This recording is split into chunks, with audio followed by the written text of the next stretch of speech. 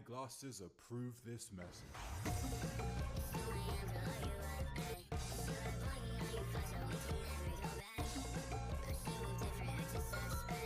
You're listening to the Roundtable by Pastor.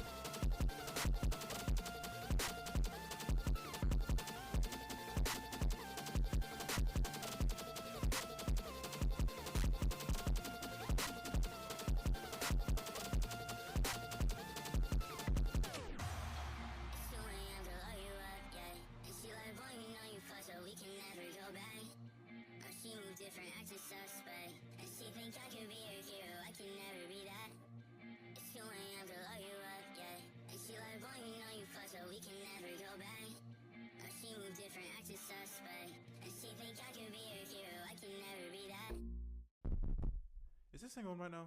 Roundtable LA 2023. I can't hear you.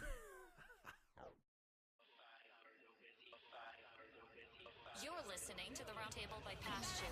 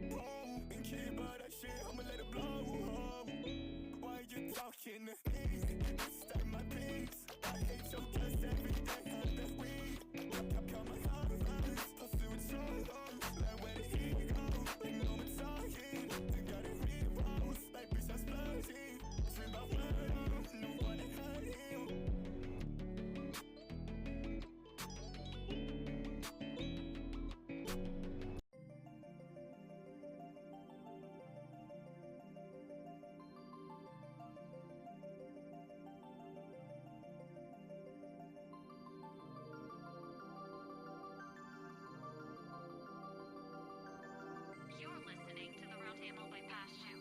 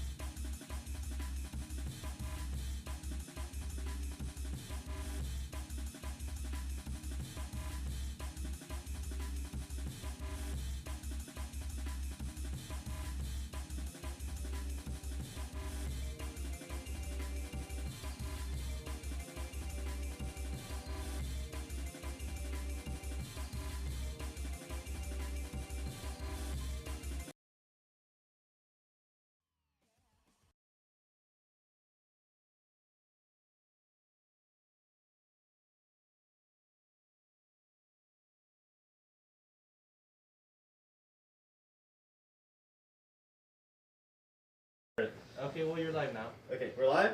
Are the microphones on? Oh, get over here. The microphones on? Get over here! Okay, I'm sending out the tweet. Wait, I'm sending out the tweet right now. All right, wait. Has a Yeah, it's Bro. brother. Look on the Wait, look no, on the I need- screen. wait, Look in okay. front of you. Okay. Hello, right. everyone. The Roundtable 2 is live. But I still need to send a tweet that I don't get cellular connection here at the couch. I'll be right back in like 2 minutes for me to go outside and send a tweet. I'll be right back. Goodbye. Just take over Oh for me. God, the microphone. Oh God, the microphone. Oh jeez. All right. Well, we're Dio and T1G, and he's going to be Ed at some point soon. He'll be and back. We'll be bringing him back in to help intro day 2 here at the Roundtable 2 in glorious sunny Los Angeles. I'm thrilled Very to be here sunny again. today. It is amazing. As you can tell, it's been a little hectic trying to get everything ready again for day 2. We've had a long time trying to get everything going. Setup yesterday was yeah. We don't talk about it. So even though we had setup delays yesterday, we also had them today because that we set up for yesterday specifically, and there's other stuff that we needed today. So. There's a lot going on. There's a lot The going on. behind the scenes is you don't want to know what the behind the scenes is like, but Yeah. suffice to say, it's been a challenge, but we're overcoming it, and here we are live. So that's what really matters. We're back again. We are so back. We are so back. It is no longer time. Jover. It's no longer Jover. It's going to be a fun day. We have the first 2 rounds of the 1v1 tournament today, the round of 16, and both the quarterfinals and the first round of losers bracket, which are usually part of the same round of a double elim bracket. So each player is going to be playing 2 matches today. We're going to be starting those in about an hour from now, as soon as Ed gets back to finish his introduction after he sends out the tweet. How long does it take to send a tweet here? Considering the I service, thought we had good Wi-Fi. Yeah, he came. Oh, he's back. He doesn't He's want back. to. Oh my God, he's back. It worked. Oh the my man God. himself. Oh my God. Welcome Okay. back. Hello. I'm so sorry. Okay, so to explain the situation, the internet here at the Roundtable is absolute doo-doo. Our download speed is great, but our upload speed is like 30 Do or we something. have upload speed? Well, Are we even sure beyond having the stream? We have barely enough just to do the streams. We don't even have enough in just to get camera feeds because they're going through the cloud. God. So in order to upload anything and send out tweets and upload photos or videos, I have to go outside to the street and use my cellular connection to upload tweets. Anyways, ladies and gentlemen, welcome back to the Roundtable 2. We are on day 2 of the Roundtable, and it is so exciting. I'm joined here by Dio and that one guy, aka T1G. Guys, how are you all feeling for today? Oh man, We're feeling We're good. feeling We're great. ready. Yeah. I'm so excited, dude. Like, we finally got the stream up. We've been going through a lot of delays, so we thank you all for your patience as we try to get the tournament underway. The big thing for today. The team is telling me not to clap. The team. You want to just sit on your hands. Just sit on your hands. It's probably safest. All The right, there we go. team. The team is telling me that we should be good to go, hopefully, for the Roundtable 2 Invitational Tournament that is happening today, which is absolutely amazing. We have 16 of the best players flying in from all across the world, joined here live at the Roundtable 2 for an invitational 1v1 tournament, and we may be able to get a couple of other fun events going throughout the tournament as well. But Dio, would you like to walk us through for the tournament format? I was just doing that a minute ago. We have a pretty standard double elimination 1v1 tournament. Starts with 16 players in the round of 16, goes down to quarterfinals and 1 round of losers bracket today. We'll have the semifinals, finals, and grand finals tomorrow. So we'll have 16 matches today, 2 matches for each player, and either 14 or 15 tomorrow. Wow, dude, that's a packed schedule. T1G, what are your thoughts?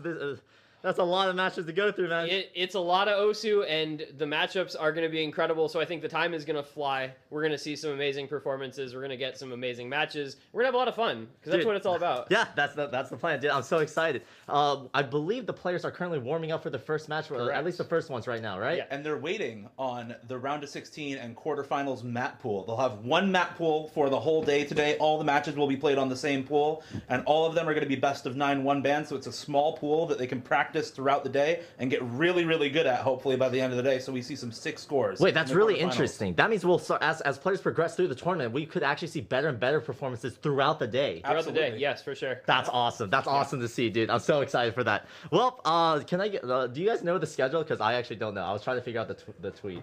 Map pool showcase, ASAP, 30-minute break, matches throughout the day. Awesome. Well, I There it guess. Well, my bad. You're doing it again. James, how are we looking on the map pool showcase? Are we good to start it? We go. I guess we're All going right. in. Ladies Here and we go. gentlemen, welcome to the Roundtable 2 quarterfinals map pool showcase. Round of 16 Round of 16 and Round of 16, quarterfinals. thank you. Map All pool right, showcase. there we go. Let's do it. We're going to be starting off with Nomad 1. It is Chase Me by Dreamcatcher, mapped by Natsu. Originally 7.2 stars on the old star rating. This gets nerfed by a it's quarter star bad. rating or so. This is it's just giant aim. It's literally full screen jumps, which is why it gets nerfed so hard, but this is still a very difficult aim map. This is super reminiscent because I believe this is actually one of my top plays from like back in the day. So to see this in the tournament map pool, man, this is a throwback. A lot of really standard aim in this. A lot of big spike patterns in this map as well, kind of placed all throughout. So a lot of relatively easy stuff and a lot of spikes. Kind of similar to this one, Critical Cannonball for Nomad 2, mapped by Devious Panda. Dude, this is a banger. I love This song slaps. This map slaps even harder. This might be the first time I've seen this as an actual straight up Nomad 2, but I love it there. So very excited. This was OWC 20. What year was this in? I do remember this being an OWC map. It was a hidden map. It was an I think. OWC hidden map originally. Very flow aim, plenty of spaced flow aim patterns, and it throws at you 3 minutes, so a little bit of that stamina required as well, of course. Very long streams, really tough curves, wiggle streams, back and forth, accelerating, decelerating streams, really tight curves all over the place in this map on the streams. It's not a typical Nomad 2, but it's one hell of a stream map. Yep, super awesome. Nomad 3, seems like we have God-ish for the alt pick. I'm not familiar with this map in particular, but I do remember there's another version There that are was many. mapped by I believe it was I see. There's many There's versions. so of many this. versions. There's Yeah, so you many. can't There is. you can't count all of them anymore. Yeah, this map does a little bit of a mix of flow aim and pattern aim. You can see the squares, the linear patterns, the wide angle stuff, alongside some more flow aim patterns, but really it's about the long note chains in this map. Despite relatively low spacing for this type of star rating pool, a lot of really tricky patterns in this. Yeah, and that's what you typically see, I feel, with maps of this song. There's always a lot of very tricky pattern aim thrown in. It feels like with any map of Goddish, like that's what the song supports, and mappers have done really well with it. All right, next up, Nomad 4. It's Call My Name by Mama Udofu. Mapped by X Lollycore. This difficulty 6.8 stars, 175 BPM. Hey! Oh my It's god, me, who guys. is that? I know that It's a guy. Dio replay. A Dio replay. Hey, well played, man. My one replay for the roundtable. Honestly, I mean, that's more than 99.9% of players have replays in these pools, so Yeah. I'd say you're doing pretty well. It's the tech map. It's a bunch of slider aim. It's really tough space streams. It's a lot of really tough to follow sliders. Slider streams all over the place as well. This is the one run I had where I was able to combo anything here, and it was just by cheesing all of the slider. Oh yeah, you can see how that's a difficult lot of to catch hundreds. slider I ends. went from 98 to like 94, bro. It's so bad. Yeah, those slider ends are going to be super tough to catch. Accuracy is going to play a really big on that map for sure. All right, number 5, Reviver by Deceros Picornis, mapped by Chemo, now known as Sarenhide. It's 7.5 stars. Speed buffs were real in the Yeah, star rating. This is just burst spam all the way through. This is one of the highest starting maps in the pool, and this is, I think, what Chemo is really known for when it comes to Nomad 5 mapping is very burst-heavy Nomad 5s that are just really reliant on that burst speed. He's, like, This is making what, a name for 250 BPM if you This control? is indeed going to be 238 BPM. So, you know, it's not quite up there with the max speed potential, but it's pretty high. Big long stream at the end of this map as well. I think this is like a 47 or 50 note stream right at the end of the map. And now into Hidden One, Senritsu Schleight Melody by Bud Virgin Logic, mapped by Mordred. This is a pretty famous awkward aim map at this point. It's been used in many different places, and a lot of players have come to like playing this map. Fun patterns all the way. Oh yeah, big jumps, wide angles. Love to see all this stuff in a Hidden One. This was like put in the pool for Zudinator. This is such a Zudi map. She's gonna love this.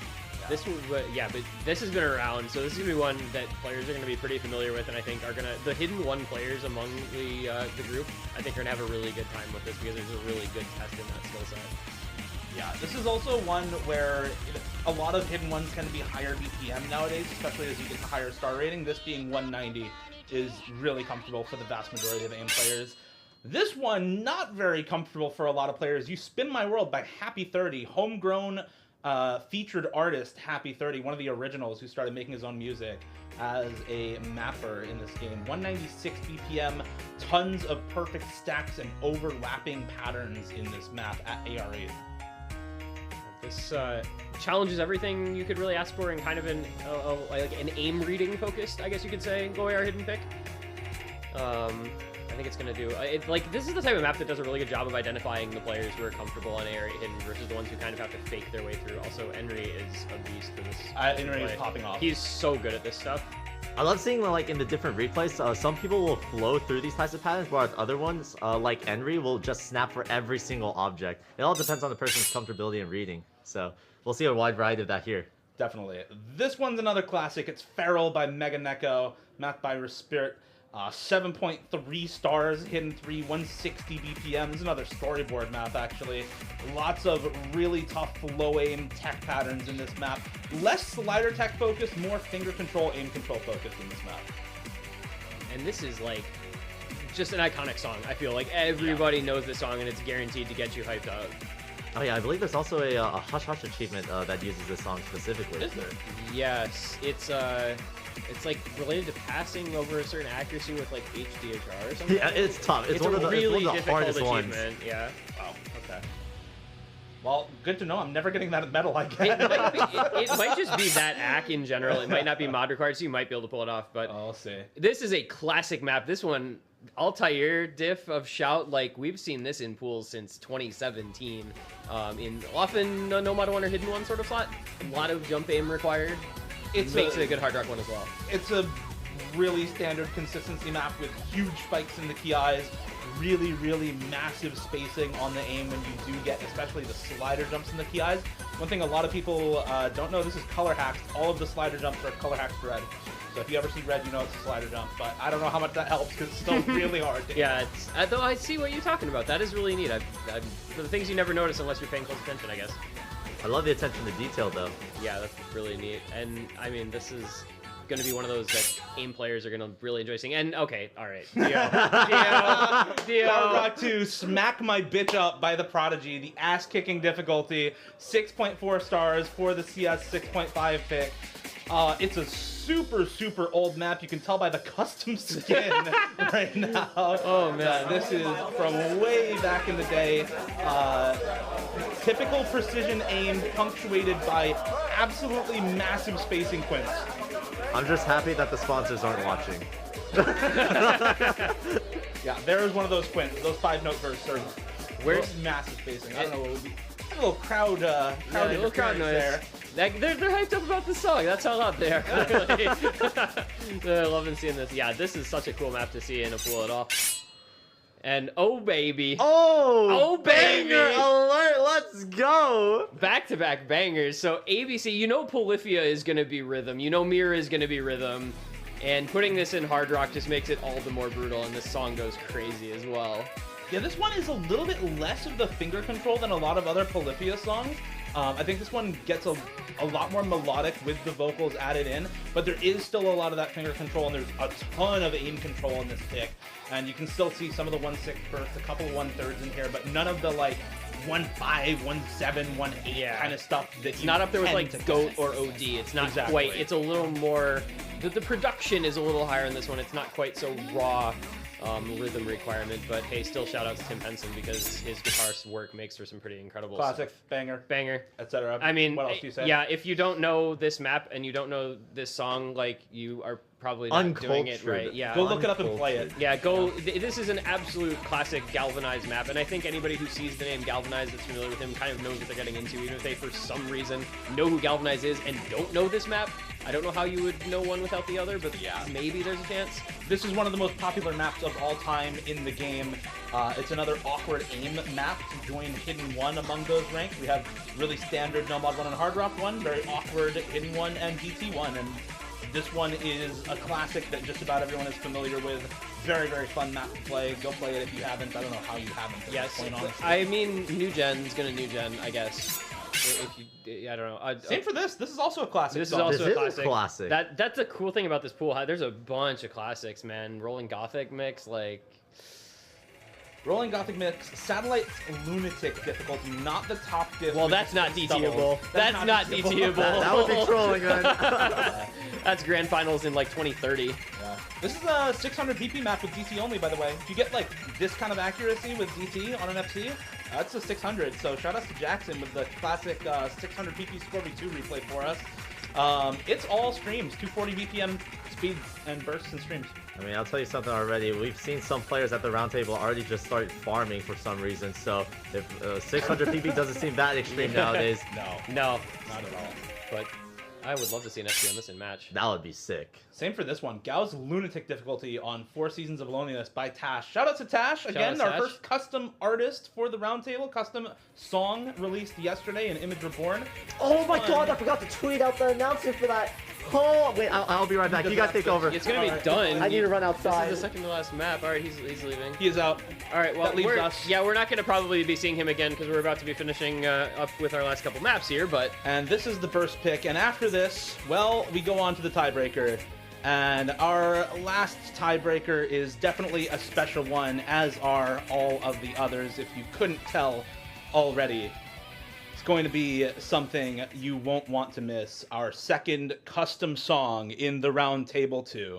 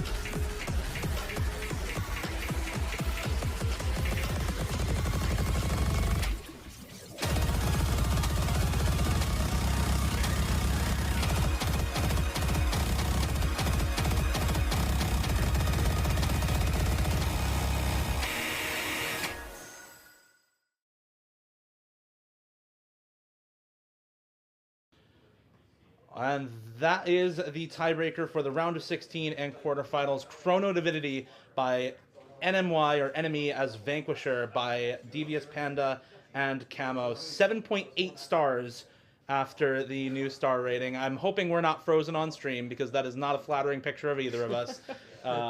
To anywhere from 150 to 240 BPM.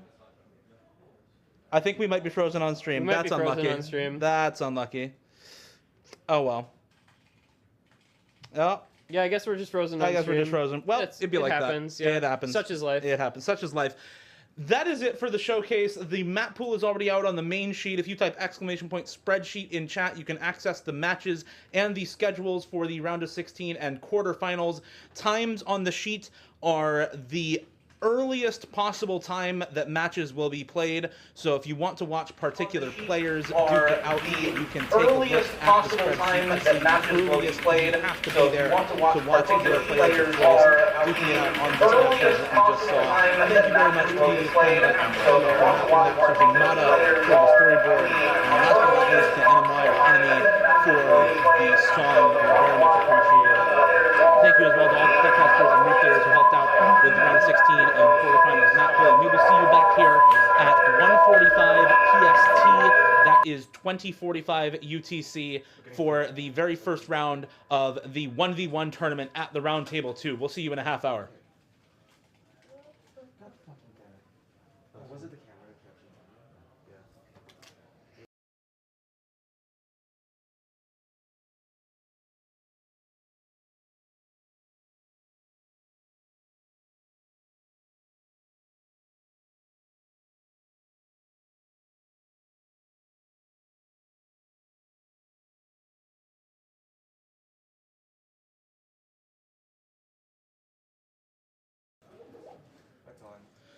Hello, we are back on. Thanks to everyone who worked on this. Panda, Camo, Himada for the map, NMY or Enemy for the song. Very much appreciated. Come back in a half hour for the very first match of the 1v1 tournament, double elim bracket. Schedules and map pool are on the main sheet. Type !spreadsheet to see all of the relevant information. Times on the spreadsheet for matches are the earliest possible time that they will happen. Goodbye for 30 minutes.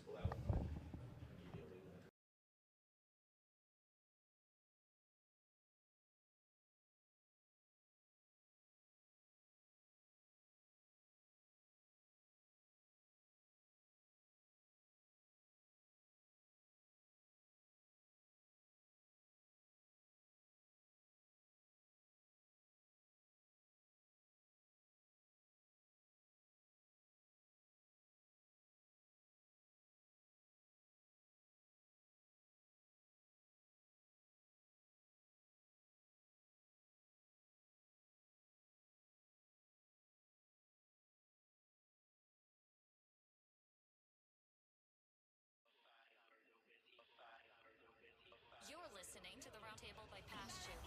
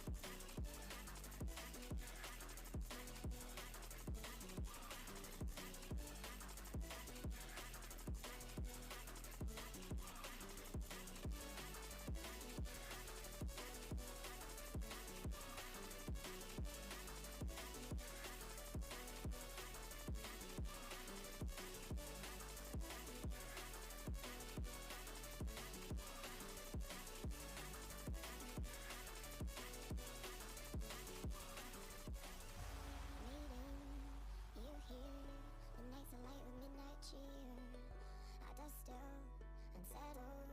I feel the plucking of our petals.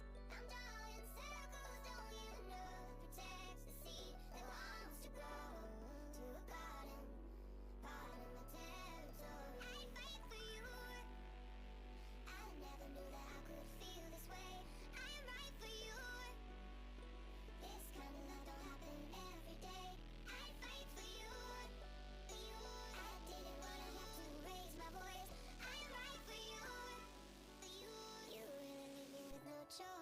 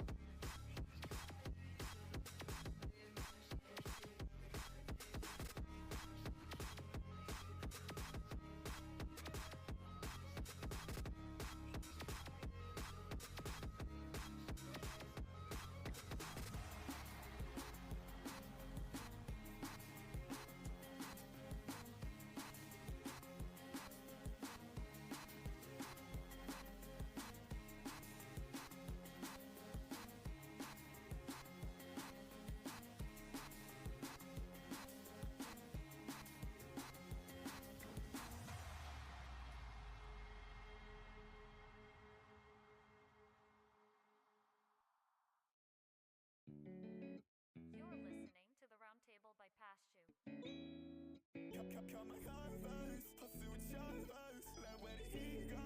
Like no more talking. I got it repost, like bitch I'm splurging. Dream about murder, no one to hurt him. We tie the hands up, we shoot the target. Don't wanna talk now, let's wait the blocking. Got my converse, I'll see what your verse. Like where did he go? Like no more talking. I let it go, let it go. If we had bad blood, I'ma let you know. No. You a hoe, and keep all that shit, I'ma let it blow.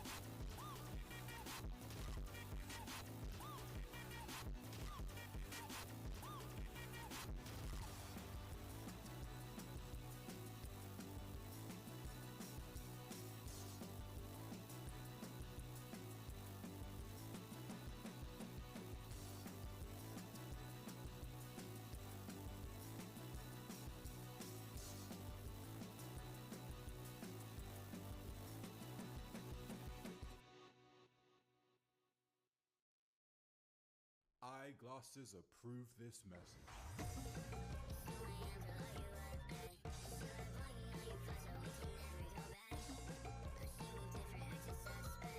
You're listening to the Roundtable by Passion.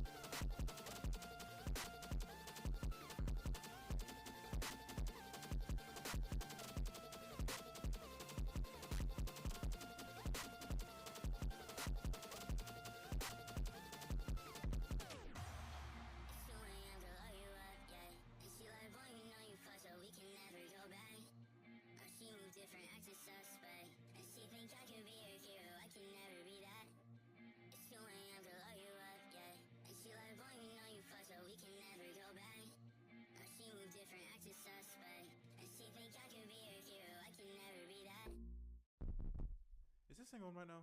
Roundtable LA 2023. I can't hear you. You're listening to the Roundtable by Passion.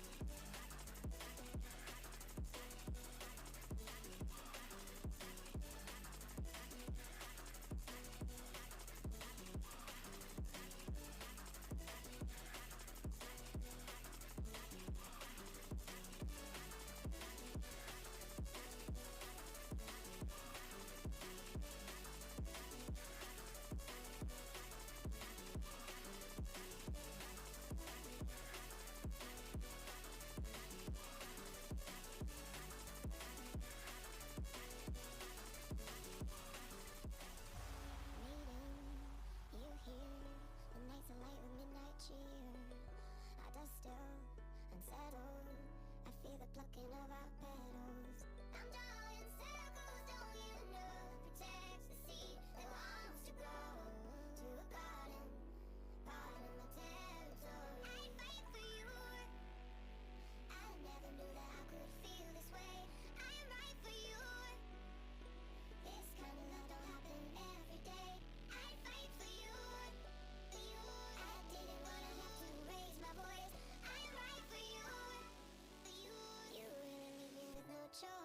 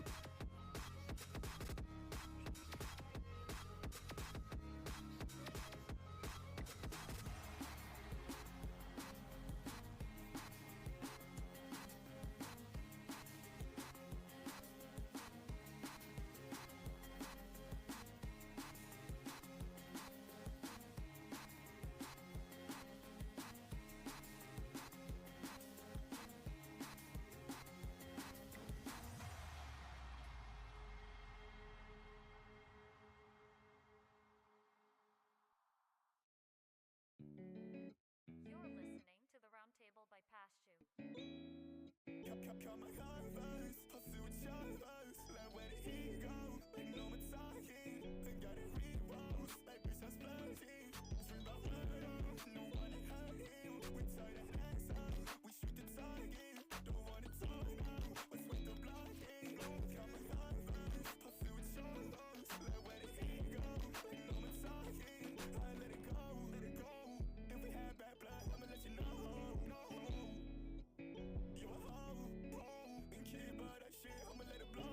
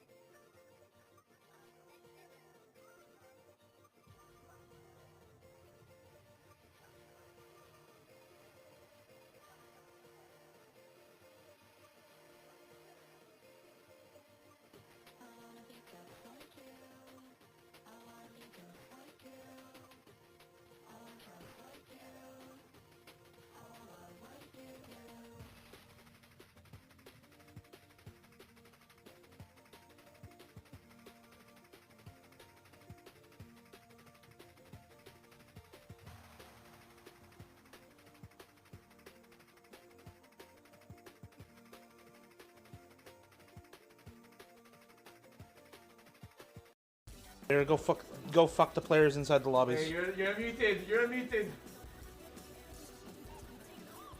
You're live stream. Okay, we are live. We go. Hello everyone. We are welcome back to the Roundtable 2. Chillier, can you go put the players inside the lobbies for us, please? Gently place them. Gently Do not place do them anything more into the absurd lobby than for that. us. No obscenity Thank you, here. sir.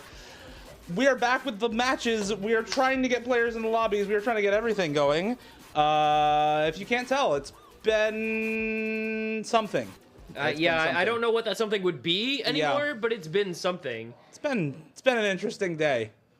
I don't know. I think that's an understatement there. Yeah. Interesting doesn't really begin to describe it. But what's really important is that we're here, we're getting set up, and we're going to get started with some matches. And at the end of the day, that's what this is all about. Yep. We are starting with Rectagon versus Xylus. We also have the B stream where we're going to have Emrek and Karyu. So if you want to watch Emrek destroy Karyu, you can go over to the B stream. Hey, that's not nice. Be nice to Karyu. Karyu is playing up the meme of the lowest ranked player here. Yeah, Karyu's going to get beat 5-0 in 25 minutes. Exactly. He's going to live down to his expectations, I guess, perhaps, would be the way to put that. But, we'll see. That's going to be on B stream. But Rectagon, Xylus, what do we think? Rectagon, Xylus. Rectagon looked really goddamn good yesterday, but Xylus looked really good also and most of the day. Xylus was the second place player in Lobby B. Yeah. He was second only to Emrek. So by that measure, you should be getting a pretty close match between Rectagon and Xylus. And there's a reason that they're both middle seeded players, seed 8 versus seed 9. How did that happen? Everybody here is good. Everybody here is just really good. Everybody here is good. Yeah. That's kind of it. Yeah, there's just a lot of people who are like rank 1 BWS or thereabouts to a certain number of decimal places. Yeah. Rectagon mechanics, he plays a lot of aim, a lot of speed, but he also plays, hard rock tech and regular tech and like everything in between. Xylus also really good at speed, really good at the raw speed mechanics, streams, flow aim, and hidden, especially low approach rate hidden. Kind of expect Rectagon to be banning that against Xylus because Rectagon definitely has a better time on speed than he does on low approach rate hidden. I'm kind of hoping we actually see the hidden 2 because I was talking to those players over breakfast this morning and Xylus was making an embattled plea to leave up the hidden 2 so that maybe it could get played. I don't know if that's happening. Frankly. Well, I don't know. I don't know that it's going to be allowed, but you never know. I'm excited to see what ends up happening there. So hopefully we get into the lobby here shortly. I'm not entirely sure where we're at in the process, but it should be coming quickly. Production. Hey, lobby update? We're working on it. All right. Yeah. We'll stall for a little bit more. Yeah, so after those matches, we're going to be followed up pretty much immediately by some other good matches, but I think we're good now, so I don't need to go any further with the stalling. Maybe not, I'm not sure.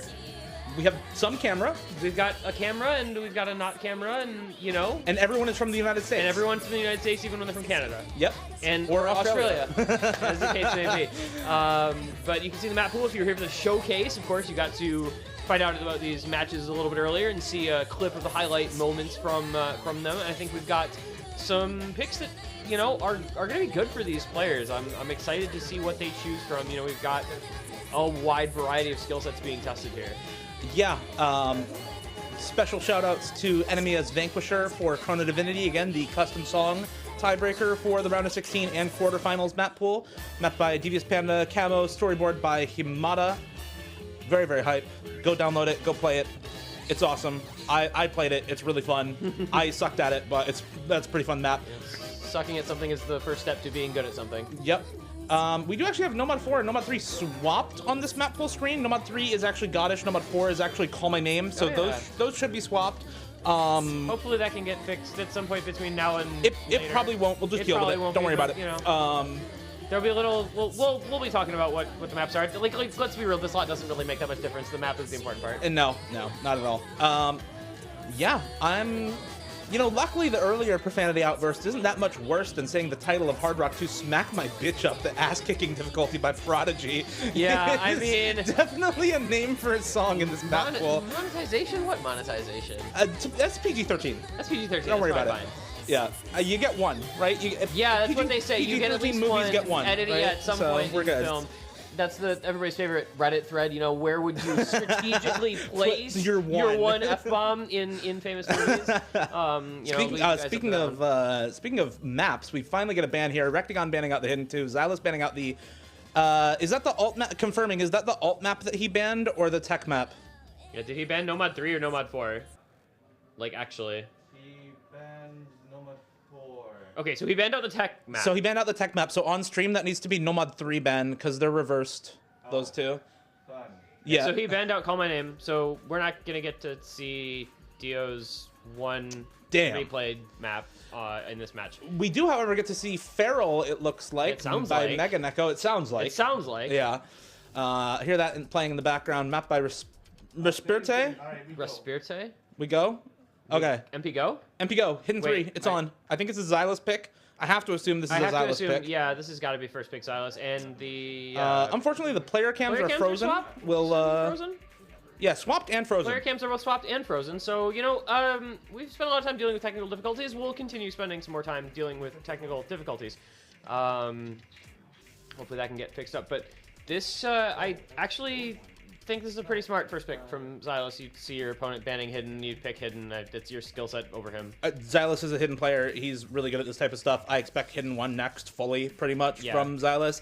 The mechanics maps in this pool are a complete toss-up between these two players. They are both good enough to FC pretty much every mechanics pick, so I don't expect either of them to really try to go for them early on, as we see Xylus and Rectagon both holding on to full combos right now. 98% Act 4.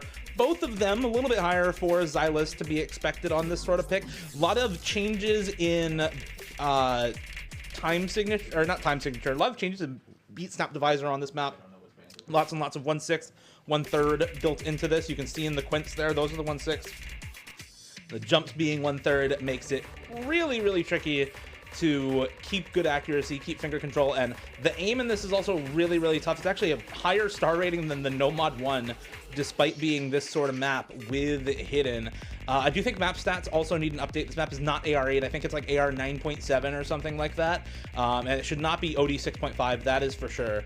Yeah, this Definitely. is Also 160 BPM. There we go. We got him. OD 9+, yeah.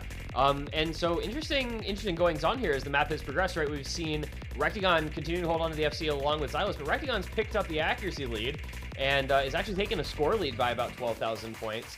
So perhaps, you know, a little surprising result here on the first pick from Xylus, known as a hidden player, picks into Hidden in the first map of the match.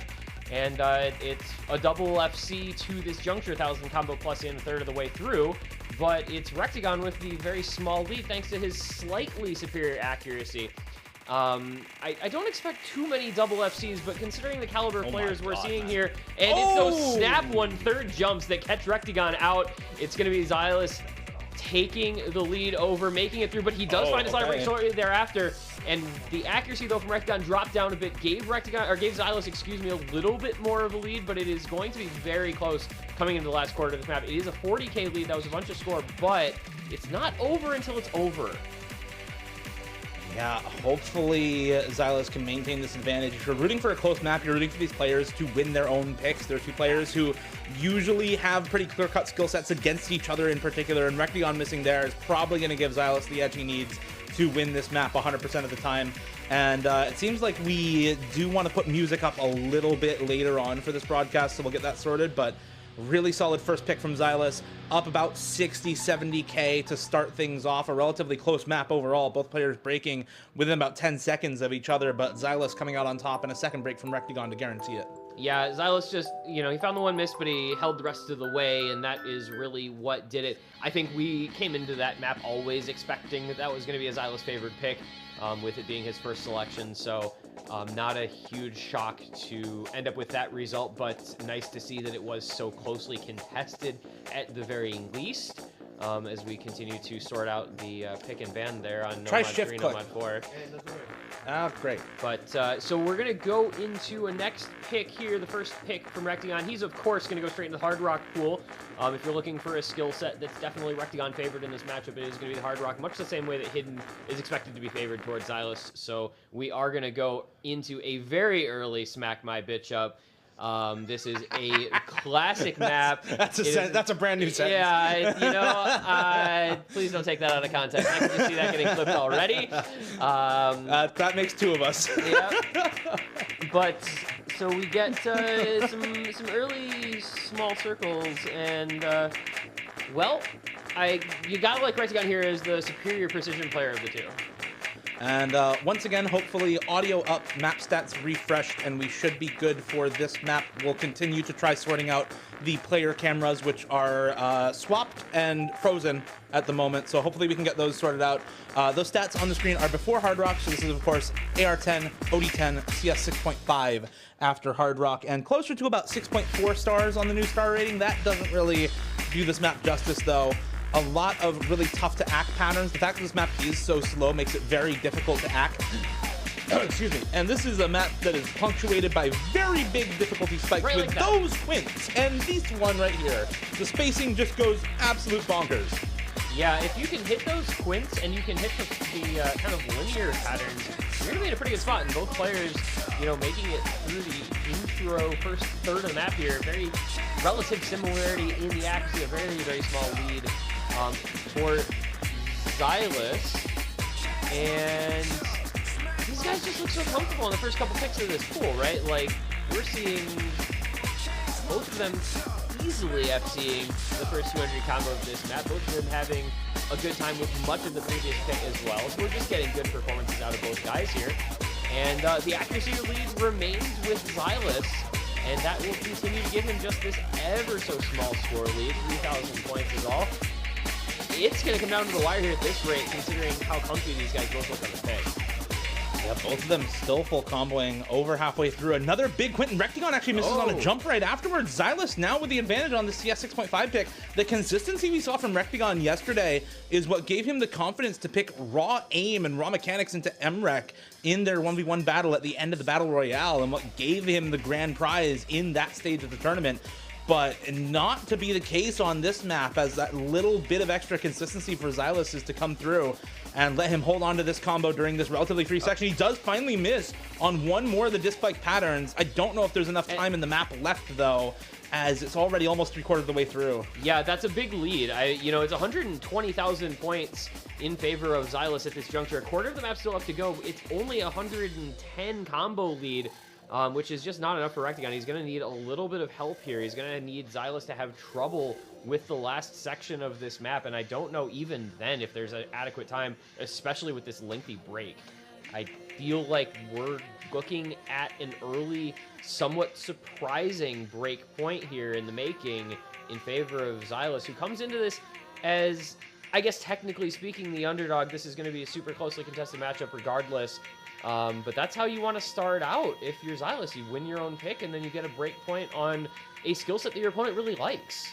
Always feels really good to start up 2-0. Always feels really bad to start down 0-2. Especially when it's best of 9. Yeah, very, very short matches here today in the round of 16 and quarterfinals. So for Rectagon, it is an uphill battle from here. He has to win 5 out of the next 8 maps at most. Maybe 5 out of the next 7 or 6 or 5 if he wants to actually take this before going to tiebreaker. Thinking of another hidden pick for Xylus.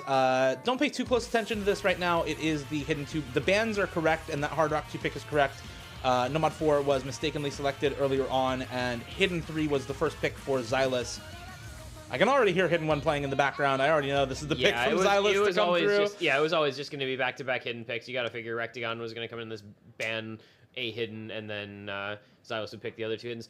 This one a little different style, more of the raw hidden 1 aim, where you've got, kind of the awkward wide angle aim.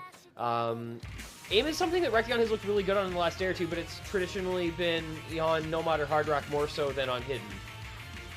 Yeah, definitely. This is hopefully going to be another relatively good pick, but I think this is not necessarily as favored to Xylus as before. This map, once again, stats will need a refresh soon. We'll get on that. We have other things that we're dealing with on the B stream, so bear with us for the moment. But this map is AR 9.3, so it is still relatively dense, but it's only 190 BPM. So it's not quite so bad. Xylus with a that was a note lock. Yeah, he overtapped and note locked it. Boy. And that's like a score drop as well, right? Because he dropped a bunch of acts, he missed almost after. It's very early in a decently long map, so I don't think that's going to be the end of the world. But Rectagon looking pretty comfortable here, much as he has, previously, despite losing both the first 2 maps. He hasn't looked bad by any means. He's just kind of keeping on. So we'll see how long he can hold the combo, and we'll see what kind of combo Xylus can build back up. But that is a 45,000 point lead, a third of the way through, which is, of course, where you want to start off. The lull and smoke from Xylus, not pleased with how he broke and what happened there, but he's just got to buckle down and hold combo the rest of the way if he wants to make this one happen. Can't imagine too many people would be pleased. I feel like that was almost like a rapid trigger moment, like his booting rapid trigger went off when he didn't mean for it to. It definitely looked like just a random overtap, accidentally tapped one too many times on a stack and lose a bunch of combo inaccuracy because of it. You have to be careful with rapid trigger keyboards like that. That was just a straight up missing though from Xylus. Yeah. And now Rectagon 99 act on the full combo. I feel like this is already close to being over, halfway through with the full combo intact for Rectagon and multiple breaks from Xylus. It's going to have to be a reversal of roles in the second half of this map, or this is pretty much already over. Yeah, and it is exactly as you said, where you look at the types of hidden maps that were left available. You had two very different styles of picks, and this one being just a raw aim check, much more so than the other hidden maps, definitely falls in line with Rectagon's skill set a bit more than the other two. So it always felt like it was going to be the riskier option for Xylus to pick into, and you're kind of seeing that play out in real time on the big screen here, as Rectagon looking like he is back to being very, very comfortable, as he typically is on these aim style of maps, one of his best skill sets. And you can see him just continuing to hold the FC 99 act. He's doing everything he needs to. There is a double break. It's a traded miss, so it's not going to affect anything. It's just combo reset on that little space burst. And if anything, that might even hasten the end of this pick coming, you know, to it crashing down on Xylus a little faster than it might have otherwise. Yeah, this one's over. It is already done and dusted for Rectagon. He's going to put himself on the board with a breakpoint right back. So previous breakpoint taken by Xylus not going to mean anything here. Assuming Rectagon can take his own pick afterwards, I feel like if you are Rectagon at this point, you know, you won on the awkward aim hidden one, you may as well pick something like the DT1 or the Hard Rock one, something that you can be relatively comfortable on. I don't know if you want to pick DT1 into Xylus. He is still a very good DT player, but he's not really a DT aim player and never really has been, so maybe it's a solid pick anyway. But we'll see the ending here, and both players actually hitting this. Finally, one miss from Rectagon. Xylus hitting the ending, so nicely done from both of them on there. But 1-2 now, still in Xylus's favor. Next pick to Rectagon, and you have to expect, I feel like, some other aim consistency pick after that kind of gap on the hidden one. Yeah, I think this is a Hard Rock 1 angle. Yeah, I feel like to usually, me, yeah. This is just a Hard Rock 1 angle because that's something he's going to be really, really good at. Raw aim with Hard Rock applied, but it's going to instead be a Nomad 1 pick. So, you know, similar concept, and this is even more raw aim than Hard Rock 1 is, which has, you know, those kick slider jumps and such thrown in, whereas Nomad 1 is literally just how far apart can you space two circles on the screen and still have them in the play area for 3 minutes of diff spikes. And this is, if you just beat somebody on aim, this is like, yes, I will take this because you feel, I think, very good in this matchup on this type of map. Yeah, that said, this map is not uncomfortable. It is very straightforward, very, very comfortable aim, as opposed to the previous map, which is arguably just harder as a map and with hidden.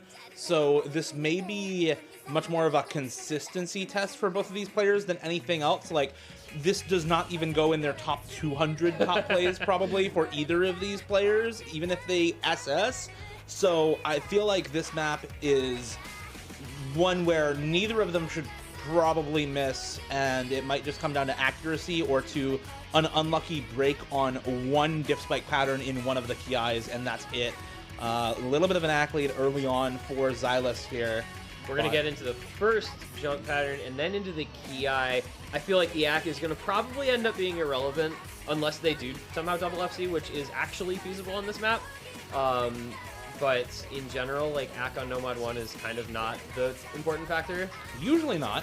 But on a map like this, where you've got two players who are going to feel comfortable on the aim, maybe, just maybe, both make it through that first chorus, first Ki section down, 1/3 of the map down, and near flawless performances, a couple 100s to the good in favor of Xylus.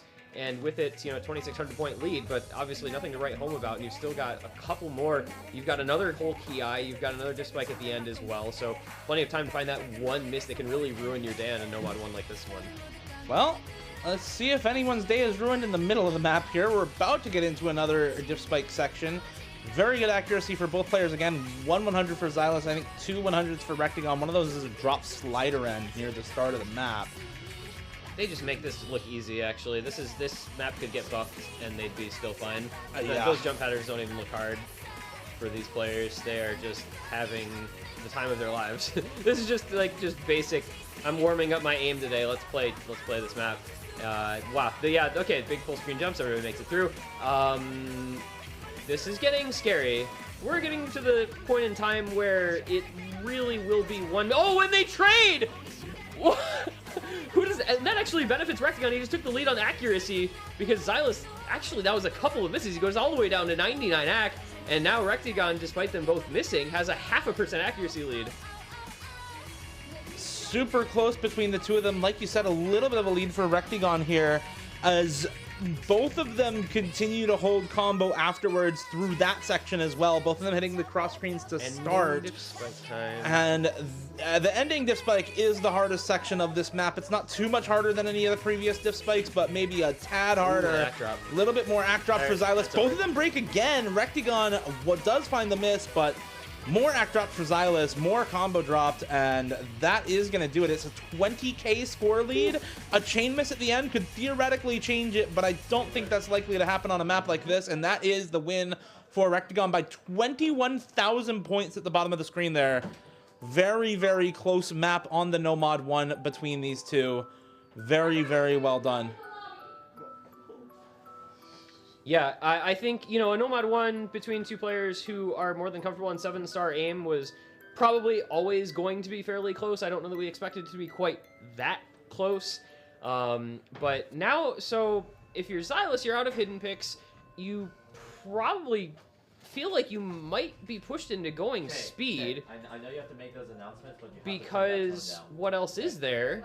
You have to turn that tone down. And it's going to be speed. It's going to be the DT2, so we are going to see Rolling Gothic, Minmato Dark Side. It's the satellite diff, and this is just, I mean, it's what, 240 BPM tapping. And this is a contested skill set between these two players.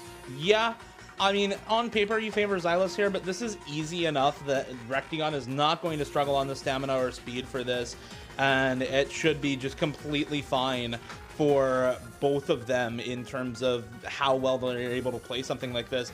This is where this match, I think, starts getting a lot more interesting because you have relatively toss-up picks, I think, between a lot of these players. We already saw the toss-up on Nomad 1. I think you could expect something similar on Hard Rock 1 if it does get picked because it is very similar. And I feel like a lot of the more difficult maps or more unconventional maps in this pool aren't really things that either of these players are super specialized in that are left up. So this is probably going to end up being just a lot of toss-up picks between these two, which is exactly what you want in a close matchup like this. I'm hoping that we see a lot of really close maps from here on. Yeah, and depending on how this pick in particular goes, I think it could inform the remaining couple of picks pretty heavily, because you're going to have one pick left from Xylus after this, regardless of what happens, and then, Rectagon will have his next pick. So I think you can see a little bit of adjustment in the pick strategy for those last 3 picks after this one, fully depending on how this map goes. And as you said, it's not difficult enough to where somebody who's decent at tapping but not like a speed specialist would have any trouble with it.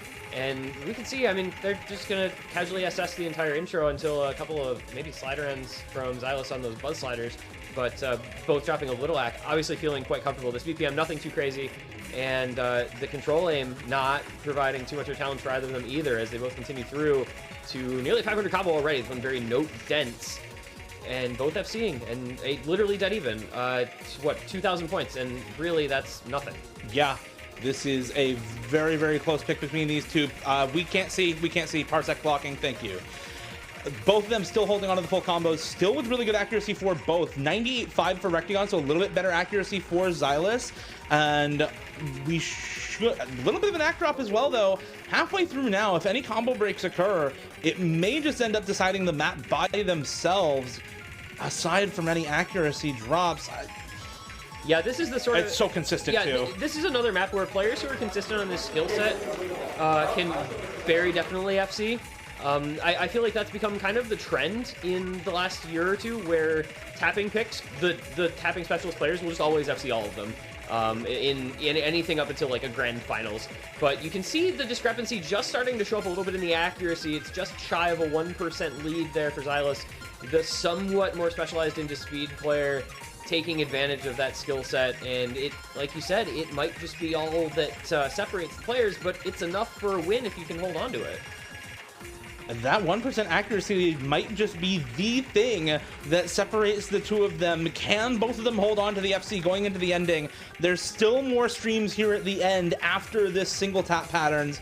More triples to come, a little bit of an act drop from both players, but Xylus still sitting at above 99. Rectigon with that act drop on the end stream is going to seal it up. 99.31% FC for Xylus. And we finally have the cameras working as well. Now we just need to swap their locations so they're on the right player. If we just flip the cameras, we are all good. We'll be beautiful. And that is awesome. And that's a double FC, by the way, which I think, the first of who knows how many to come, but it comes on a pretty player-friendly map for the guys in this match. So love to see that happen. A couple fewer slider ends dropped for Rectigon, but the superior accuracy for Xylus. And now, if you're Rectigon, I gotta figure it's Hard Rock one time now It's if it wasn't DT1 before, apparently. or it could be DT one time as we Dude, you just did your call play in one shot. He failed it now. He failed it. It's like 500. Okay, where's your phone? You didn't get 100.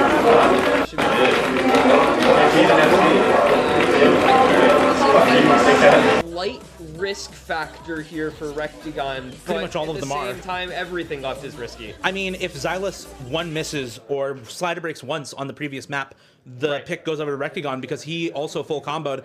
So all of this is really, really just toss up at this point. And there's not a lot of guaranteed picks left for either of these players. Rectigon picking into the DT1, I think, after, already winning 2 of the aim picks, right? Even if it's a toss-up, you have to continue to go with these kinds of confident picks. And just for some map stats before we get them updated on stream, this is 7.34 stars, 266 BPM, AR 10.3, OD 9.1. Rectigon with an early miss aim, though, is not looking good compared to a lot of the previous aim maps that we've seen on him. Yeah, he's looked so comfortable on aim. The previous 2 aim picks that we saw, I'm surprised to see that earlier. This is a different style of aim, I suppose, a little less comfortable, a little more old-fashioned. It takes you back to 2011 to 13, that kind of era in time. And Xylus is just shredding this much the way he shredded the previous one. That's over aim on that linear jump, straight up the screen, goes right on by it. And that will give the combo lead right back on over the accuracy, basically dead even, in fact. But a couple hundred combo lead for Rectigon should be enough to pull this score gap his direction as we go through this slower part into the back third of the map. It doesn't let up once you get through this part, so you want to build up whatever score you can, and then you just want to buckle in for the rest of the way. And there's an immediate aim miss for Rectigon once again, and Xylus takes the combo game back his way. Yeah, the timing of these misses is really tough for both of these players. Xylus found a miss about 1/3 of the way through. It's another miss about 2/3 of the way through for Rectigon. If there's no misses for Xylus, he just straight up wins this. If Rectigon wants to win and tie this up, you have to pray for a miss from Xylus to come out, because that is the only way it's happening. But that's another slider break from Rectigon, and that is going to be 2-4 in favor of Xylus on this DT1. This is why we said this was somewhat of a risky pick. Xylus, such a good DT player that even though he's not really an aim player at all, it doesn't even matter. The high BPM, high approach rate pick in Gold Dust favors him, and he'll take it with 775k over Rectigon's 568k or so. Very, very solid play from Xylus on the one miss, and solid play from Rectigon as well. 570k beats a lot of players, but doesn't beat Xylus, unfortunately. And now Xylus has next pick, has the chance to close this out with this next map and bring us to our next match in the round of 16.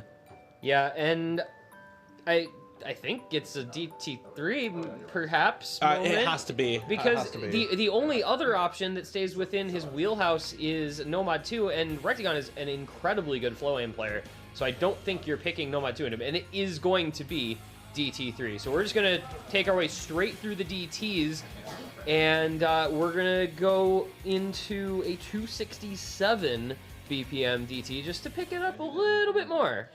You know, that said, I mean, Rectagon still full comboed that double time too. He's still a very, very good speed player. This is by no means a guaranteed win for Xylus. The pool is not hard enough for 8 to 9 star speed prowess to matter here. These are only 7-star maps. It's 7.44 stars. It's no longer AR9. We should get those updated in just a moment, but it is the high BPM burst pick. AR8 DT, relatively note dense, a little bit awkward in terms of the aim requirement, a lot of flow aim, but a lot of really long, high intensity bursts in this map. And that's something that is a little different from stuff like the No Mod 5, for example, where you have a lot of short consecutive bursts right in a row. A lot of players struggle with that, but can be really, really good at like one 16-note stream. Just hit the one stream and then go back to single tapping. It's very good accuracy from both players. Rectagon ahead in the act, though, as both of these players get into the first difficult section. More of these long streams, there they come. And this does, once again, also call into play that slightly older style of aim as well as the reading, right? So you're kind of throwing multiple skill sets at them in addition to that tapping that you're talking about. And that accolade is all that's there so far, right? We're 500 combo through, we're double FCing, and we're looking pretty comfortable on both sides of the screen in basically every facet of playing this particular pick. I don't know that, you know, a little nerves, not really too present perhaps.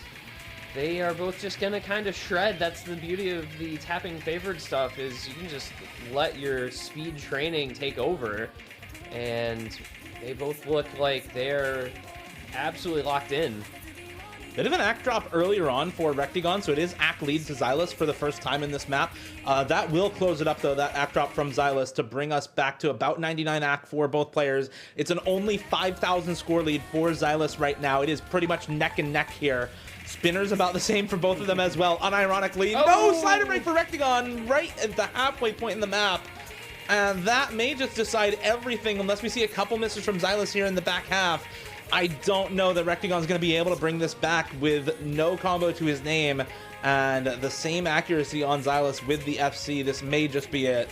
Yeah, that's a brutal way to drop your combo right in the middle of the map, right before a section that you're able to combo through comfortably.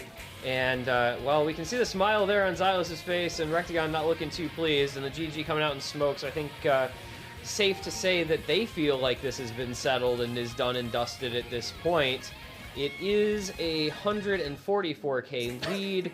Xylus just, you know, he's got the finish line in sight. That checkered flag is being waved, and he's coming on down the back stretch trying to finish this one out in style. A nice FC would be a cool exclamation mark to put on a really solid performance overall in this match from the Canadian player. Yeah, what else can you say? Really solid match from Xylus. Very good from Rectagon as well. Unfortunately, just the last breakpoint is all that decided this match.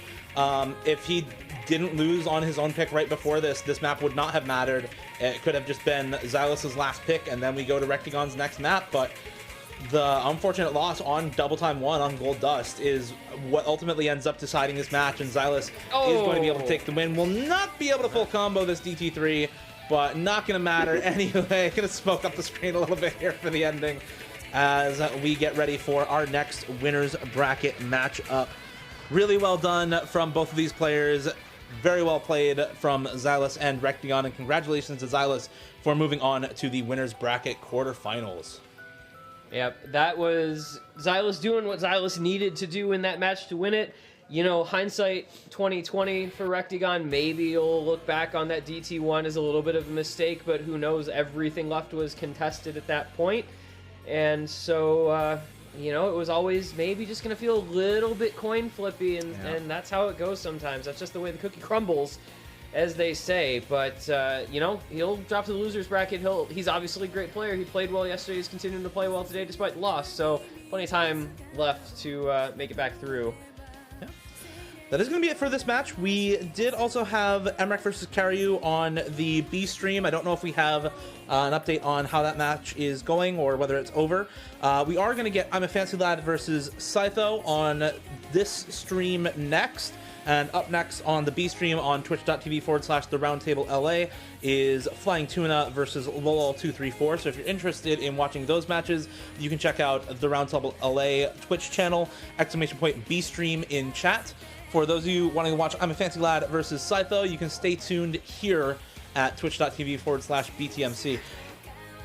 Very well done from Xylus. He's in the winner's bracket. He is playing, I have to assume MREC. Maybe Karyu beat him. I don't know. Yeah, I'm willing to guess. Willing to guess it was probably willing to MREC, guess probably MREC going to be winning that one, but we'll find out when you find out. It seems like, or you'll know when we know. Yeah. We'll figure it out. And well, we're not sure yet. So next up, as we said, Fancy Lad versus Scytho. Diametrically opposed skill sets doesn't really even begin to cover how that match goes. Yeah, definitely. It is a gimmick player, reading player, tech player versus just speed and mechanics player, and that's it. I think this is a tough matchup for Scytho, just because Fancy Lad's aim is also very, very good. Yep. And so even on aim mechanics, it is going to be a tough match for him. We're going to see some speed bans. We're going to see some reading bans. Yeah. Right? Hidden 2 is not getting played in this match either. This is a Hidden 2 DT2 ban type of situation, I think. Or maybe Hidden 2 Nomad 5 Nomad 5 bans. or so. But we'll find out when we get there. We'll see when we get there, yeah. Do what you need to do off screen. As an okay, we're getting players into the lobby. That is good. As an update on the other match, apparently it is currently 2-0 for MREC at the moment. They started a bit late, it looks like. Yeah. 3-0 for MREC. I just got fingers over the PC from Peachy Fat. Thank you, Peachy. So yeah, check that out. Twitch.tv/the Roundtable LA. They are actually playing Osu there. You'll probably hear us casting in the background, maybe. Get live updates that way too. Yeah, we're playing this by ear quite a bit. Quite a bit. Yeah, it is what it is. So yeah, Fancy Lad versus Scytho. Fancy Lad Scytho, and then at the same time as that, as soon as MREC Karyu ends, we'll have Tuna versus Kurumi. Tuna versus Kurumi will also be fun. Which that is like a sneaky good match, especially early rounds where Tuna's skill cap doesn't really quite come into play, and Kurumi. He's a very good early round. I mean, I know this isn't early rounds, but earlier than an 8-star Grand Finals pool at least. It's certainly not like semifinals or anything later, right? Yeah. So you don't have super high star rating for the skill cap. Neither of these players are really speed stamina players, also. So that is a pretty good matchup. They don't have to worry. Neither of them has to worry about their biggest weakness in this one. Yeah. We saw Tuna eliminated in his BR lobby yesterday on a Nomad 2. We saw Kurumi eliminated from his lobby on a DT pick that featured a bunch of speed.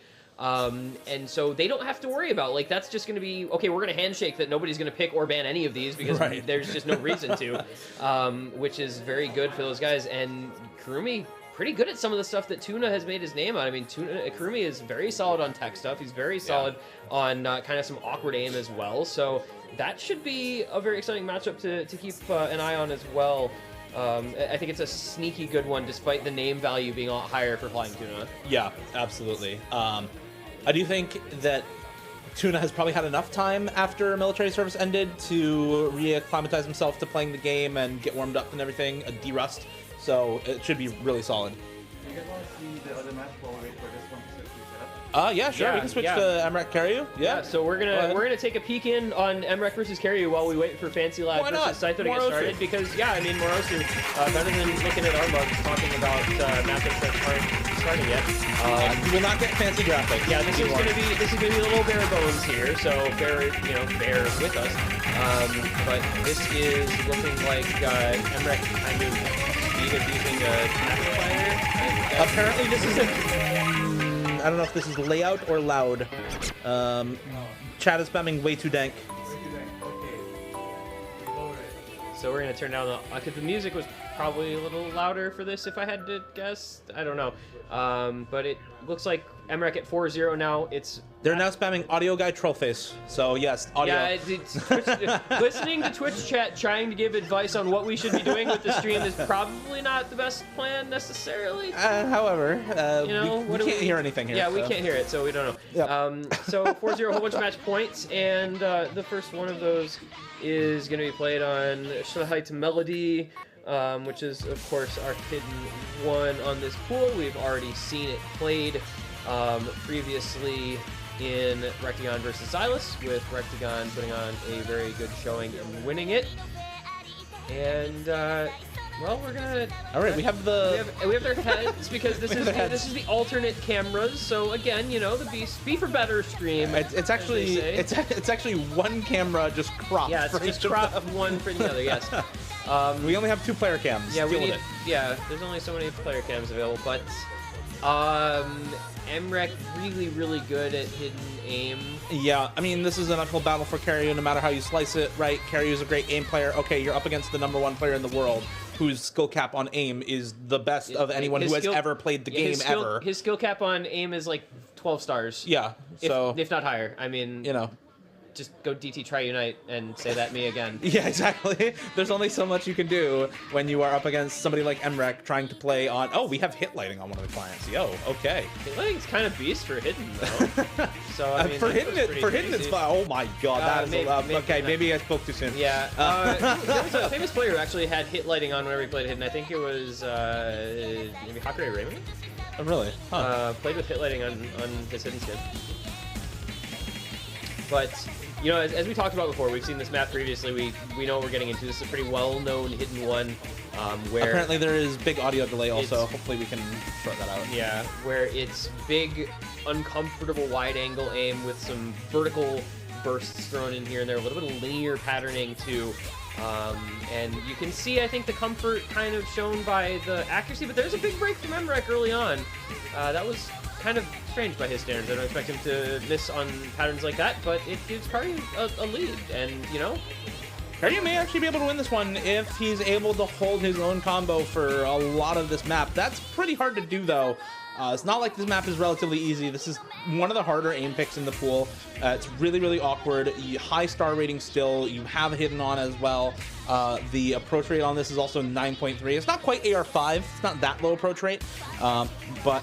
It is AR 9.3, relatively combo dense through a lot of the map. Karyu will find a miss here about 1/3 of the way through as well.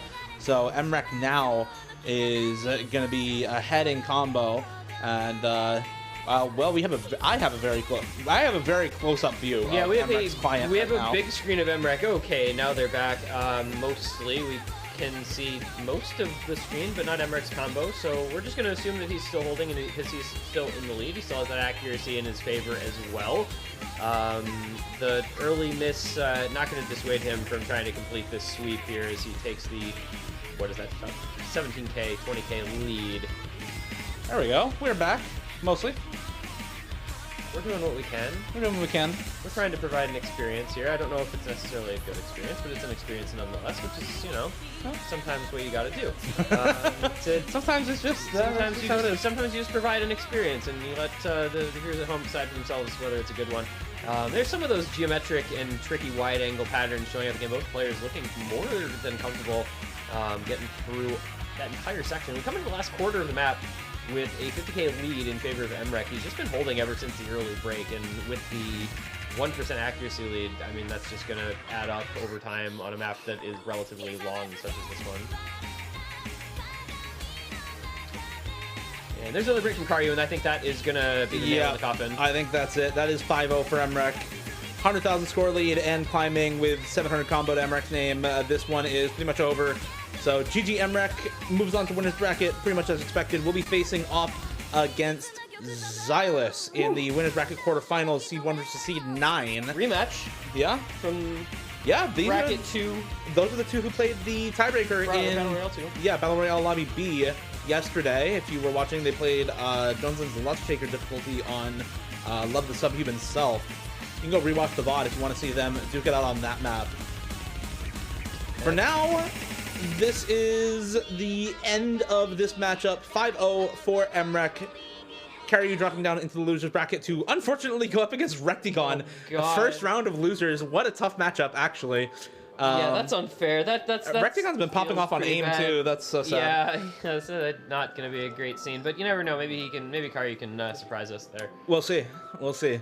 But hopefully, my fingers are crossed. Our fingers are crossed. That we'll we have see players available, and we will be able to go into our next set. Yep. Of matches. Okay. Apparently, players are not available. Okay. Don't know what the status on that is. Hopefully, we can get them ready to go into the lobby soon. If we can get Fancy Lad and Scytho into a lobby and on the correct computers, that would be awesome. Yeah, we've kind of done all the talking about the next two matchups that we can do. Unfortunately, not a lot left to discuss in that match block. I'll go carry. You know, we've got Fancy Lad, who's favored on everything that isn't speed against Scytho. Yeah. So you know, we'll see what we end up getting in terms of bans and picks, and you gotta like Fancy Lad. The pedigree, quite high for that man in tournaments. Yep. OWC captain for the USA for multiple years now. Something to talk about. Oh, hello, Karyu. Okay, we're bringing Karyu. We have an interview with Karyu. We're gonna let him come on in here. We're gonna. Hello. I 5-0'd him. You 5-0'd him. I 5-0'd him. How do you? How's it feel? Feels great. How'd you pull it off? Tell us what was the strat? What was the secret strats? Pulled his power cord, all 5 maps. He got destroyed. Wow. That is one way to win. Yeah. You know, Do it. sometimes modern problems require modern solutions. It's a very unique approach to a unique tournament. You're at Exactly. LAN. You're in Los Angeles with MREC. You can pull the plug on Exactly. his PC. All these maps just like test your skills on like aim or like precision or whatever. I'm testing my adaptability. Exactly. So when I pulled the plug, it was just a free win. As long as That's 100% Yeah. consistency too. There's nothing more consistent in tournament than pulling your opponent's PC. Yeah, I mean, I don't. Boy, okay, so we're gonna have to get laptops. Oh yeah. You know, battery backup, something going on to Yeah. prevent that from happening in the future. We'll see. You know, we're gonna have. Unfortunately, it's gonna be the patch notes are gonna be nerfing Karyu's strat here. No, please no. no more power cable pulling. So next matchup is for Karyu, who's Rectagon. is Rectagon.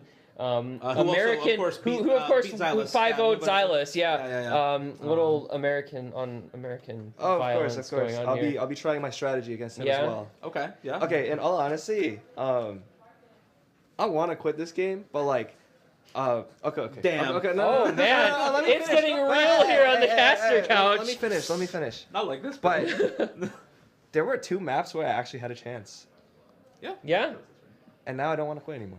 you know, that's good. you good. got to take the small victories where Right, you can right. get them, right? Yeah. I A little 5-0'd bit of him, confidence. but like opposite. You mentally, Yeah. you mentally 5-0'd him. Mentally. Yeah, It's a mental win. you Yeah. gotta the growth mindset, Exactly. the Quan grind set.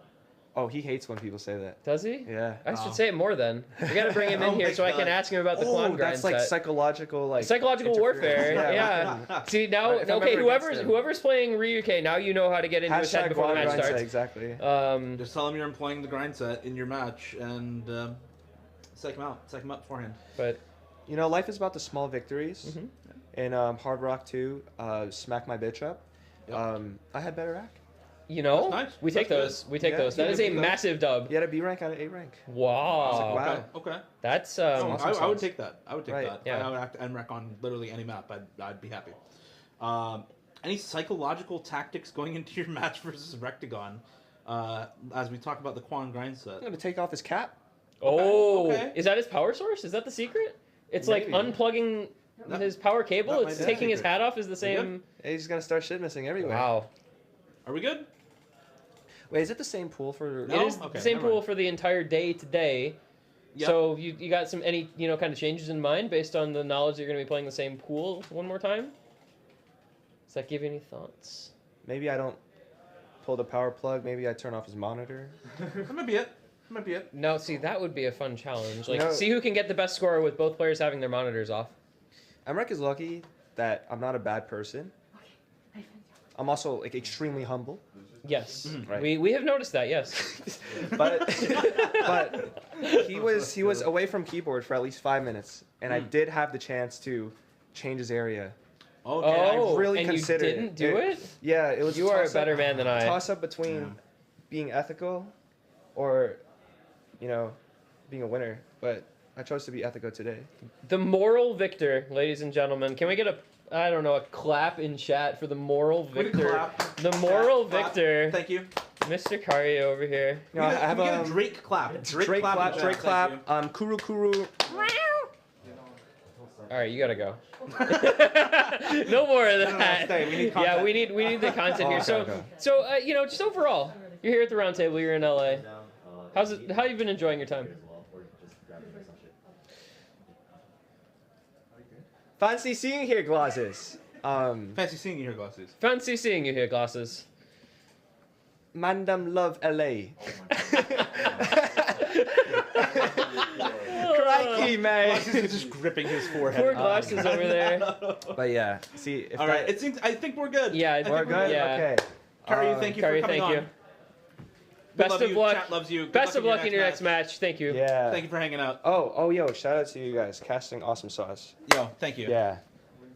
Yeah. Yeah. Have fun. See you later, man. See you, man. All right. All right. We're gonna rearrange ourselves on the couch here a little bit. Okay. And get ready for our next one. Sit back up. Fancy Lad versus Scytho.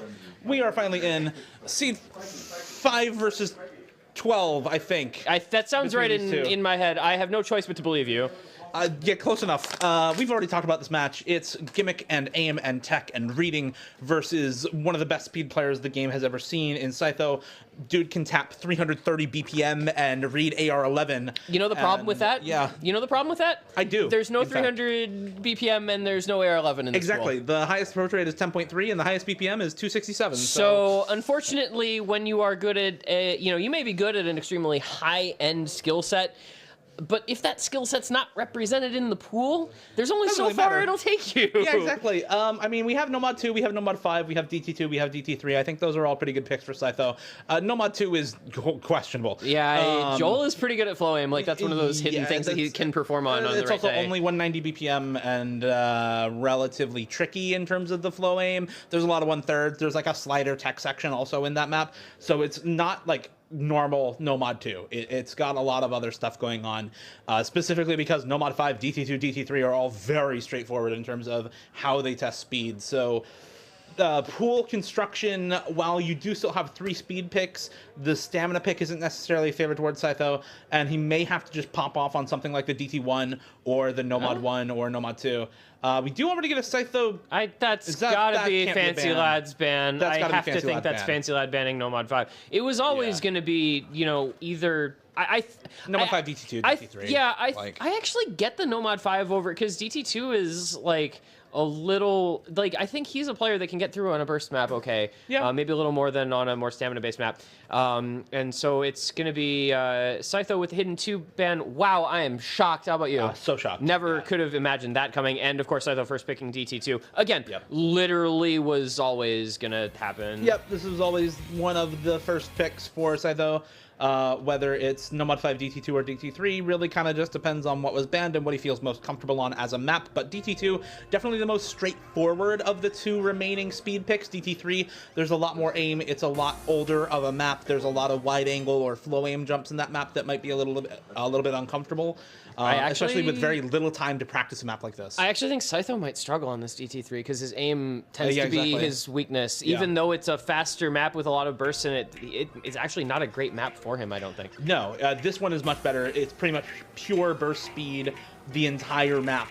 All of this map is just bursts and streams, and there's very little aim requirement. So we may end up seeing this go his way, but it is a bit of an accuracy struggle at the start.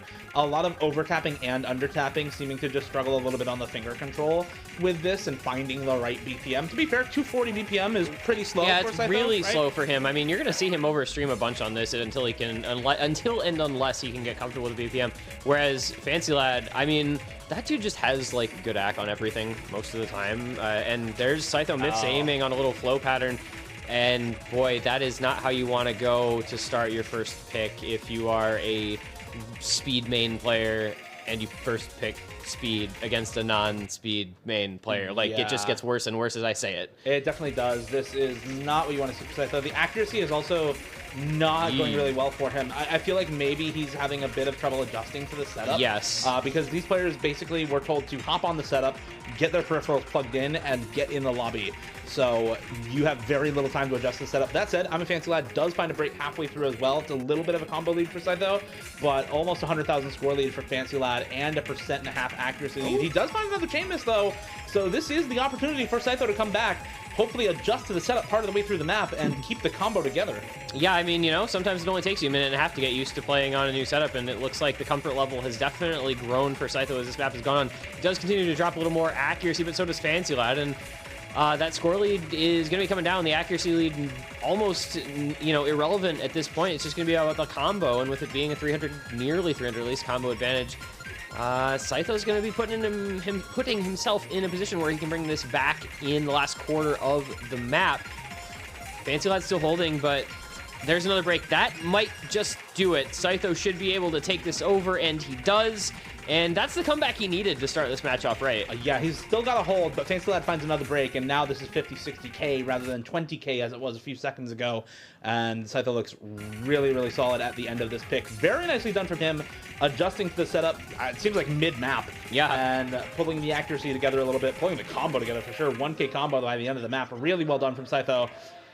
I think for him, this is probably not all that fast, and it really was just a matter of like, okay, what BPM am I actually tapping, and how well can I control my fingers? Because thinking about it, right, his top play is 330 BPM. Yeah, this is too slow for him. It's 90 BPM slower. Yeah, this is like a normal, like, you know, imagine being a just like consistency farmer who plays 190, 200 BPM, and all of a sudden you're playing 150, 160 BPM aim.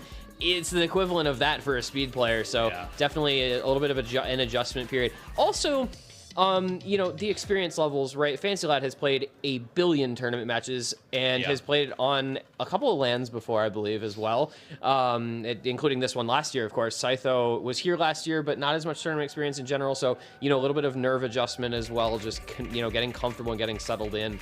And now we go to something completely different. We go to Hidden 3. We saw this before, and this is a pick that I really like for Fancy Lad a lot. Yep. Okay, well, both of them struggling a little bit out of the gate here. This is a hard map, right? This is not an easy pick. We will get stats refreshed at the bottom of the screen once again. We'll just have to do that every map. It seems like the overlay doesn't automatically refresh those stats at the bottom of the screen. So once a map, we will refresh them and make sure that they are correct for the rest of the day, I suppose. Yeah, we're fixing things on the fly. Welcome to LAN, where you just do everything live. Yep. Especially on a condensed format like this, where you have all of the matches over the course of 2 days, there is very little time for things to go wrong or to be fixed. Yeah, plenty of time for things to go wrong, because any amount of time is enough time for something to go wrong. It's the amount of time available to fix it that's the real concern. That's true. Well, it's actually looking pretty good for Scytho right now. He is, yes, lower in accuracy, a little bit lower down in combo, but basically the same for score and combo overall. It's only a 20k score lead for Fancy Lad, and with a 2% ac lead, it's not going to go up that fast. But that's a miss from Scytho, and that on the 1/3 is not what you want to see. Fancy Lad handling them completely fine. The slow down and the finger control there for him, not for Scytho. Yeah, Fancy Lad's finger control has always been very, very good. So seeing him, you know, make it through a section like this with ease while his opponent struggles a bit is really not anything, you know, too new. It's kind of expected. And man, he's just keeping his AC up. He's obviously keeping a combo up as well. 200k. This one is kind of over. We're watching the rest of the map basically. Yeah, we're watching Fancy Lad play the rest of this one. Fun. And well, I think there's a lot to watch. It's only a 1 miss for Fancy Lad from the very start of the map. Might still be a 1 slider break as well. I don't know if it's S rank or A rank at the moment. This is where the map starts to get really tricky. Yeah, that's where Rectagon broke, so right? Hard. Yes, I think it's the same spot Rectagon broke on, that exit into that big triangle jumps. They're so hard. That's really difficult. Oh, Scytho, that looked painful. Those aim patterns are so difficult, man. The transition is really rough, and it shows up there. But again, this is Fancy Lad's first pick, so we want to kind of, you know, temper expectations for Scytho coming into this one. This was not a map where you would expect him to be at his best, and this is a map where you're going to expect Fancy Lad to perform quite well. Yeah. And they're just, you know, this is as expected, and it's a very good score from Fancy Lad, and it's expected score for Scytho, and it's going to be 1-1 at the end of the day. You know, there's no pictures on the scorecard, right?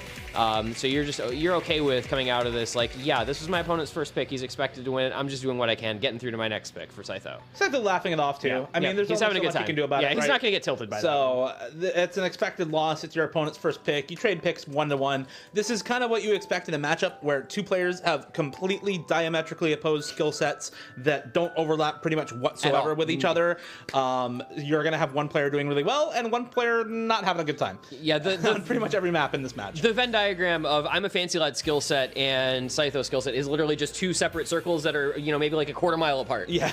There really is no overlap whatsoever. So what I'm interested in is where Scytho goes next. You got to kind of anticipate this being DT3, I think. I mean, you kind of have to, right? Technically, I guess there's a world where it's DT1, but I don't like it. So DT3 is indeed going to be the pick there. A little higher BPM, and wow, we're already in it. You're in. Holy cow, that was quick. High BPM DT again. This is again what, air 9.7. Yep. Once again, we'll refresh stats and everything will be good. So it's a little lower air, it's a little more note dense, which actually is something that Fancy Lad is obviously really good at. Scytho is probably going to outperform him on the speed aspects of this, but Fancy Lad is, I think, going to outperform him enough on the reading and the aim components of this map that it is going to be a pretty interesting one as long as Fancy Lad doesn't take too many L's on the speed portions. Yeah, this is AR8, 267 BPM, I believe. Yeah, 267 exactly.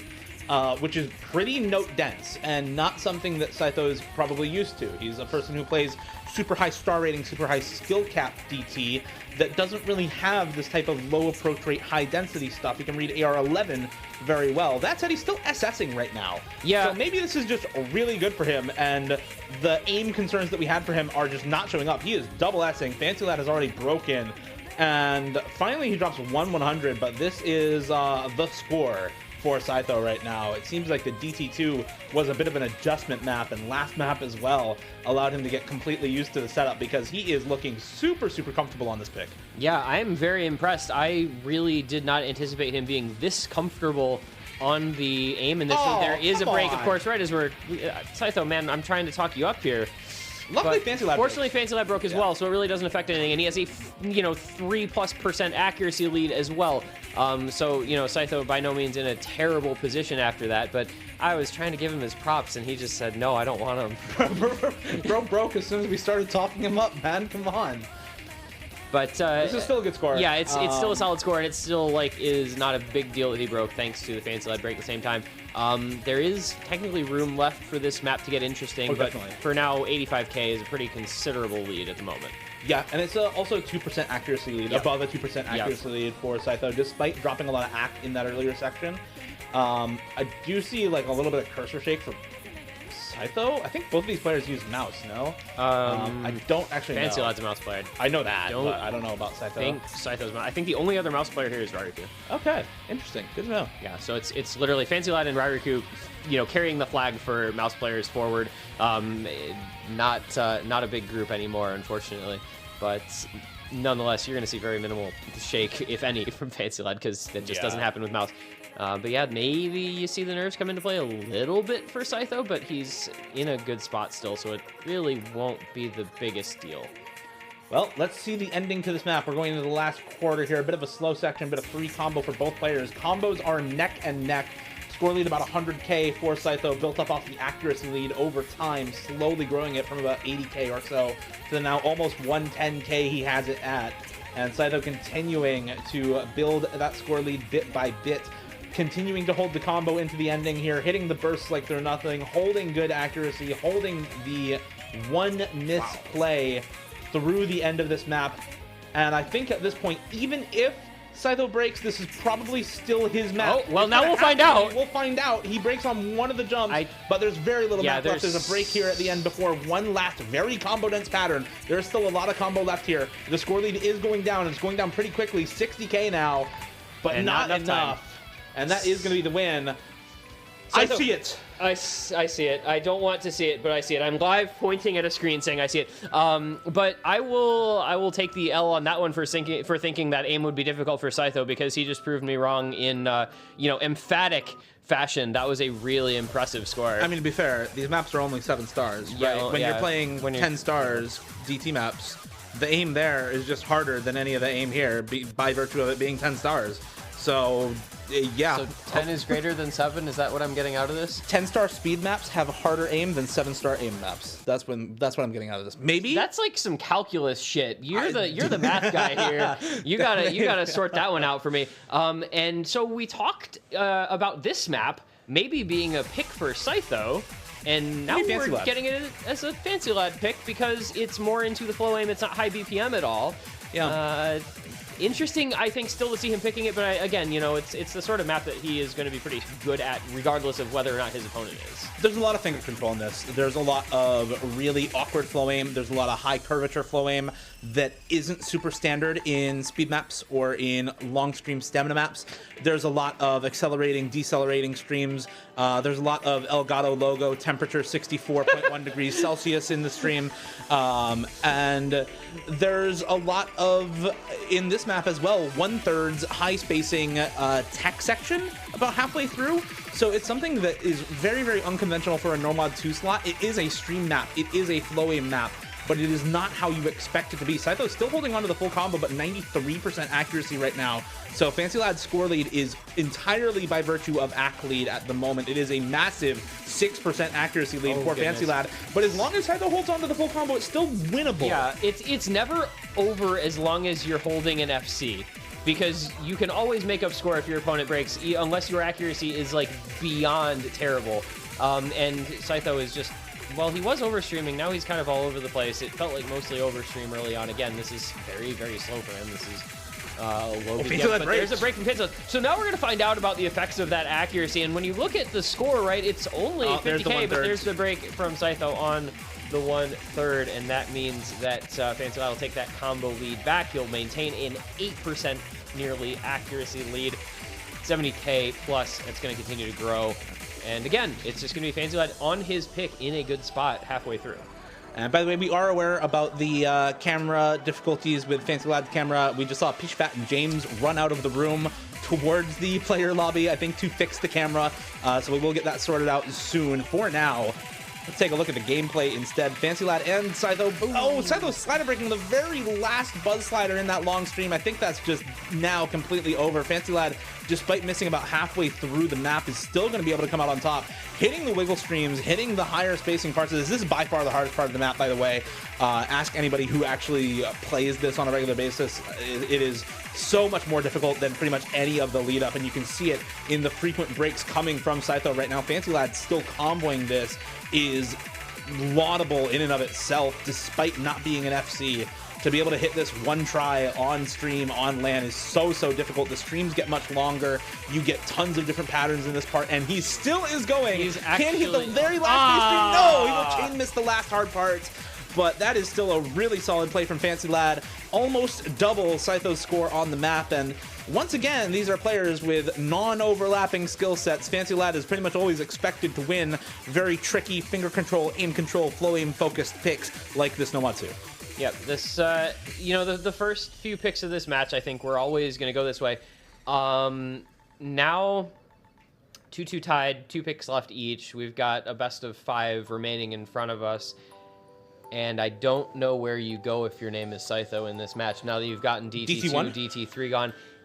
DT1... You do it anyway. You do it because it's the best option you have left. But you do it anyway because there's not any other like stream or speed picks left. Yeah. And it is going to be DT1. It's high portrait DT. Yeah, at 10.3, Gold Dust. Older style, we've talked about this. It's a little bit of uncomfortable aim. There are a few bursts thrown in. I will say I was very, very impressed by Scytho's aim on DT3, and I am prepared to, you know, have my expectations for him on this type of map pretty high, actually, after how that map went. Fancy Lad, I know, has an FC in his locals on this map. I happened to notice that on his screen while he was practicing, so something to keep in mind. But Scytho may well also, because this is the type of map that, you know, again, based on the DT3, he's probably pretty confident on. Yeah, this is... we're starting to get to the point where the pool doesn't have any more Scytho bias picks, and so we are seeing picks that can be toss-ups now between these two. Fancy Lad's aim is really good, the speed is not, but unfortunately it's the aim for Scytho that ends up giving over a couple of misses early on, about a quarter of the way through the pick. Fancy Lad's still holding on through the wide angle, awkward jumps. and with 99% accuracy on the FC, already almost 100,000 score lead for him. Yeah, his aim, I mean, I know it's mouse aim, so it's always going to look good, but his aim looks really good on these patterns. The guy is super comfortable on these older style aim maps, and you can tell from this. And, you know, we talked about it, it kind of feels like Scytho backed into a corner a little bit with this pick because he just didn't have anything better. And unfortunately not going the way that, you know, he would have liked with that dearth of picks remaining at this juncture in this match. I feel like this is almost maybe a bit of bad RNG on the pull for Scytho. Like, Yeah. because this is a relatively awkward map. It's old style. Obviously the stats here are wrong, but 10.3 OD7 originally in 265 BPM or so, 266 is something that Fancy can tap for these sorts of shorter bursts. And yeah, just looks super good on the map. 99.4 accuracy almost now is just really, really solid from him. Finally finds a slider break on the burst, but 99 act, almost an FC, still on the S rank. I think it's just something that Fancy Lad is really good at, is this style of map. Like, it's the same type of style that you often see in Hidden 1, and that is something that he's really, really good at, as compared to, for example, really, really straightforward farm style jumps that you see oftentimes nowadays. Yeah. Also, I want to point out, again, I happened to see some of Fancy Lad's local scores, and I think he had another run on this where he broke on that exact same note because he had a score almost identical to that one as well. So I think he may have already had a run where he missed right there. So a bit unfortunate for Fancy Lad, but, you know, gets the win at the end of the day. Like you said, a slightly more awkward type of map just suited him a little more. And now he's got that 3-2 breakpoint in hand and pick to come. And what is Fancy Lad if not consistently one of the best alt players out there? Yep. So we're going to go Nomad 3, which I think actually, did that get fixed? Was I looking at that right? Nope. I don't know if that got fixed or not, but anyway. No, it's the wrong map on the map poll screen, but this is the correct pick. Nomad 3 Goddish by Kurokumo, mapped by Neliel. I don't know if 103 BPM is correct here. Maybe it is. It's definitely more like 138 or something, I think, is the real BPM. It might be an OSU API thing where it reads the BPM wrong because it starts with 103 or something. This is going to be 142. Okay, 138 was so, close. Yeah, you're not far off there, math guy. Numbers. I tried to remember. Impressive. So far so good actually for both players. Fancy Lad leading in the accuracy department, but Scytho, you know, faring all right through the first portion of the map. And this is always, I feel like this song, just every diff of this song always diff spikes in the key eyes, and that's where that first break's going to come in from Scytho. And yeah, Fancy Lad, his flow control aim is very, very good, and there's a double break. It's a reset for the two players, but it is already a 60,000 point lead in Fancy Lad's favor. He's got a 3% act lead. He had a big combo lead, and he's going to be feeling pretty decent at only a third of the way through, already holding a 60k plus score advantage. Oh, that is a tough slow slider for Scytho. Yeah, that's rough. Did he not? Is he sight reading? Shaking? Or is it I don't know. shaky? I don't know. You don't expect two slow sliders like that because you expect the second one to be there. Yeah, we do finally have Joel's camera back. That's good. Hey, Joel, what's going on? Hi. The posture man himself biting the heck out of that bottom lip. Can we get a Joel in chat? Actually, I don't know if we have that emote. We might not have that emote. And Yodi, can we add Joel in chat? And then chat can spam Joel whenever Fancy Lad is on screen? That'd be nice. Thank you. Yeah, unfortunately for Scytho, he is probably not going to be able to win this unless we see a collapse from Fancy Lad. It's already 100,000 score up for Fancy, and he has 99.6 accuracy, which is just absurdly really good on this map. It's so good. The patterns in this are so difficult to be consistent on, and very easy to chain miss if you miss one note. I mean, we saw it happen to Scytho in that earlier Ki. And into the next Ki we're going to go, in fact, and we'll see if they can hold on through some more tricky pattern aim, but it's kind of just for show at this point, with the lead being nearly 150k and the combo lead 200. This is just going to be, hey, who can do well on these squares? Oh, Scytho is single tapping. Oh, no, he's not. He is. Or he was. He might have been, but he's not now. There he goes. I don't know. I don't know. He's kind of single tapping, kind of ulting? Yeah, he's like just doing whatever he feels like. By the way, Fancy Lad hit that entire Ki. Just while we were talking about Scytho's tapping, Fancy Lad was casually comboing. Very good, as we said, at this type of skill set. Really good control alt. type player, and it's going to be a 4-2 lead here. So back-to-back points. He's going to consolidate the break. It's going to be a couple of match points, and it's going to be a pick for Scytho that's going to be very difficult because I don't have any idea where he goes now that DT pool is gone. Yeah, solid stuff for Fancy Lad. Up now 4-2 after this map is over. If I am Scytho, I am picking Nomad 1 or Hard Rock 1, just depending on which map I'm more comfortable on. I don't think I pick Nomad 4 into Fancy Lad. I'm not picking Tech into Fancy Lad. I'm not picking Hidden 1. No. I'm not picking the Hard Rock 2 or 3. Maybe I pick the Hard Rock 2. Maybe it's just Nomad 1. But it's gonna be Nomad 1. If you're gonna go out on a K-pop map, and if not, maybe you can win it. Cause I personally like Shout. I'm personally a fan of Shout. I think that song's awesome. I'm a very big fan of Shout, but unfortunately, it's not what we're gonna get to hear right now. I like Shout a lot, but sometimes you just can't be that fortunate. Yeah. So we get Nomad 1, we get Chase Me, and we get Diff Spike Nomad 1 as you've never seen it before. And by never, I mean literally all the time. Yeah. I mean, it's the key times are hard, and everything else is about 5 stars in this map.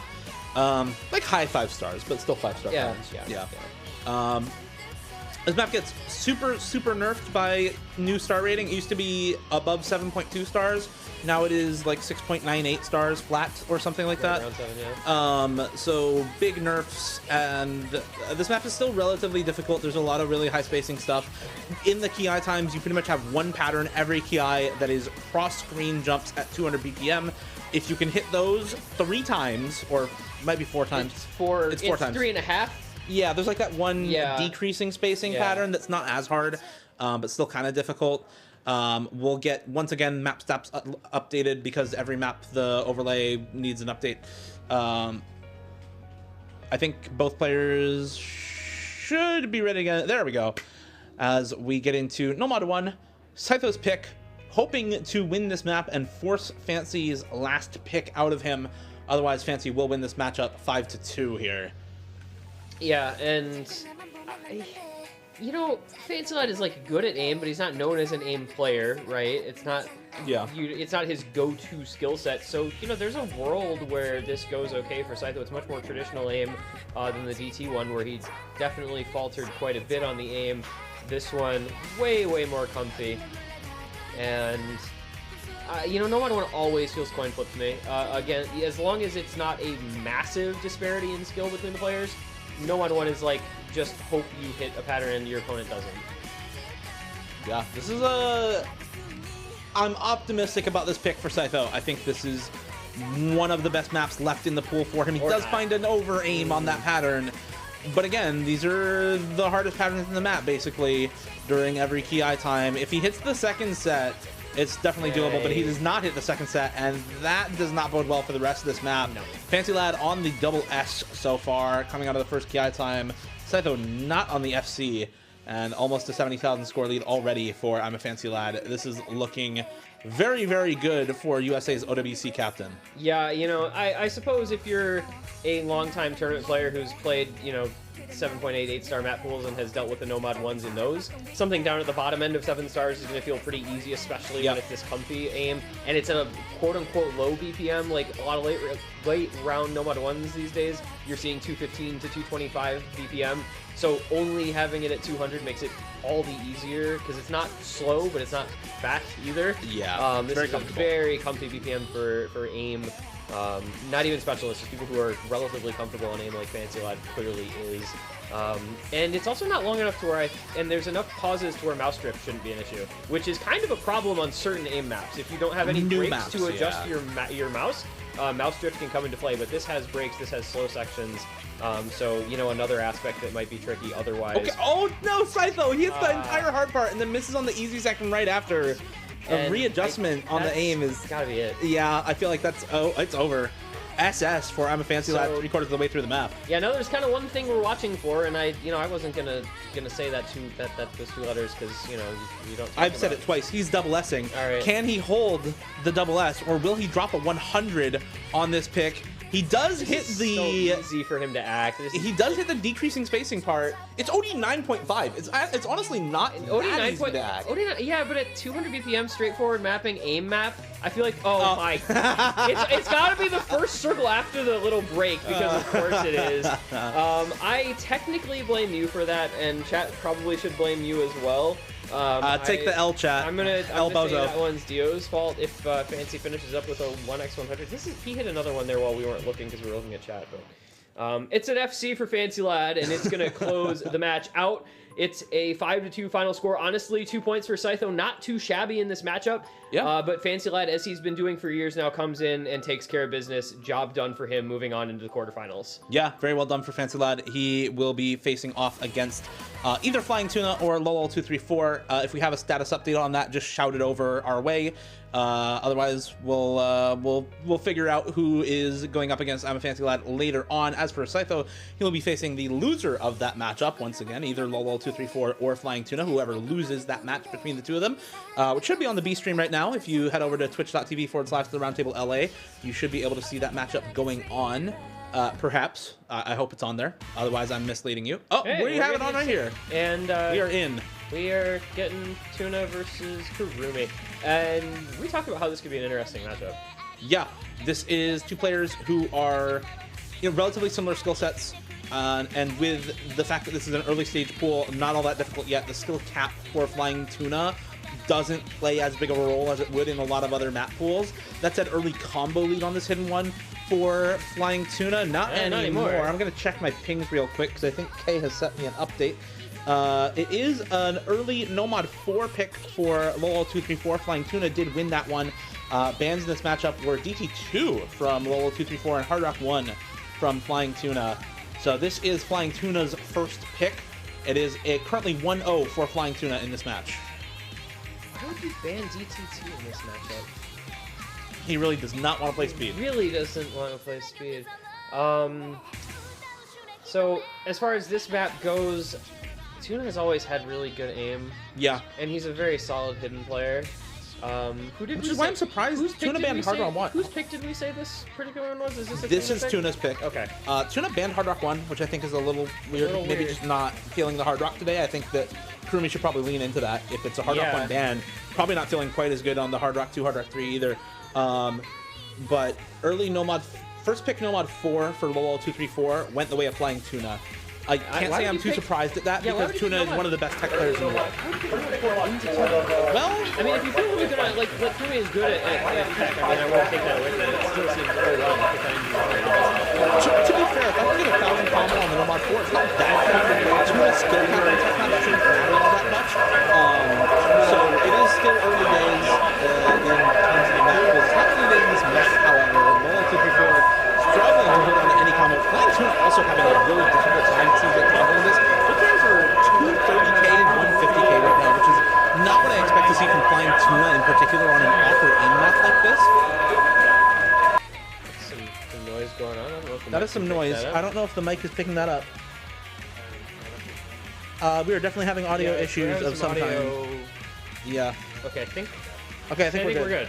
I think we're good. We can hear the song again. So hopefully this should be good. Regardless, yeah, traded breaks, 100,000 score lead for Flying Tuna. This seems Pretty dunzo. pretty over. Yeah.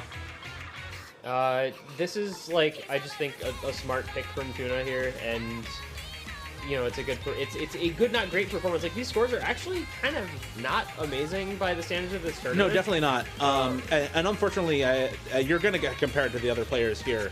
But I think this is a lot of, like, again, probably setup adjustment for these players. Yeah. We have players. This is the second map that they've played.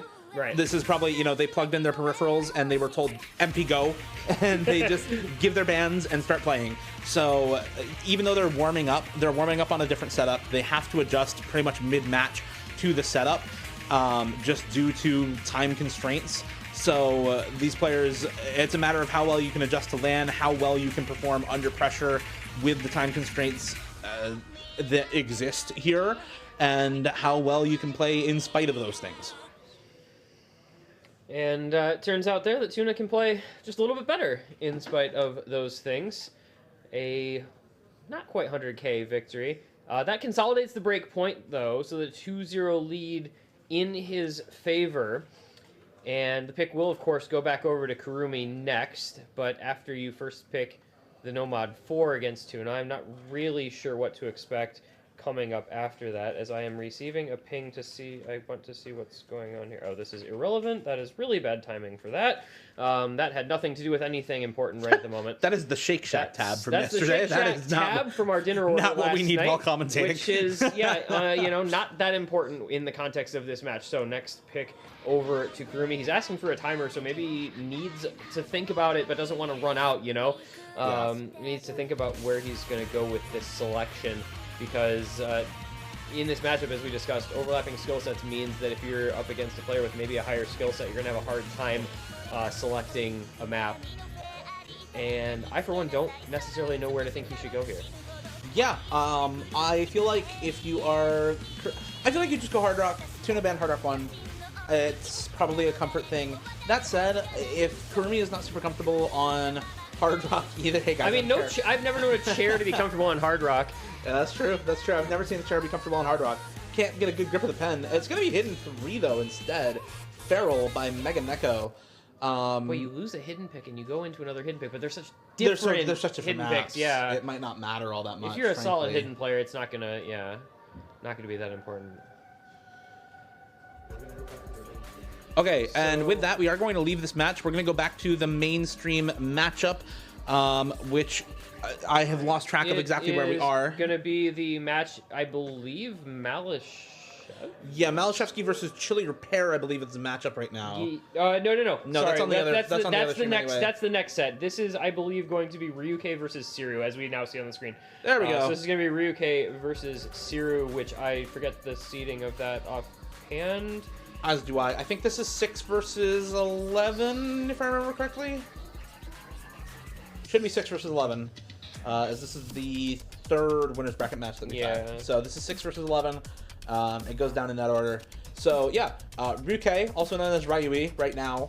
Both of these guys American. Everybody here is American. Yep, everybody's American no matter where they're from. If you're in LA, you're American. Canada has been annexed, actually. It's now an American state.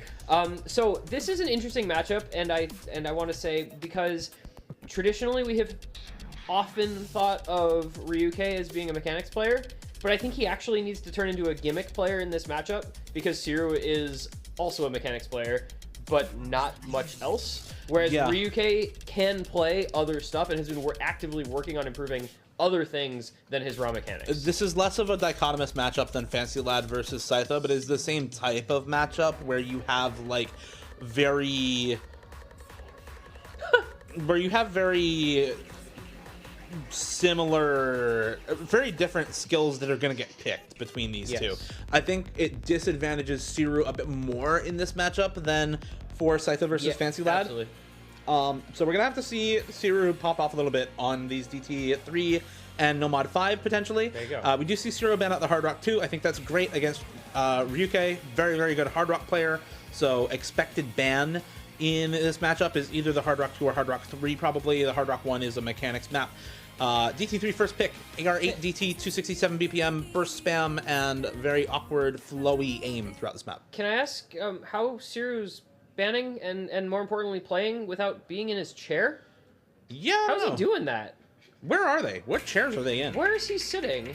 They are definitely not in the setup we want them in. Yeah, they're on like they're on the long side of the not so round table rather than the short side of the not so round table. So I guess we may be getting some quick camera adjustment. Maybe, not sure. There's a maybe. We definitely see. I think that's Ryan. That is Ryan. Because so that one did get changed over to show Ryan. So we do see him in the white shirt, but now we get to see Kreutz and Pishifat and Malashevsky in the background. Siru will find a break, by the way. He will drop the one miss here to start things off. Ryuke will continue to full combo, almost 99% accuracy, not quite on this first pick from Siru. Siru having a tough time with the combo right now. I hope it's not related to the camera thing. It doesn't look like it is. No. They're actually playing next to each other, I think. They're both on the same side. So I'm not really sure, but whatever. Yeah, Siru looking just a little less comfortable in basically all aspects so far, right? The aim looking a little less comfortable, the stream is looking a little less comfortable. We did see a trade break, but, you know, Ryan with the 3% accuracy lead is going to be okay as long as it's traded. That's just not the end of the world for him. It's looking good for Ryuke in this matchup. Siru needs to put together a really solid combo and bring the accuracy up a little bit. Pray for some breaks from Ryuke on this map. Potentially we'll be able to see Siru pull this win off, but it is a 40k score lead and climbing with the accuracy advantage that Ryuke has. And that's 1% accurate so for now. Yeah, and that's Ryriku next to Ryan. So the Rise are out tonight in full force. We're dead even in terms of combo, and both players, you know, kind of regressing to the mean a little bit in terms of the accuracy. Ryan has dropped a little bit, and Siru is regaining a bit. So this could still, in theory, become very interesting into the last third. It is only a 40k score gap. The combo is dead even. The accuracy is much more similar than it was early on. Siru has recovered that quite well. This could become a very, very closely contested map by the time it's all said and done. For right now, it's still a 36k lead, but that accuracy is only a few hundreds apart. That combo is basically identical. We're going to come into the last quarter of the map, and it's going to be really close. Yeah, this is less than a 40k score lead. Big combos on both players. Even with the breaks near the end of the map, it is still very, very combo dense after you get out of this slower section that's pretty much all free combo. This is the part that scares me for both of these players. Lots of really awkward triangle and square jumps in this section. Both of them hitting it so far. Less than 0.5% of accuracy lead right now. A little bit more as Siru drops a couple of 100s. But it is so close. Oh, wait a minute. Ending. Siru is definitely going to be able to take this back if he holds. There's so much combo here at the end. There's so many quick bursts in succession. If he can hold just a little bit longer, he basically guarantees the point now. Yeah, that is going to go over instantly. Look at that, 40,000 points just like that. You just can't afford to miss at that juncture in the map while your opponent is still holding a big combo like that one. Wow, that's the virtue of just keeping things close. You know, if you stay on that identical combo and you build your accuracy back up, you become very much poised to take advantage of a break from your opponent. And despite the 8 misses versus 2 misses, Siru manages to take the point by what is closer in reality than the score make it look. 119k kind of belies just how tight that was almost the entire way through the pick. So well done him. Seriously. winning on his first map, and you know, he'll probably ODT 1 second, and that'll be contested again, just like this one was. But in between that, we're gonna of course get the first pick from Ryan, and he's gonna go Hard Rock 3, and then a 1-5. Yeah, but yeah, that's true. This is pretty predictable as a pick from Ryuke, Ryui, Ryan, whatever you're calling him. It's a rhythm, alt, aim control, finger control, hard rock pick, which are all things that Ryuke is relatively good at, especially the finger control and the hard rock aspects of this. He's made a name for himself as a very, very good hard rock player. Apparently we are seeing him restart his game real quick. I don't know if there was lag or what on the previous map. We got a picture of a dog. Thank you. Thank you people who have the dog picture. Cuter on screen at that moment in time, the puppy or Ryan? I don't know how old Ryan is, so the puppy. I think he's I'm pretty sure he's legal. Probably, but... I'm fairly sure he's at least 21. I'm taking no chances. The puppy. I don't know. Chat's saying Ryan. That's pretty evenly matched out here. Some Ryan, some puppy. Yeah. So, you know. Could be either. I think we're all good. Good luck, have fun comes out from Ryan, so we are good to go. Someone call a paramedic, but not for me.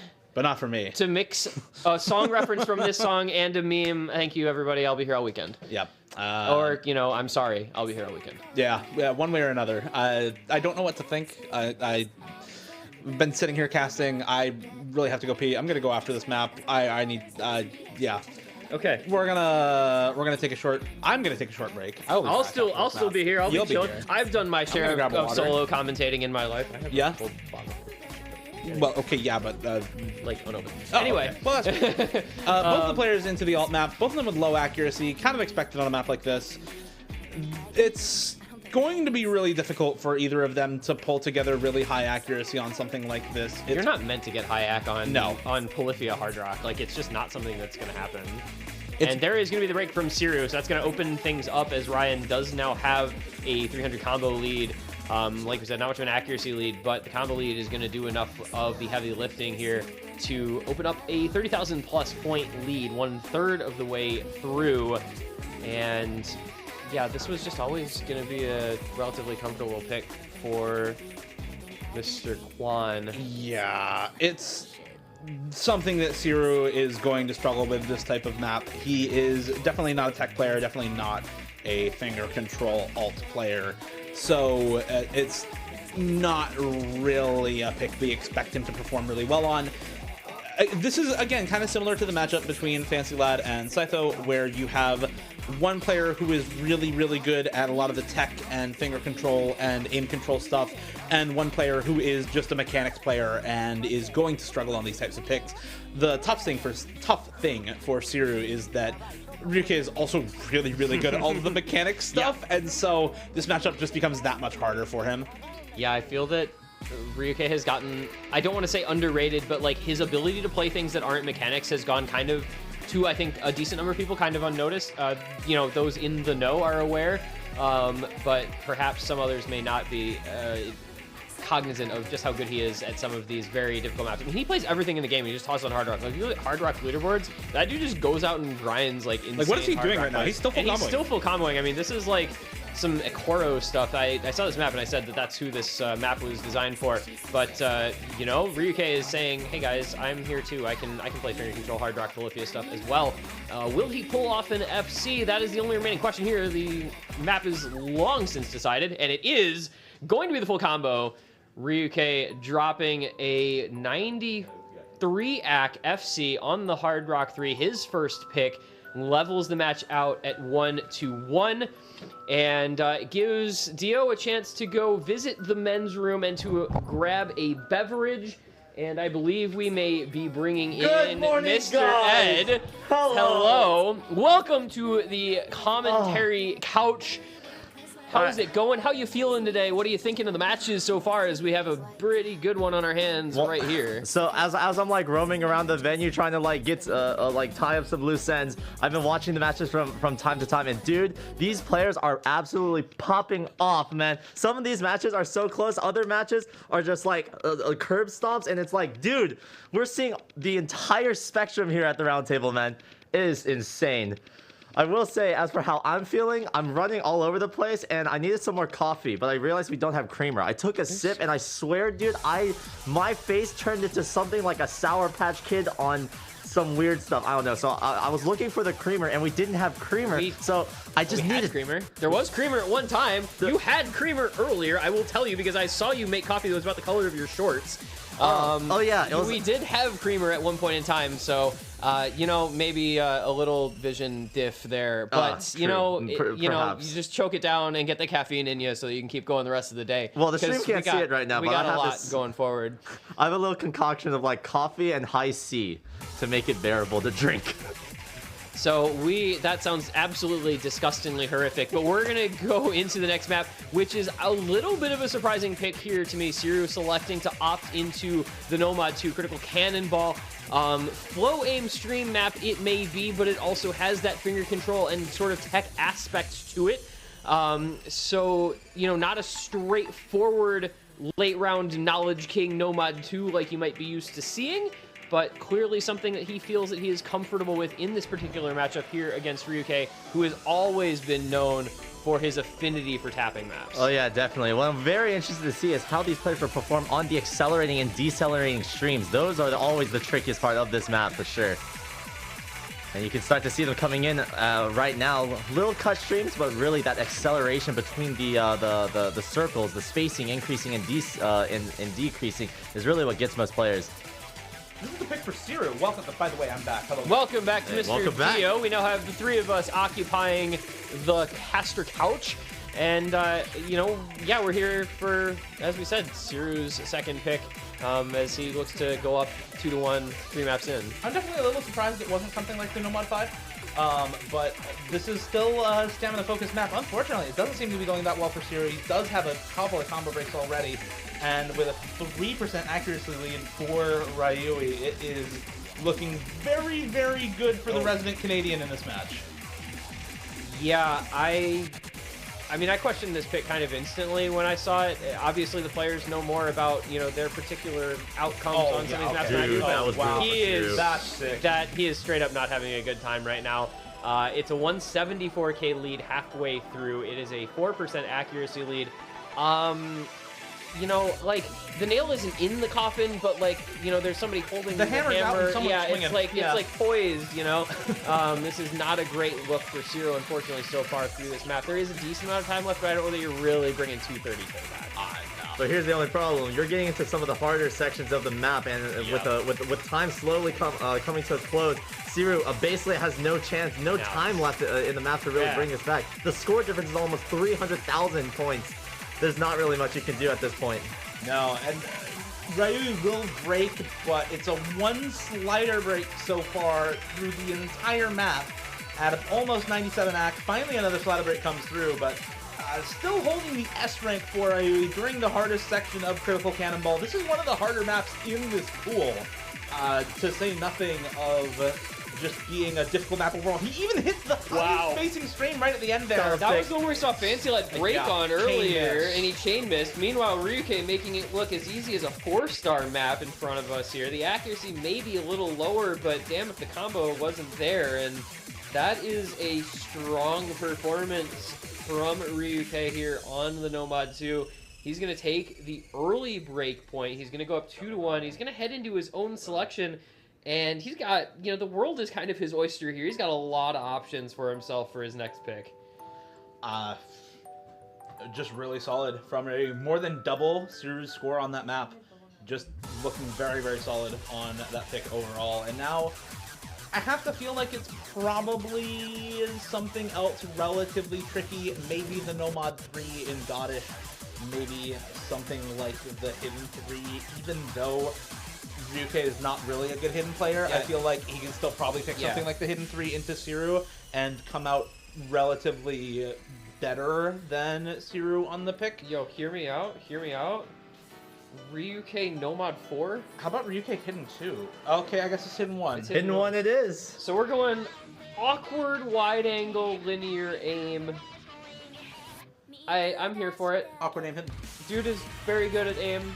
And dude is, I think, the superior, like, hidden tournament skill set player in this matchup. You know, I'm really interested to see this one, especially from Ryuke's side of things, because I know when it comes to patterns like this, he likes to snap extremely hard. Sometimes there's like a sort of spectrum when it comes to players on flow aim type patterns, especially aim patterns, where sometimes people will kind of glide into you know, a jump. Whereas I know for Ryuke, he is extremely snapping like really hard. You can see it. That man is really snapping these notes. My God. Yeah. Whereas on Seer's side of things, you can see his cursor is a little bit smoother, which may imply that his aim control is, you know, a little bit more comfortable. Honestly, for me, when I'm playing maps like this, it's when my aim control is at its most comfortable that I'm snapping like every note. Because really? I don't know if it's different from player to player. It might be, but for me, if I'm playing a jump aim map like this, I really want super snappy aim so that I can guarantee I'm hitting everything. Especially if it's something relatively high density like this, AR 9.3 on the hidden. It can be pretty tough to kind of guarantee, quote unquote, that I'm actually hitting the notes if I don't snap like that. Unfortunately, Ryan's not going to guarantee to hit all of these notes either. He is going to find the break. But up 20,000 score on Siru after a couple of trades of early breaks go through for Siru as well. Yeah, I mean, the trade miss there if you're Ryuke is really not the end of the world with the early 20k lead. Obviously, you'd always rather be comboing than not comboing. That goes without saying. But if you've got to break, you know, break it at the same time as your opponent, not the worst thing in the world. And yeah, the snap aim looked, well, a little less comfortable there. Again, not much combo on Sirius. That's not going to be very relevant of a miss from Ryuke, but perhaps, you know, a little bit of a crack in the armor there showing through just a tad bit. Maybe the aim may or may not hold up for the rest of this. We're only just past a third of the way towards, you know, maybe just towards the halfway mark. But Yeah, the opening is there for Zero. He's got a little bit of a combo lead. He's got identical accuracy. Score lead's only 15k. Yeah, He does really find tiny. a miss, but this isn't going to grow that quickly for Ryan either. So this is still super doable for Zero. Still a very, very close pick for Ryuke.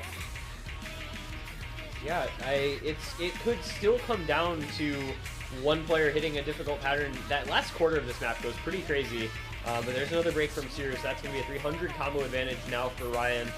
That feels a little bit safer for him, especially as Zero breaks again. This is starting to open back up the wrong direction for Zero if he wanted to try to get that break point back. Ryuke definitely establishing himself now as the more comfortable player on this pick, as that lead balloons out to 80,000 points just like that. Yeah, with now getting close to a 500 combo on Ryuke's side, his score is really just going to start steamrolling. Now a 100,000 point difference between him and Siru, and that miss on Siru just now is not going to help him at all. With only a quarter of the map left, we're starting to see the opportunity for a comeback is really starting to fade away for him. And I think with that miss, it's pretty much over at this point. 150k score lead for Ryuke. Holding on a 600 combo, 98 accuracy as well. This map does not get any easier from here. It only gets tougher as you get closer and closer to the end of the map. So this 200k score lead is probably going up and up as we've seen Zero have more and more trouble with this map as we keep increasing the difficulty. And Ryuke still hitting all these wide angle jumps This as well. is amazing stuff from Ryuke at the ending of this. This is such difficult patterning in the last PI of this map, and he's just making it look like child's play. I mean, he FC'd the entire ending. Wow, right at the ending, dude. Okay, that is man. amazing. Very nicely done, and once again, more than double score for Ryuke over Siru. That's really, really wow. dominant wins twice in a row for him now. Yeah, that's an incredibly impressive performance from Ryuke. That ending, his biggest combo of the map was on the hardest section of the map. And now Zero down a consolidated breakpoint. Does have his pick next. It's going to be either Nomad 5 or DT1. You got to figure probably Nomad 5. But even then, how good does it feel when you're playing against somebody who's kind of playing like a beast? Picking speed into Ryuke is always kind of tough also. Yeah. And you never want to be in a position where you are picking speed into Ryuke, even though it's not quote-unquote his best tournament skill set. He's still a very, very good speed player. It is going to be DT1 instead of the Nomad 5, which is also completely fine. Siru, very, very good mechanics player overall. That said, again, this is a relatively awkward aim map. There's a lot of wide angles, a lot of polygon-shaped jumps in this map that are not very common in modern mapping, and if you haven't been around for a while, you may not be so used to this sort of patterning.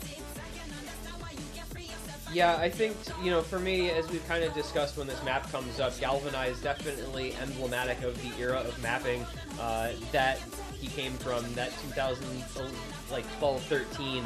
If you weren't around then, like you said, or if you aren't somebody who goes and seeks out those maps, you will not find patterns like this. But for the people, I feel like people really like these maps if they like them. It's like you fall in love with this era of mapping. And so we'll see if either or both of these guys maybe fall under that umbrella. And it looks like we're getting a quick second. We've got a skin download issue we're seeing in chat. So we're going to get Siru's Osu skin fixed up, and hopefully he'll be able to be good to go here shortly so we can get into the next map. This kind of feels like a must-win, because if you lose this as Siru, you're now down match points, and you have Ryuke's next pick coming up after it. Which he's looked pretty dominant on his own selection so far in this match. Yeah. All right, going into Gold Dust, and like you said, this is pretty much a must-win. If you lose this, you're down 4-1. It's match point. It's Ryuke's next pick. If you win this, you stay 3-2. You have the opportunity to take back a break point potentially and tie it back up as well. But this map is probably the turning point for this match if there ever was one. Siru, with the correct skin, with everything sorted out, needs to be comfortable on this pick. Both players starting out very, very comfy on the double SS. Yeah, and the patterns in this map are so satisfying to hit and to watch other people hit. Like, it's just very nicely done. And that almost was a slider break for Seer. That was a 50. Way over top. He managed to make it through. And it's instead going to be the first break from Ryuke, and that is Seer now taking the lead. He has not had a like notable lead on a map in a little while now. Well, it's been since the first pick. Yeah, it's since no the one first pick did map. not work out. Yeah. So, And this is definitely working in his favor because this map is very, very short. We're almost at the halfway point for this map already, and this man is still holding combo. Finally, a break that Siru needs to bring the action back in his favor. yeah, definitely far in his favor right now. That blue part of the wheel turned way off to the left. 170, 180,000 score lead for Siru now. Looking to flip the table on Ryan and maybe double his score on this map with a bunch of early breaks for Ryuke and still the full combo intact this year. Oh my God. On That's a shame. I don't think that affects the outcome of I this, don't think but that's so. really unfortunate. There's Okay, a trade okay. miss. All right, this is go next map kind of angle because there is just not the time left now, no matter what happens. Unless Siru could probably put his pen down and walk away, and he would still win this. He's so back. He is so back. He is as back as it gets. So, you know, we're looking... Well, we'll see how they finish this out. So you're looking a little less comfortable as the map is coming towards the end. There's a couple tricky patterns there, but he did the job. He put in the work that he needed to. And 3-2 goes the score, so it is still that breakpoint advantage to Ryuke, but Siru claws back one more map, and he's going to get at least one more pick for himself now, guaranteed.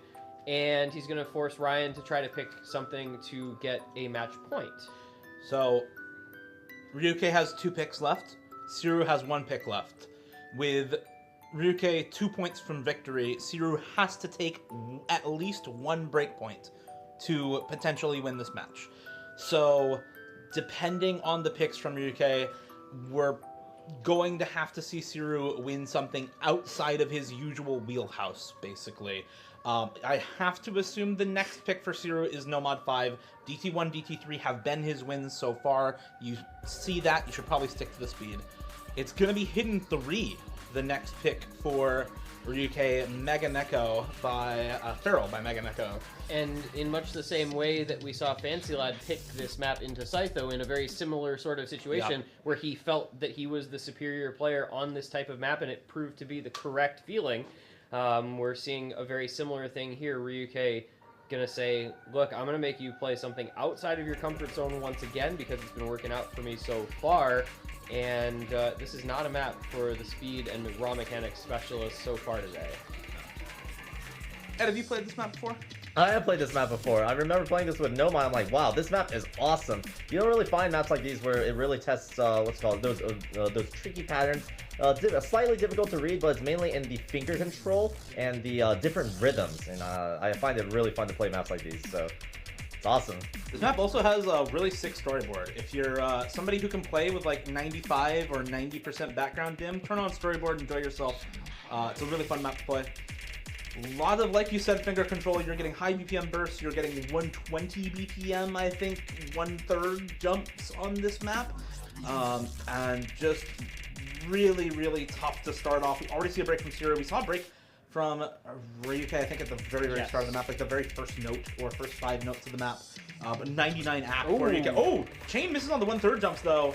And now that sets us pretty much back to even. 100 combo or 80 combo lead for Siru, and less than a 10,000 score lead for Ryuke means we are pretty much neck and neck, despite the act lead for Ryuke.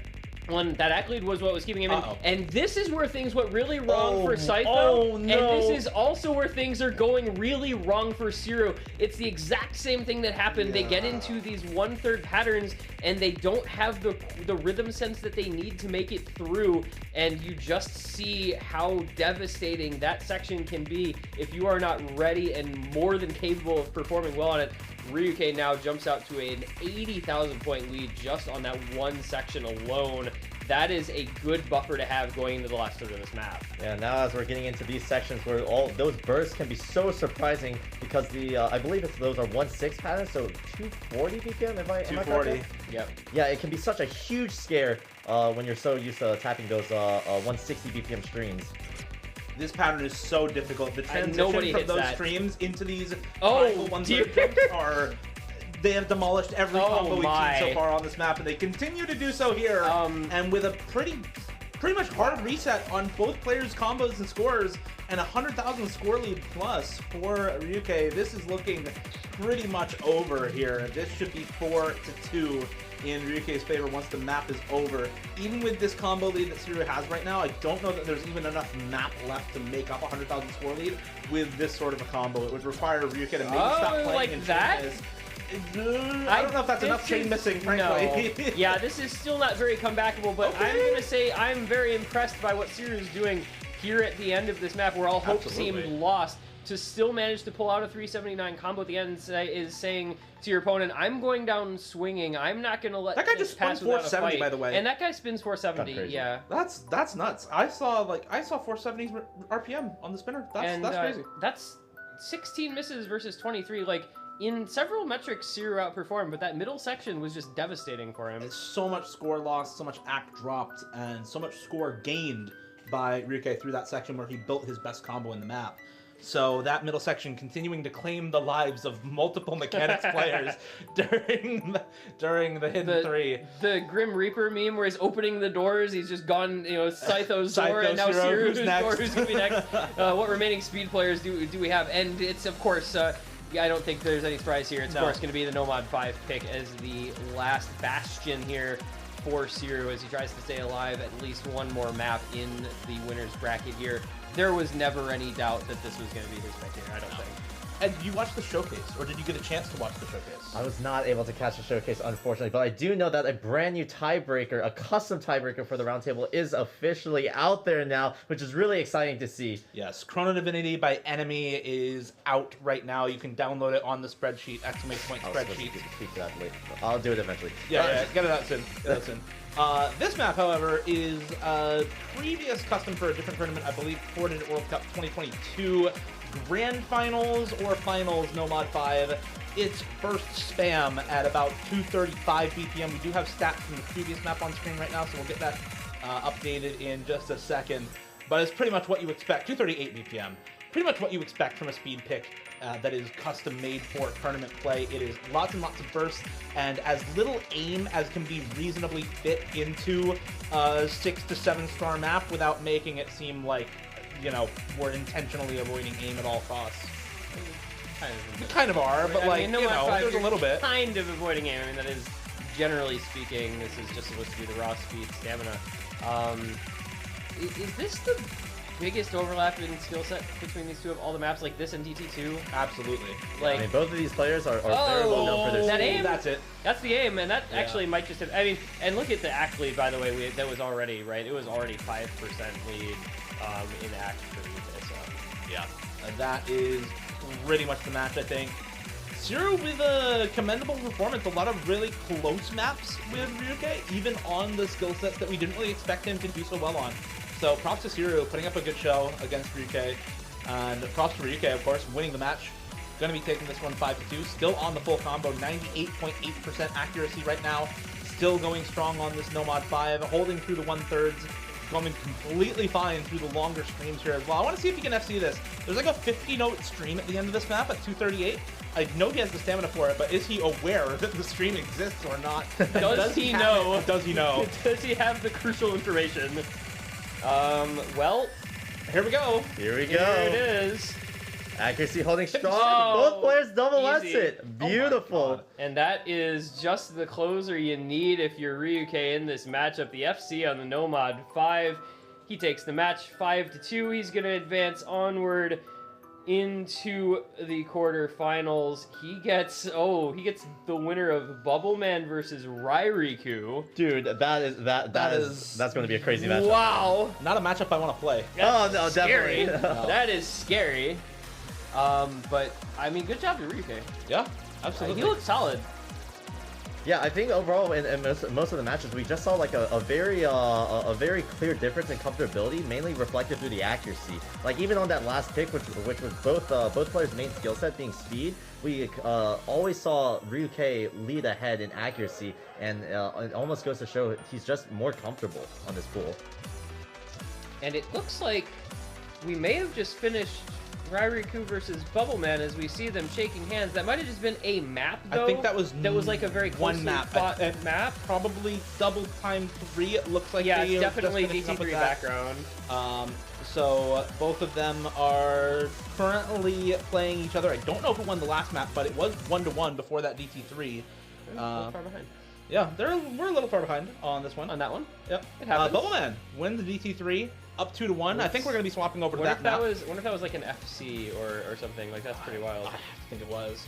I'll see if I can get the MT link from the main feed. I should be able to, frankly. Frankly, should be able to get that. But they are definitely on the main sheet.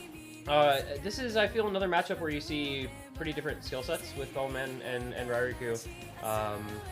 Rai, I feel, again, kind of the mechanics heavy sort of player. Bubbleman, well, he's Bubbleman. I mean, yeah. What more do you need to say about that guy? I'm honestly less familiar with Rairiku than I am any other player here. I don't think I was really around casting a lot of open rank matches when he was an active top tournament player. Yeah. And it has been a while since we've seen him, I feel like, in a lot of really high profile, high level open rank tournaments. So I'm going to be relying on you a little bit for this one. And I mean, honestly, you know, with he's, you know, he's not as active now anyway, so it's a little harder for me to know necessarily what he's going to want to go into in this pool. So you know, we're kind of playing this one by ear. Let's just blame the fact that he was the last minute, you know, replacement player. Yeah, substitute for MCY4. We didn't have time to do our research. Perhaps we are getting the cams shifted over and everything, so we're gonna have everything set up, good to go, and we're gonna get Hard Rock 2. So we're gonna go back into Smack My X1 Hello up. Smack my bitch up? Oh, nice. The ass-kicking difficulty. Woo-hoo! Yes. My favorite. Absolutely. I'm going to give you a quick recap on the match so far before we get into this map. It was a Hard Rock 3 ban from Bubbleman, a Hidden 2 ban from Rairiku, understandable. And then the first pick, DT2 from Rairiku, he won with 770k. More than triple Bubbleman's score, actually, who had a pretty rough time on that map. Bubbleman wins No Mod 3 next by about 60k or so. Ooh. Only 300k for Bubbleman on that before FCing DT3 as Rairiku's next pick. Rairiku getting about 440k on that one. So Bubbleman with a leg up a breakpoint right now, this being his second pick, looking to go up 3-1.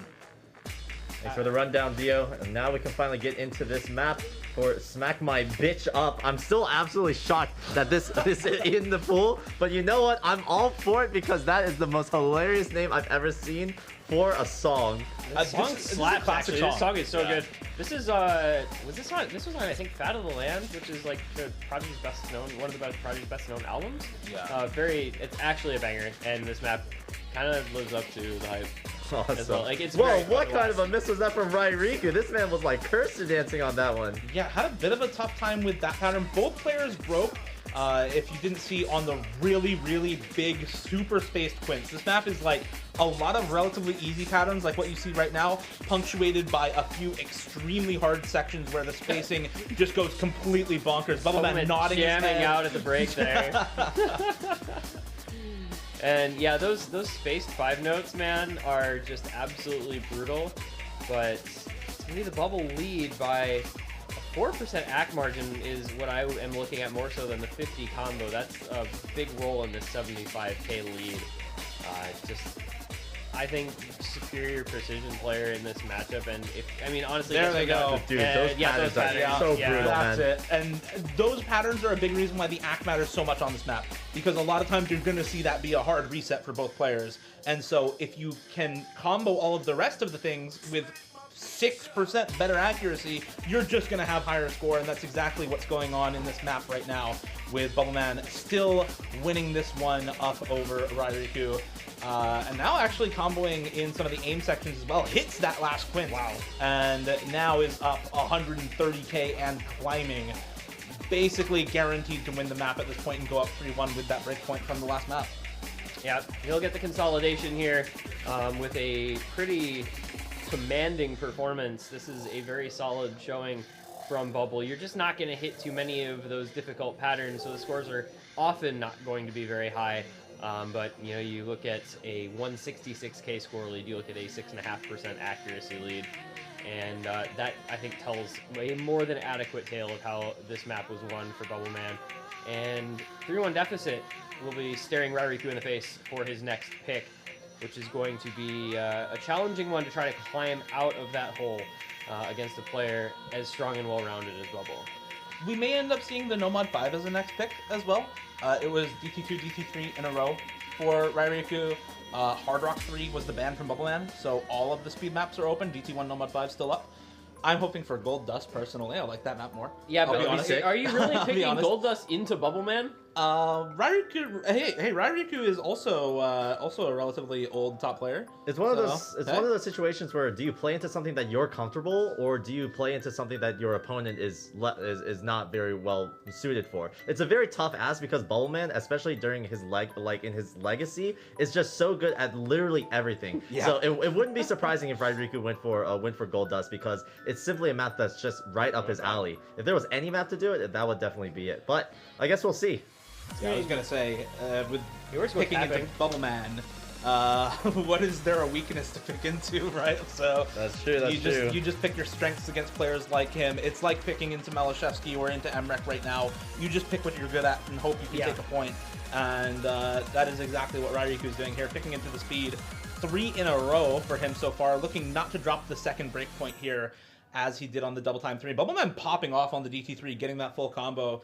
Definitely unexpected after the DT2 and the way that went with both of them having a tough time. But it looks like we are ready to switch over to our next match that is meant to be on the mainstream. So we are going to switch off of Bubbleman and Rairiku. Good luck to both of them. We're going to switch on to Zudinator versus Rafis.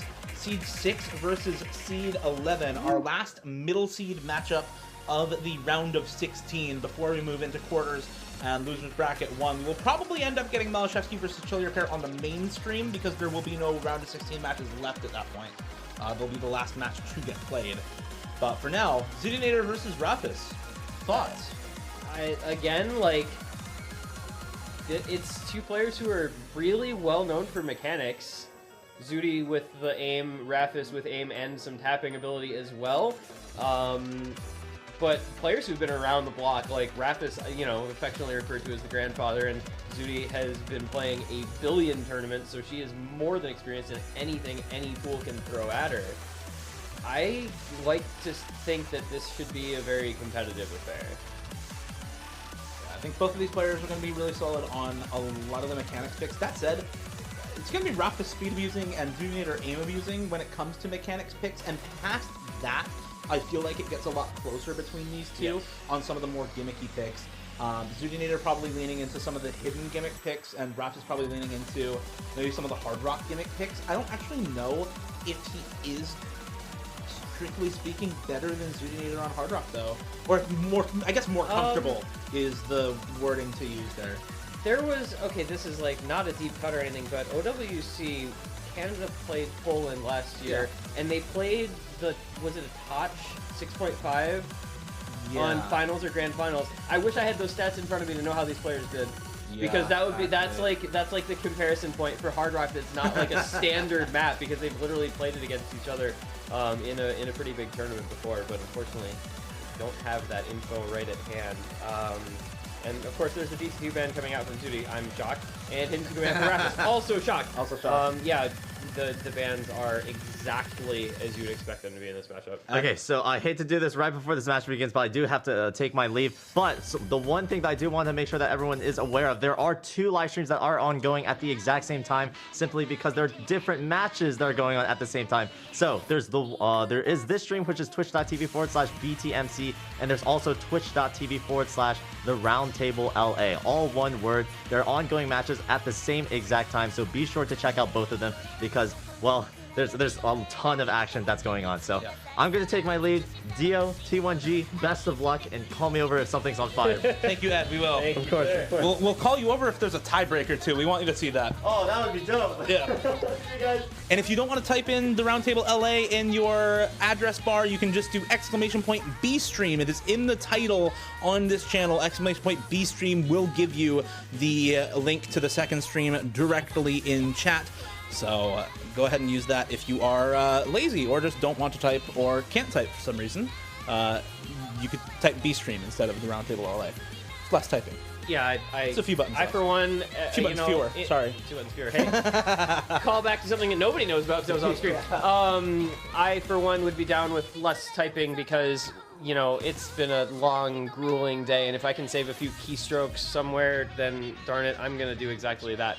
It's 4 p.m. I need to get lunch. I haven't eaten lunch yet. Yeah, neither. I had a bagel at 11 a.m. and we've just been casting ever since lunch We've been got here. stuck on the couch this whole time. But it will be the least surprising first pick I think I've ever seen in my life. Well, actually, there's been plenty of those in these matchups, but Zudi hidden one against Rafis, like, wow. Never saw that coming. Yeah. And how many tournaments has she played this in, would you say? Probably like 15-ish. I would guess. Like I was going to 15. say a dozen, so yeah, we're about the same. Yeah, we're. It's wide angle, awkward jumps. We've seen this quite a few times so far in the round of 16. We will probably continue to see it throughout the day. Expect similar players to pick this pretty much over and over again. Rafis is not having a good time. Straight up, 90% act, not feeling it right now. Zudi is 98 act on the full combo, 40k score ahead, despite being less than 80k score overall. So, doing pretty well. Yeah, can a map be over a quarter of the way into 4 minutes? Kind of. Sort of. Pretty much. It'd be more likely on a raw mechanics like tapping map, but I guess it can happen on a name map as well. This is just, it's interesting because like Rafis obviously has some solid like HDDT aim-based FCs. Yeah. But this is very different than that, and there is a trade, so Zudi will no longer be rocking that full combo. But she has 155k score and she's ahead by 93,000 points. Yeah, it's more than double score for Zudinator right now. A third of the way into the map. It's 93 act for Rafis, which is great on a report card, not great in Osu. He's not having it with this map. There's slider breaks, there's misses all over the place. Someone turn his client window off. Yeah, it's not going well. Yeah, this is not pretty. Hide it. Yeah, this score gap actually has gone down. Well, it's chilling, I guess. I was gonna say this is probably not legal to broadcast in some places, but this is just Zudi playing her skill set against somebody who isn't good at her skill set. Yeah. Which feels like the sort of thing that happens on. We got a lot of matchups today because there's not a lot going on here to talk about. We've had a lot of matchups today where it feels like it's just these diametrically opposed skill sets, and that's literally just by like luck of the draw. Yeah. The way that we decided seeding for this tournament was obviously we didn't have time to do a qualifiers. We didn't have time to fit in another round of tournament play here. So we just used rank-based seeding with badge-weighted seeding. For those who don't know what BWS is, basically we just count the number of tournament badges that a player has and artificially inflate their rank based on how many badges they have. It just ended up this way that we have a lot of matches that aren't between players with close skill sets, and instead you have matchups like this where you have players that are just completely different skills matched up against each other. Fancy Lad versus Scytho, Siru versus Ryuke, and now Zudinator versus Rafis as well. Yeah, and so she's gonna aim abuse, and Rafis will, I figure, just pick Nomad 5 and speed abuse. Yeah, and then DT3, Nomad 5, DT1 yeah, probably. we'll actually have a match like for the last pick for each player. Pretty much, yeah. Assuming no breakpoints, the relevant maps will most likely end up being literally the last pick each, because by that point Zudi will have gone through, whatever, I don't know if she wants to do like Hidden 1, Hidden 3, or Hidden 1, Nomad 1, Hard Rock 1, and Rafis will have gone through Nomad 5, DT1, DT3. By the way, more than triple score for Zudinator on this map. If it wasn't clear enough that this is the Zudinator map and not the Rafis map, triple score is something you don't see every day, especially score v2. It's quite hard to do. Yeah, that's a very... Well, it is a very good score. I think we've seen a couple players who are up around that level, but that is a very big win is mostly what that is. That is a very, very... Is that the biggest skill gap we've seen on a map yet today? We haven't seen triple score anywhere else. I think in terms of a relative gap, it's definitely the biggest. I don't know about raw score gap. I think probably... An FC versus a one miss in the middle on Nomad 1 could literally be the same score gap, but it wouldn't be the same relative score gap. Yeah. Yeah. So, that being said, DT2 banned, Rafis has Nomad 5, DT1, DT3, or, you know, we talked about not really being sure who would be favored on the non-raw mechanics Hard Rock, so obviously Hard Rock 2 and 3 kind of up in the air a little bit as far as who might be interested in maybe picking those. Yeah. I'm thinking we see probably the Nomad 1 Hard Rock 1 from Zoominator later on, maybe something like the Nomad 2 as a last pick, or the Hard Rock 2 as a last pick. I don't know. I mean, full area, very good for small circle size, so we SFA? might see that Hard Rock 2 get picked up. We got the cat picture. Cat Pog. I don't know if that's an emote. Is that an emote in chat? Emote? Well, Is there there's some a kind meow of emote, right? There's very many meow emotes. Yeah. So I mean, we've got that. But we are waiting for the Rafis pick. I'm not sure. I feel like Hoping everything is good for hopefully his setups are side, fine. and hopefully we'll see his pick soon. It is going to be Double Time 3. Again, not a surprise that it is this map out of the 3 that we expect. It's the fastest speed map that is currently in the pool, so looking to effectively guarantee as much of a score lead as possible, I feel like, when you go for this like high BPM first. Yep, I definitely think this is like, I am just gapping this person on the speed aspect of this map. I mean, Zudi can probably aim the aim stuff in this just fine, and she can read the reading stuff in this just fine, but she can't speed the speeding stuff as well as a player like Rafis. And a guy like him who's been around so long, of course, will be very comfortable with older styles and maps in general as well. So, we're gonna... Commentary is dead? What? Our mics are... Oh, our mics? Mic is fine. Okay, well... I don't know if we're getting trolled or not. outside. It may just be something with the TV out there. We're going to keep casting anyway. Twitch chat says it's fine, so we're actually getting trolled by the people here, I guess, which is unlucky. I am not used to having to trust Twitch chat over people in real life. Yeah, that's a new one on me. That's a paradigm. That's a paradigm shifter. Twitch chat, can we trust you? Can we trust you? Type 1 if we can trust you. So in we go here, and by the way, Zudi's still holding on through the first 200 combo of this. We'll see how long that is able to be maintained, as Rafis is in fact going to be the first one to break. So Zudi is actually going to take a lead in Rafis' first pick on a speedy DT map, which are words that I didn't really expect to be saying. Yeah, Zudinator is, I think, double tapping some of these. You can see 50s and 100s on the error bar down at the bottom of her screen. Look at the accuracy. She's only down by 0.6%. It doesn't even matter. Rafis is a thumbs up to the screen, seeing the miss there in the middle and seeing Zudinator's combo. Definitely not happy. Both players having a little bit of trouble acting some of these longer bursts despite OD7 on this map to start with. And it just goes to show how tough it is to really be good on a map like this. But Zudinator is just spamming our way through it and keeping the combo. And in this game, that's all that really matters. Even if you have low accuracy, it's a combo game. It's a game where as long as you can just force out hits at some point in the timing window, you'll be fine, right? Yeah, so just mash your way through and you're good. And she has the aim for a pick like this. If I'm allotted 200 milliseconds in my hit window, then goddammit, I'm using all 200 of them. But there's the break, and that's actually going to be meaningful because we're only halfway through. And the accuracy difference is way bigger now. is 2%.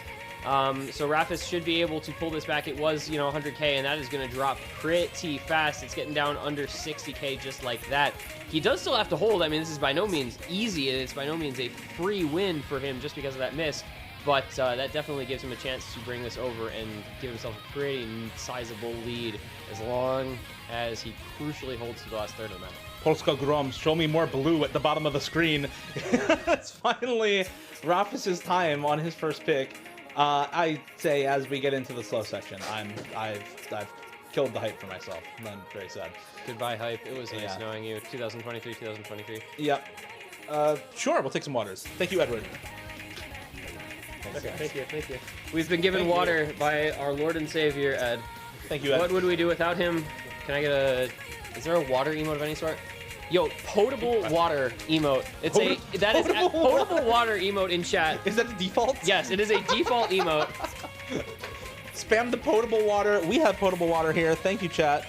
Yeah. Too busy with Polska Grom, which I mean, understandable. Which, you know what, Polska Grom, 1,000 combo for Rafis, a 96 accuracy, 1.5% up above Zudinator, looking really solid here at the end. 725,000 score, unfortunately, for Rafis. as we get here to the end of the map. Another miss for Zudinator will completely seal things up as Rapis full combos the end. Spins his way to victory with almost 800,000 score and a 1 miss on the DT3. Very nicely done. Yep, that was, it looked a little sketchy for a little while at the start compared to expectations, but Rafis more than made up for it in the back half, and especially that last quarter of that map. And we are thusly tied up at 1 map apiece. And now we go to Zudi, who can pick... Okay, Nomad 1 or Hard Rock 1? What are we getting? Or does she throw a curveball and go for like Nomad 2 or something? To warm up more for stuff like Nomad 5. Does she stand Dreamcatcher? That's the question. Because if she stands Dreamcatcher, then it's Nomad 1. Okay, but Shout is better. But Shout is a better song. We haven't actually seen it. Yeah, I need to see Shout. Can you pick Shout? It's Nomad 2. Nomad 2. Okay. Well, I'm just fine too, I suppose. I mean, you kind of called it, but in like a roundabout sort of way. I don't... It's the warm-up pick for Nomad 5 DT1.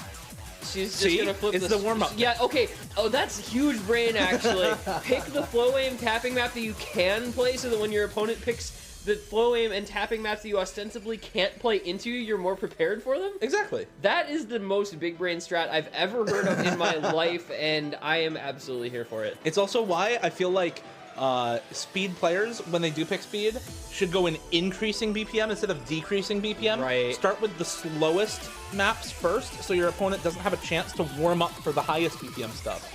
Oh, man. The things you think about when you're casting Osu matches. The strategy in this is, yeah, sometimes you don't think about some of those aspects, but man, and I do think, like, Zudi should be good at this. Like, her flow aim is quite good, and her control aim is quite good. That being said, like, Rapis can play Nomad 2s traditionally pretty fine. That said, I mean, this is not a traditional Nomad 2. No. There's a lot of other stuff going on in this map, a lot of aim control, a lot of finger control, a lot of really awkward patterns in this map, and a lot of parts of this that just you wouldn't normally see. Accelerating and decelerating streams where the spacing is not consistent, a lot of 1/3 and changing tempo in this map, changing beat snap divisors for those familiar with the lingo, and a lot of sliders and high spacing stuff that isn't really common in Nomad 2.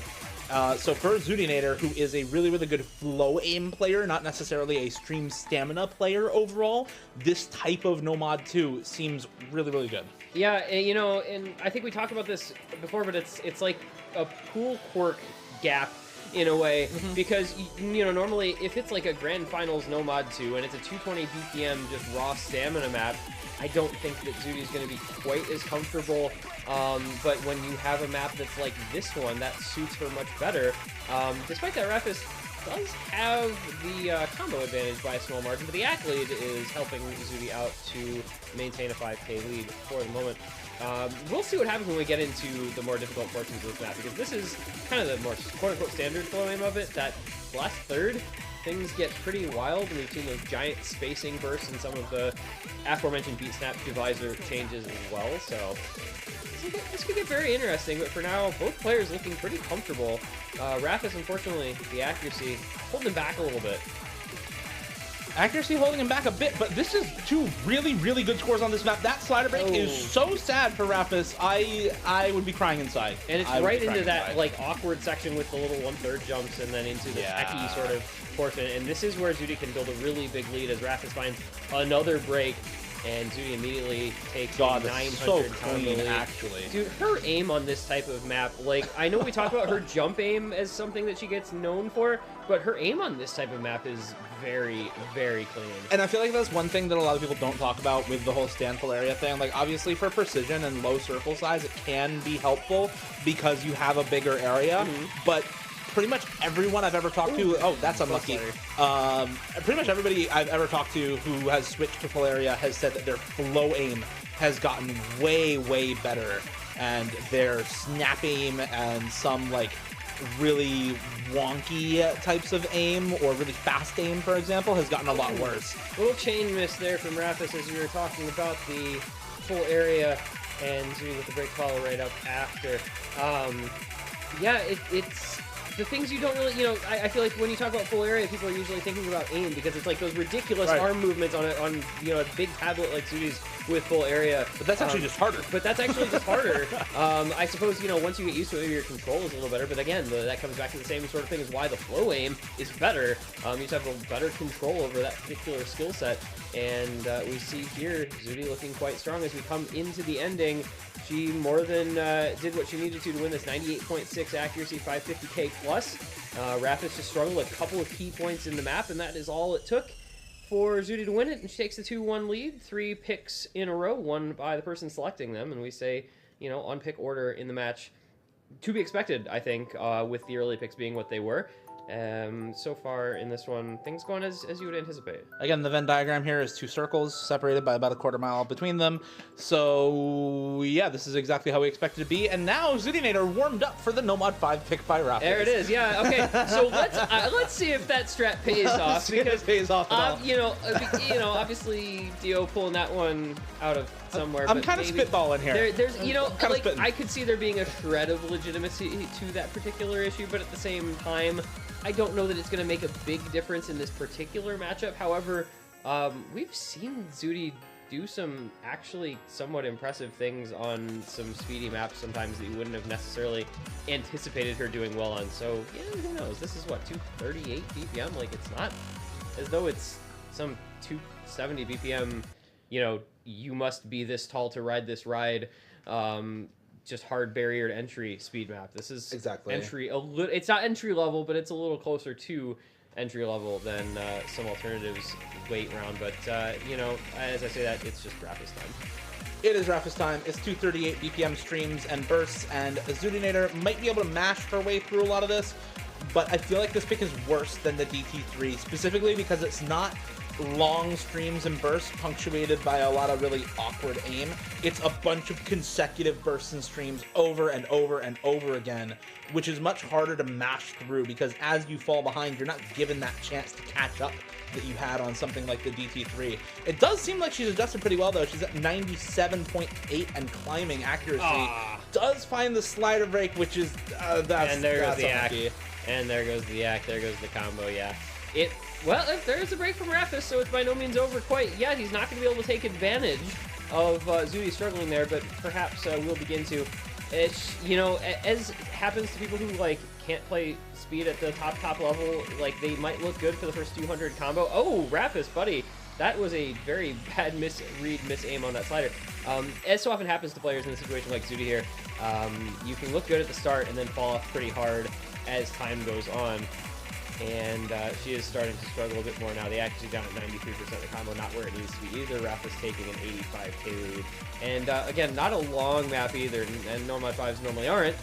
And so that lead is going to start to expand. But there's a break from Rapis. Is there a chance here? There's not a chance here, right? Surely. I don't think so. It's 70k. It's a 3% hack lead, almost 2.5% now. The score lead is dropping kind of precipitously here. Is exactly what yeah, I was thinking of. 40k now for Rapis and dropping 30k, 25k. Can Zudi hold on? Is it to be the break she point? Made it through There's that 57-note stream at the end. Can she hold through this is the question. I don't know that the accuracy is good enough, and it's not. She mashed through. She actually held through it, but she dropped axe so far down to get through that stream that it proved irrelevant. And 46k on a Nomad 5 between these two players is perhaps closer than you might expect. But Rapis gets the job done, and we remain tied. Now, this is a best of 9, which means we're 6 maps in. There's 1 pick left per player. We are down to a best of 3 for all the marbles, and Zudi is going to go... Best of 5.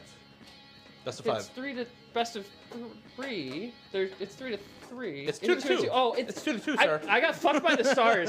Dude, okay. All right. Do you know the stars on the screen? That's my one. The stars on the screen are that weird-ass colors where it's it's white to denote when they have a point. Yes. And my brain is lagging enough at this juncture in 4 hours into streaming that I got lost there. Anyway, 2 to 2. So there's 2 picks left per player. Yep, best of 5 left on our hands. I apologize. Hard Rock 2 for Zudinator. And it's Hard Rock 2 for Zudinator, as mentioned. That was actually right. Yeah. That you can't get wrong. No. One other thing, do have a couple of updates on the other stream. We do have other matches going on the B stream, twitch.tv/the Roundtable LA. Bubbleman versus Rairiku has finished. Bubbleman has bested Rairiku 5-3 and moves on to the winner's bracket. He faces off against where is my challenge? He faces off against Ryui in the winner's bracket, Siru to face off against Rairiku in the loser's bracket, and Malashevsky and Chillier Pair are already playing their match. Malashevsky is currently up 1-0 against Chillier Pair after winning the Hard Rock 3. And now we get back to this Hard Rock 2 pick.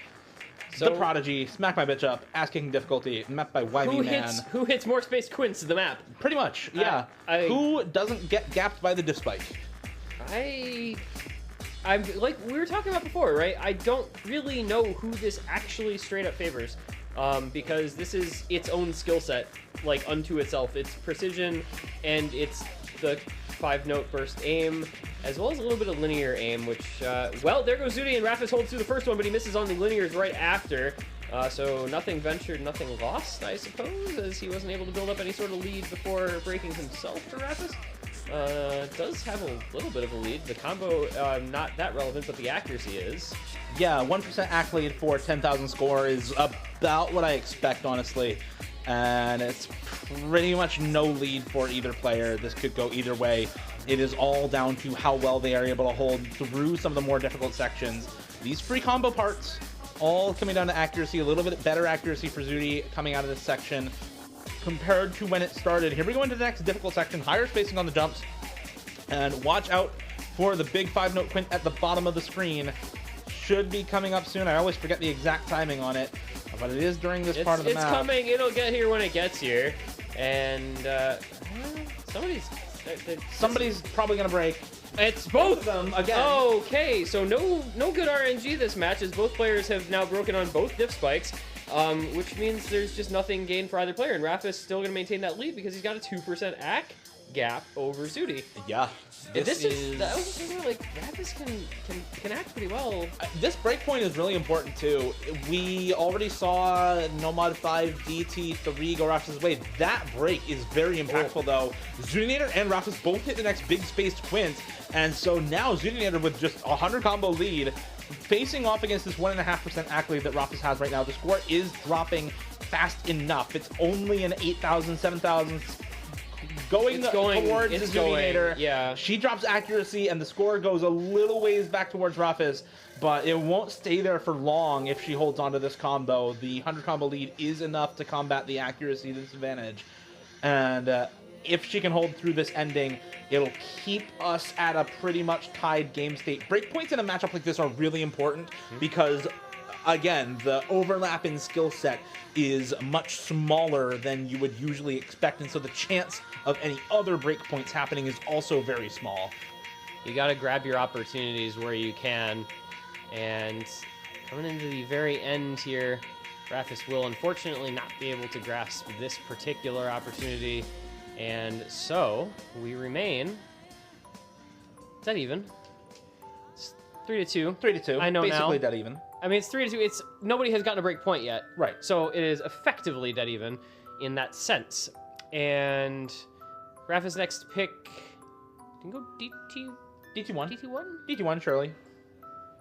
Because I don't know what else it would be if it's not DT1. Yeah, I would be definitely very surprised to see anything besides DT1 as the pick here for Rafis, and I hesitate to say that it should be any of the other maps that are outside of that DT pool. I feel like after this is when we're going to get some real toss-up picks between these two. Hard Rock 1 is still left up for Zudinator. Nomad 1 is also still left up. She has not picked either of those, going with the Nomad 2 and the Hard Rock 2 so far. I feel like we maybe see something like the Hard Rock 3 as a last pick for Rufus. I don't know exactly where we might go. See it. I mean, he's good at AC. He's got pretty reasonable finger control. It's definitely an option, and there is indeed the DT1. So we once again get Gold Dust. This one has been, well, with as many matches as we've had, every map has felt popular except for like Nomad 4 and Nomad 3, I guess. And yeah, Nomad 4 and Nomad 3 have not been super popular, unfortunately. There have been a kind of several other very popular maps so far. So slightly older style, slightly awkward aim, DT1, 10.3, the Rafis skill set coming in clutch here, I think, with this particular one.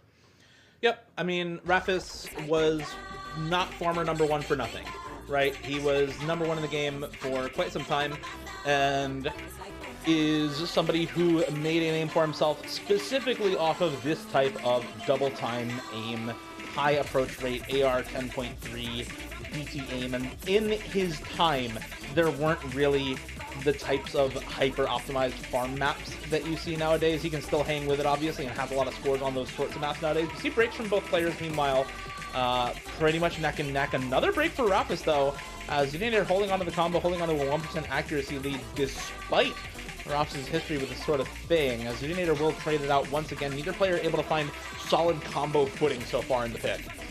Yeah, you know, if you're not 100% like comfortable with this type of aim as soon as the map starts, you run into those patterns early on and you're just going to struggle with them while you kind of get the required style of aim down and set to go. They both are picking up, though. A couple hundred combo for both players, and that accuracy still staying pretty close means the score is going to stay very close as well. It's about 10,000 points in favor of Rafis, who has a 50 combo lead, but he is down 0.2% axe, so it's very, very minimal, if anything. We're going to continue to see more of these difficult, older-style aim patterns coming in, and there's a misaim from Rafis. He looks like maybe over-aimed that just a little bit, and that is going to be advantage. Zudinator takes the lead back over. Another chain miss, 3 more misses from Rafis, not what you want to see at the 3/4 mark. Zudi makes it through that burst. She holds through the next linear aim pattern, and I don't want to say she just won this map, but she certainly didn't just lose this map. Yeah, I think it's pretty much over. I mean, this is 140k.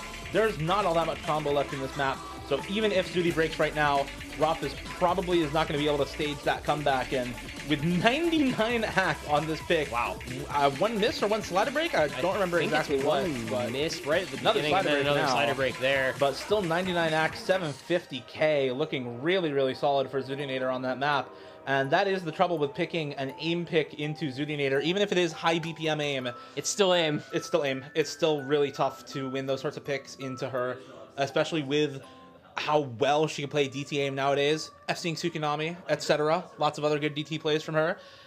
And now... I think I just saw an instant HD3 pick, but I'm not 100% sure. Yes, indeed we did. Where is my Hard Rock 1? Where is my Hard Rock 1? You're Zudinator. You're supposed to pick Hard Rock 1 here. Like, that's what you do.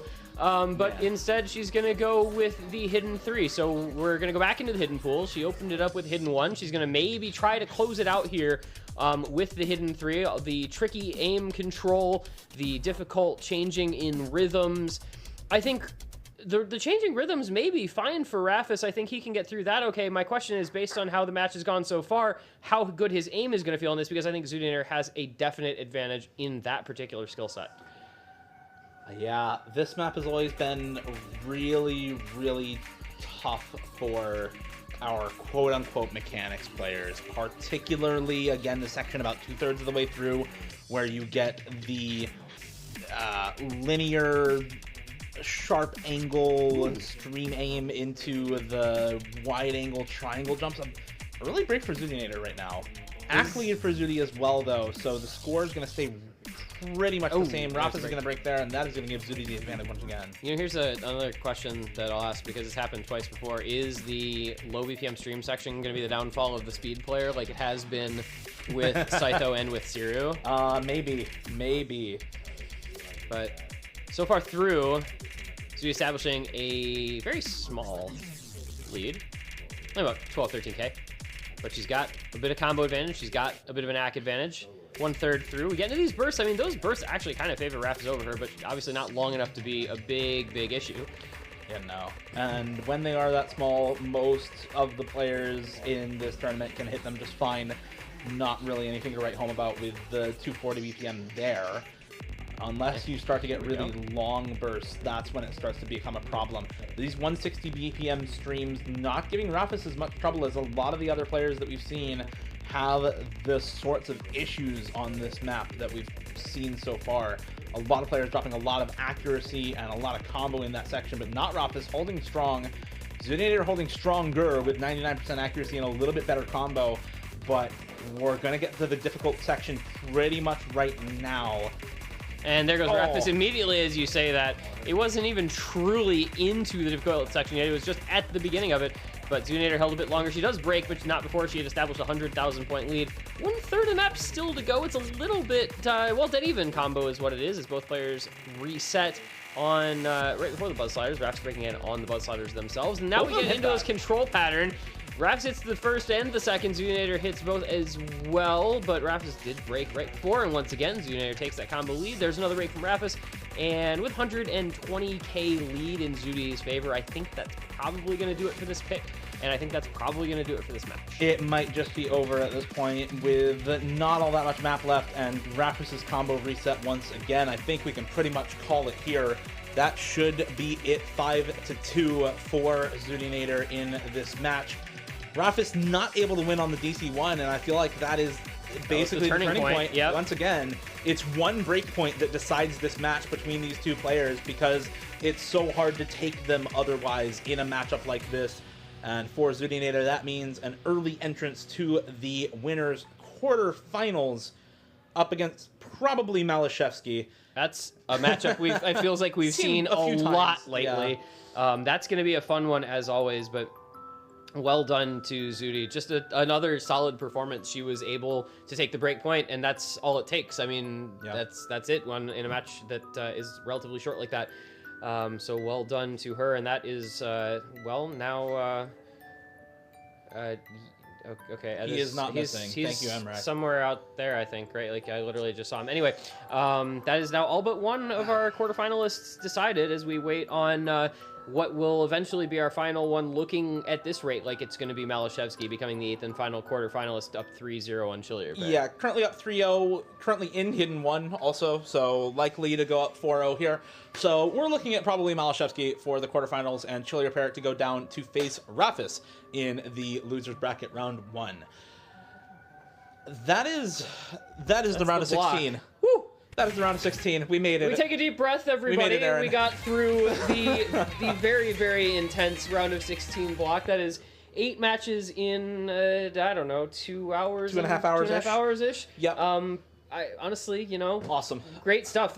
We saw some really good performances. We saw some closely fought matches. We saw some one-sided stuff, but still solid performances required in those. And, you know, I think we expect no less when we've got some of the just absolute best of the best players in the world out here putting forth their best foot in this tournament. Would you like to watch? I think we're going to go ahead and take about a half-hour break in between the round of 16 and losers bracket round 1 matches.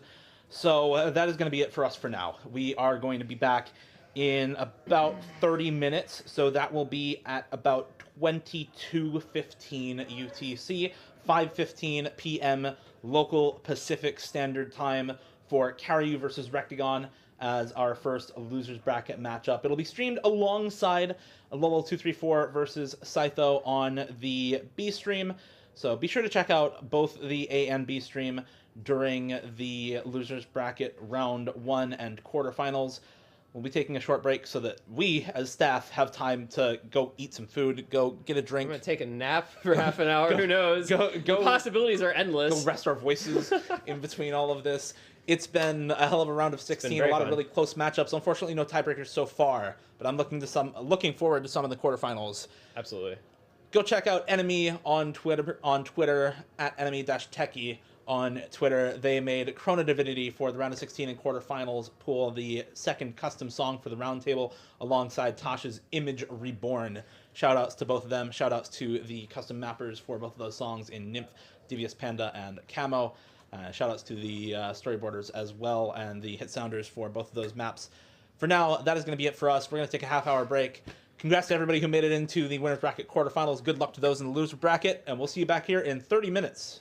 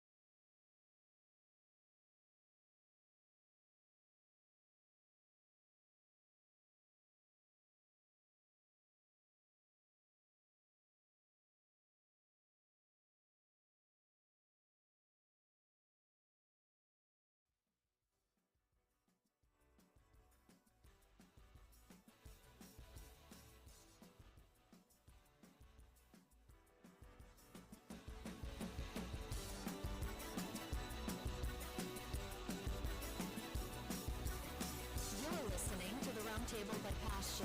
Click the banner on the screen to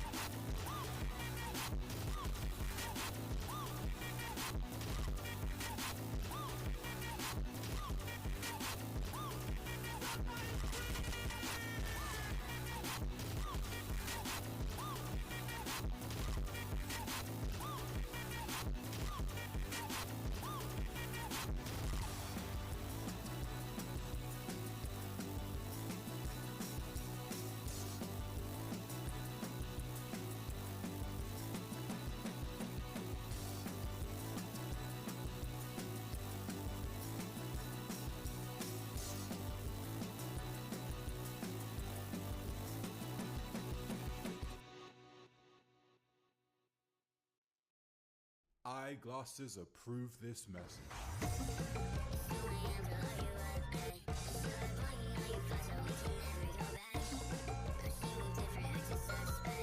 You're listening to the Roundtable by pasture.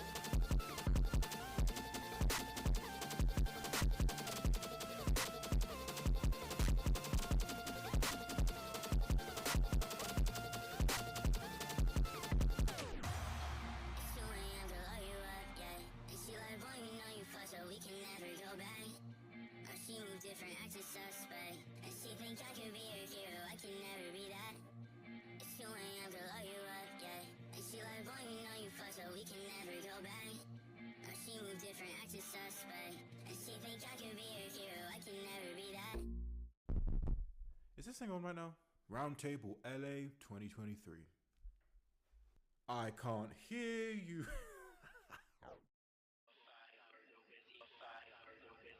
You're listening to the Roundtable by pasture.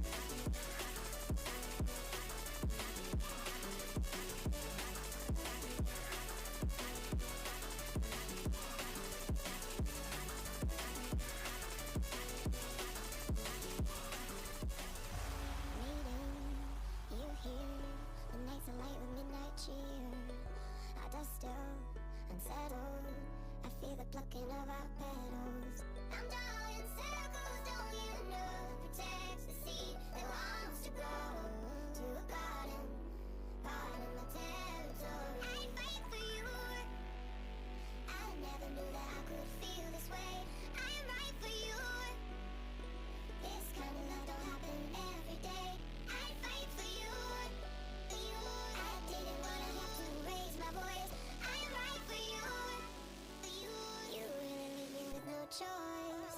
I'd fight for you.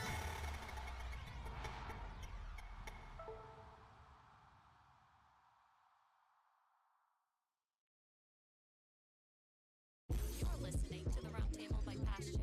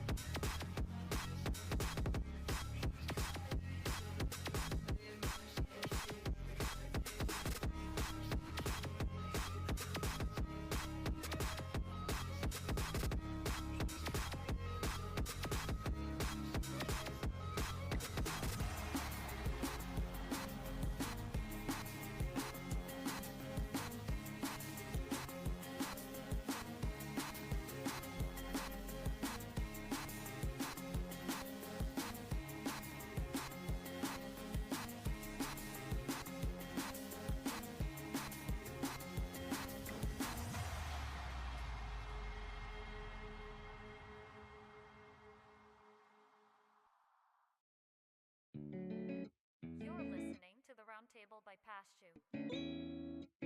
Come on, converse, pursue with yours.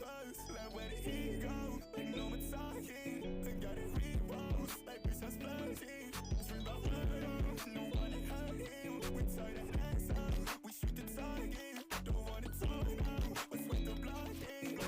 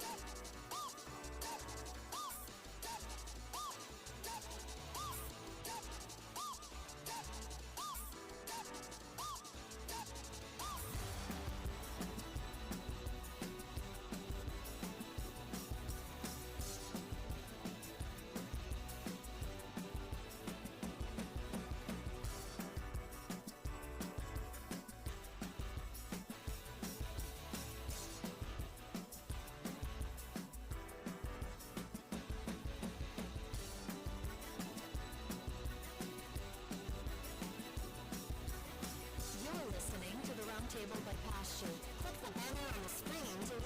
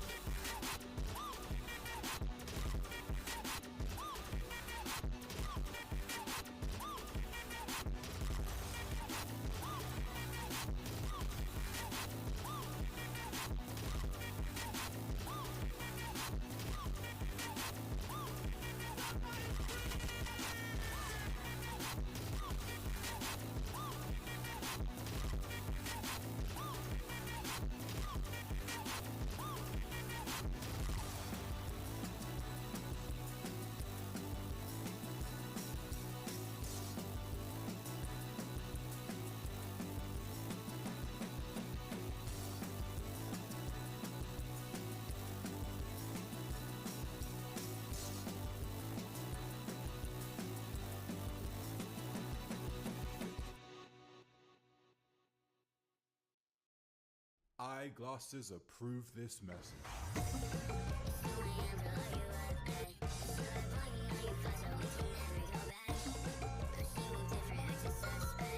You're listening to the Roundtable by Pasture.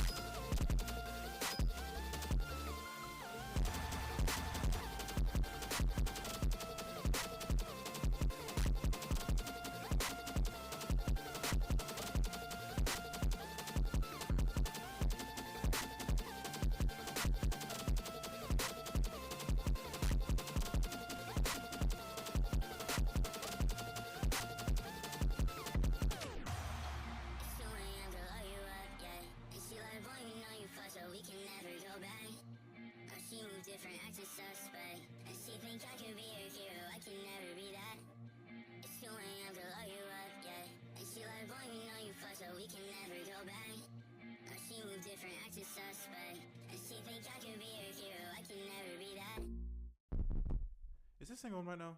Roundtable LA 2023. I can't hear you.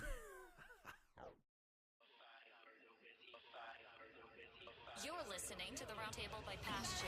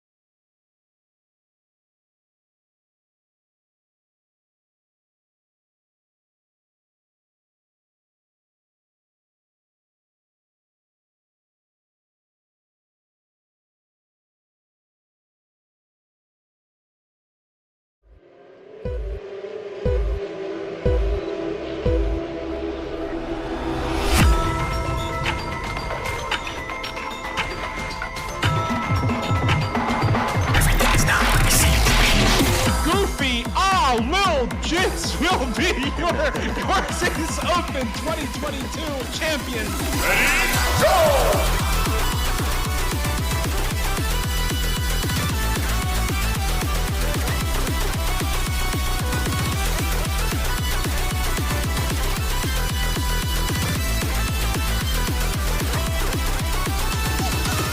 Stream, it's over. There's just no way. He's still holding combo.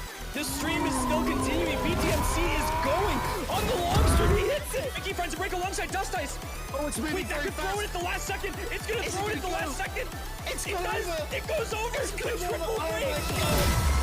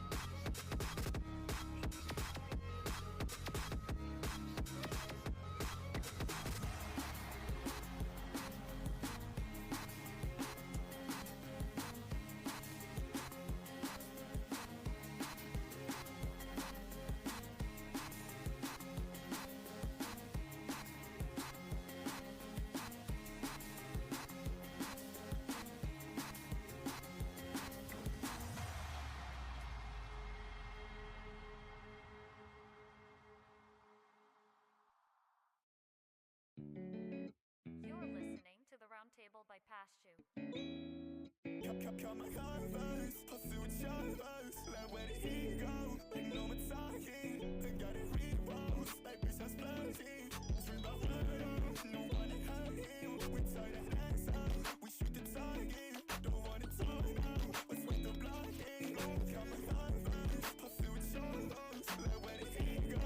Like no more talking. I let it go, let it go. If we had bad blood, I'ma let you know. No. You a hoe, and keep all that shit, I'ma let it blow. Why you talking to me?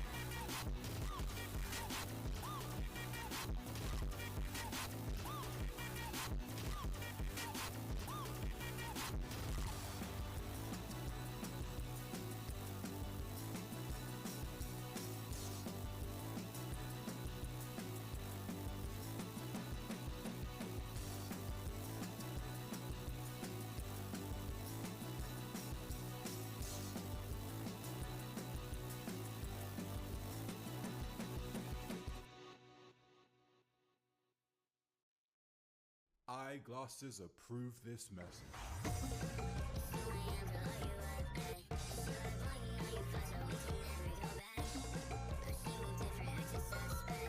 You're listening to the Roundtable by Pasture.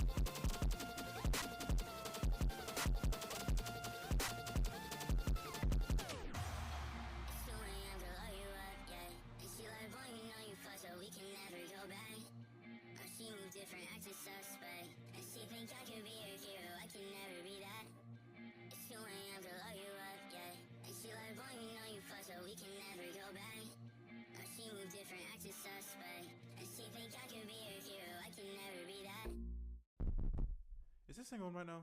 Roundtable LA 2023. I can't hear you.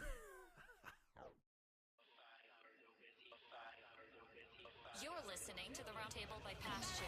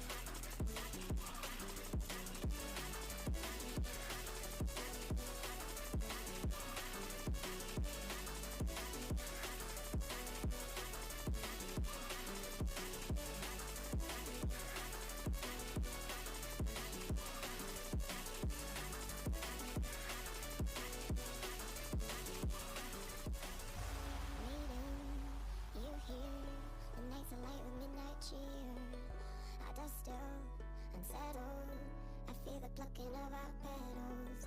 I'm drawing circles, don't you know? Protects the seed that wants to grow to a garden, part of my territory. I fight for you.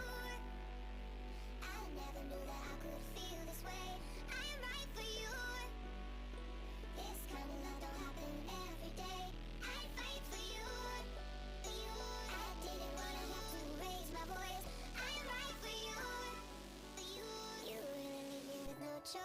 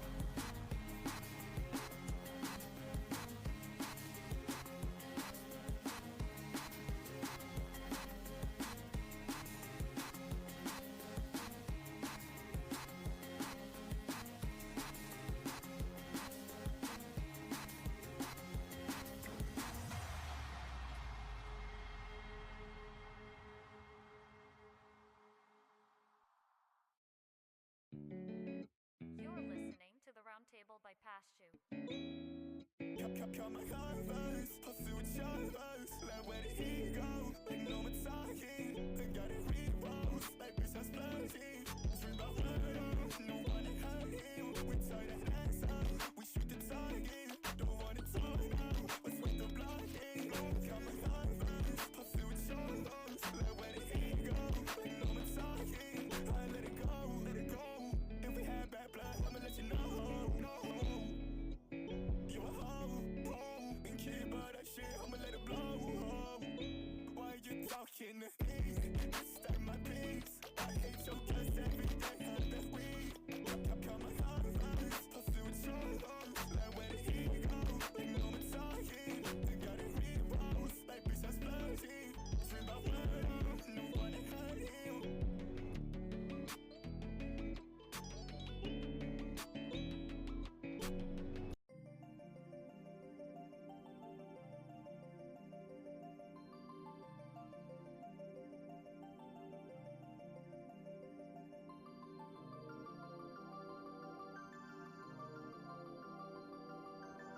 You're listening to the Roundtable by Pasture.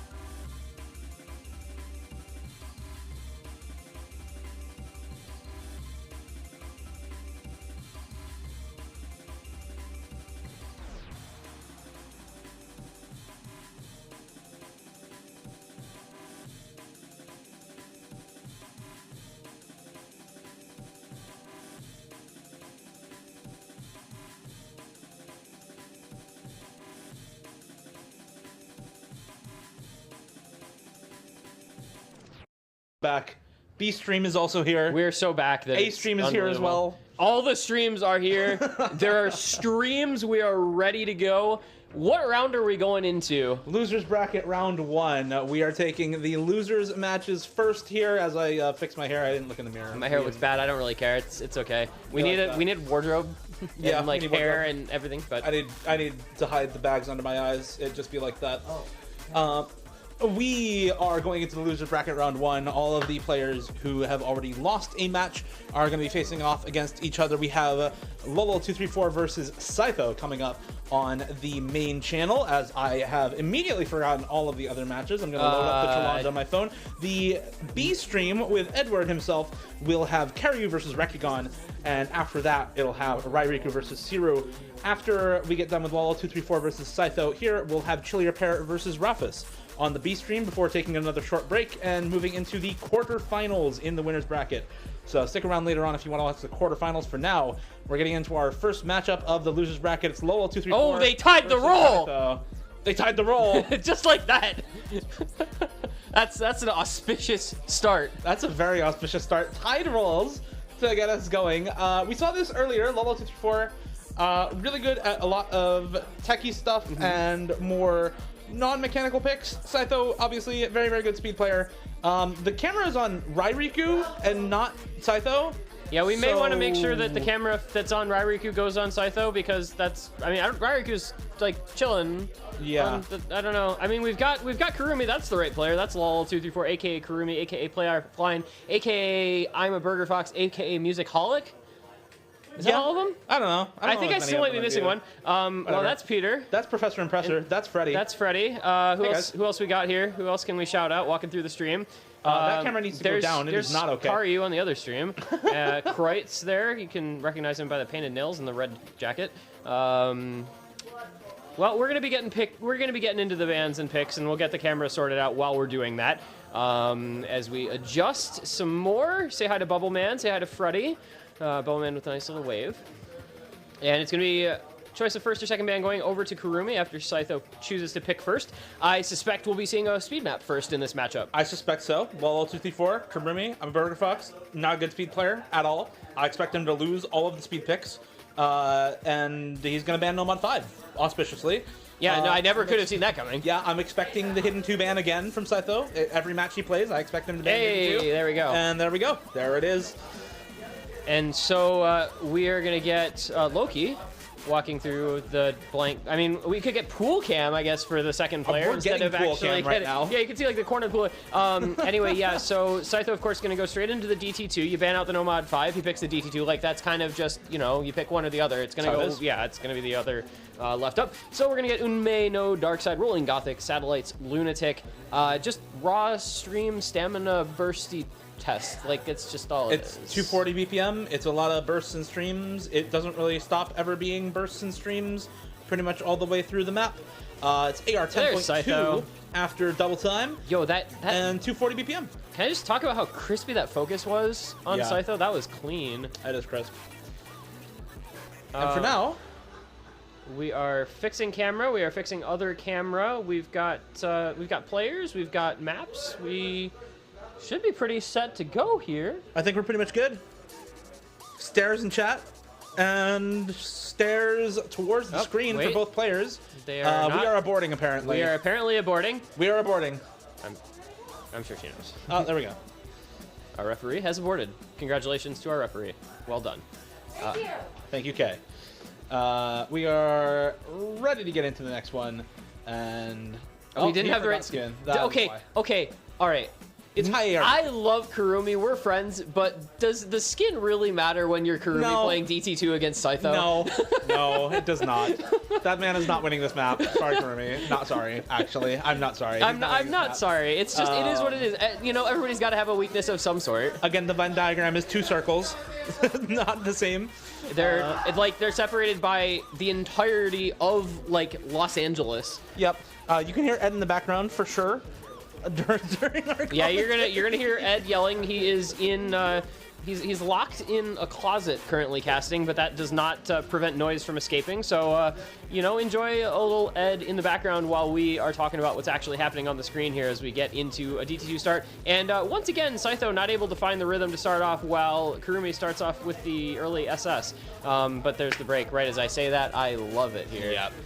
We do have, that looks like Score V1. We are on Score V1. At referee, we are on Score V1. At referee, we are on Score V1. Score V1.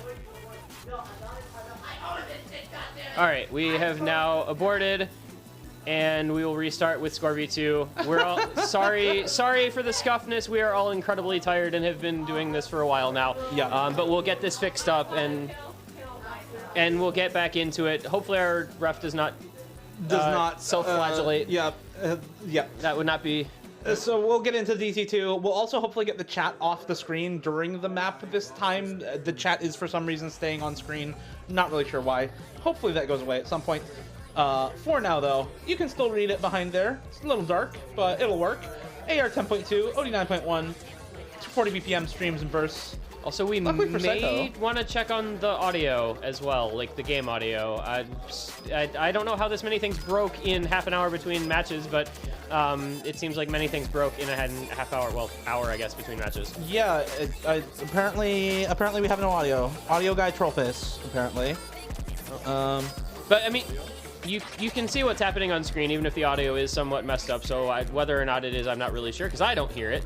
But you can very well see what's happening, which is Kurumi with the lead in the combo department, but Scytho with the lead in the accuracy department, albeit not by much. Also, cursor on screen. And now the cursor's gone. It'd be like that. Yes, I can.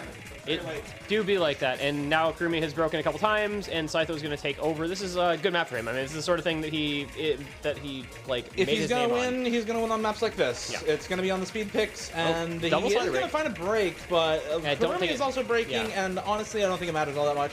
It's a 60k score lead for Saito. It's probably going to stay a 60k or more score lead for Saito throughout the rest of this map, despite the little bit of warm-up that Kurumi might have had, and despite the change of skin that he had an initial abort Yeah, for. that was never I gonna. don't think it's going to matter. Yeah. Maybe he was playing like default skin by accident. Like I could see Yeah. what I could see that just being really bad. But actually, default skin's got a lot better. But if you're used to anything else, it's a big change.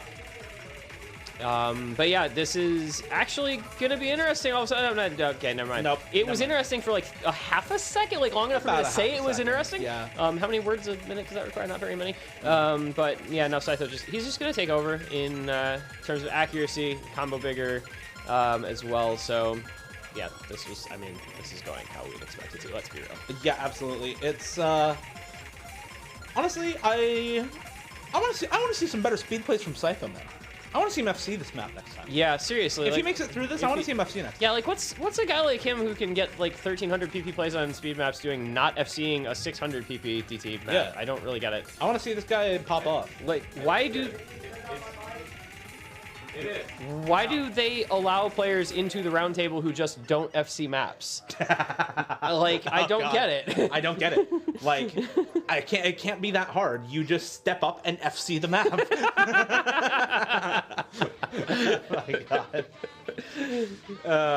All right, Kurumi hopefully stepping up and FCing his map on his first pick. Maybe we'll get the map pool scene. Maybe we'll get the chat figured out at some point also. Oh, we have the correct country flag for Kurumi. Yo! Wait, that's the first non-American player at all the right, roundtable. maybe that guy. Oh, wow, that was the fastest change between maps we've had all day. All right, so Hidden One for Kurumi versus Saito is on paper really Kurumi favored. Yeah, like a lot. Very Kurumi favored. I am expecting this to just be kind of a blowout on this map in much the same way that I expected a blowout on Double Time 2 for Saito. I'm expecting this one to go very much Kurumi's way on this map, but he does find a couple of breaks early on. That said, he's still gaining He's up by score. 4%. He's up by 4% act, 5% act, 6% act. Saito just doing a little bit of an Abyssal cosplay. Yeah, this is not the map for Saito. And Kurumi, even though this isn't necessarily his best skill set, he's not like an awkward aim hidden player by virtue. But this is just counter picking your opponent. Yeah, exactly. This is like, I'm not good necessarily at this map compared to some others, but I know my opponent is worse, so it's fine. And when you're up by 6-7% accuracy, these are objectively both not very good scorers, but in context of this match is all that we need to worry about. Why do they allow players into the roundtable who can put up objectively not good scores on maps? I'm Aaron? telling you, like, I don't know, like, we clearly just are scraping the bottom of the barrel for invitees. The bottom of the barrel, rank 34. Exactly. Rank 34, like, American PP record, like, what's that? What's that guy doing here? Like, this is a 16-player tournament. We should have the top 16 players in the world. Exactly. Where is... Akolabed. Where's Akolabed? Where's Lifeline? Where's Nineric? Where's Nineric? Where's... Why are so many players out in the top 16 not American? Who else? To save Yeah, money? right. Who else is up there?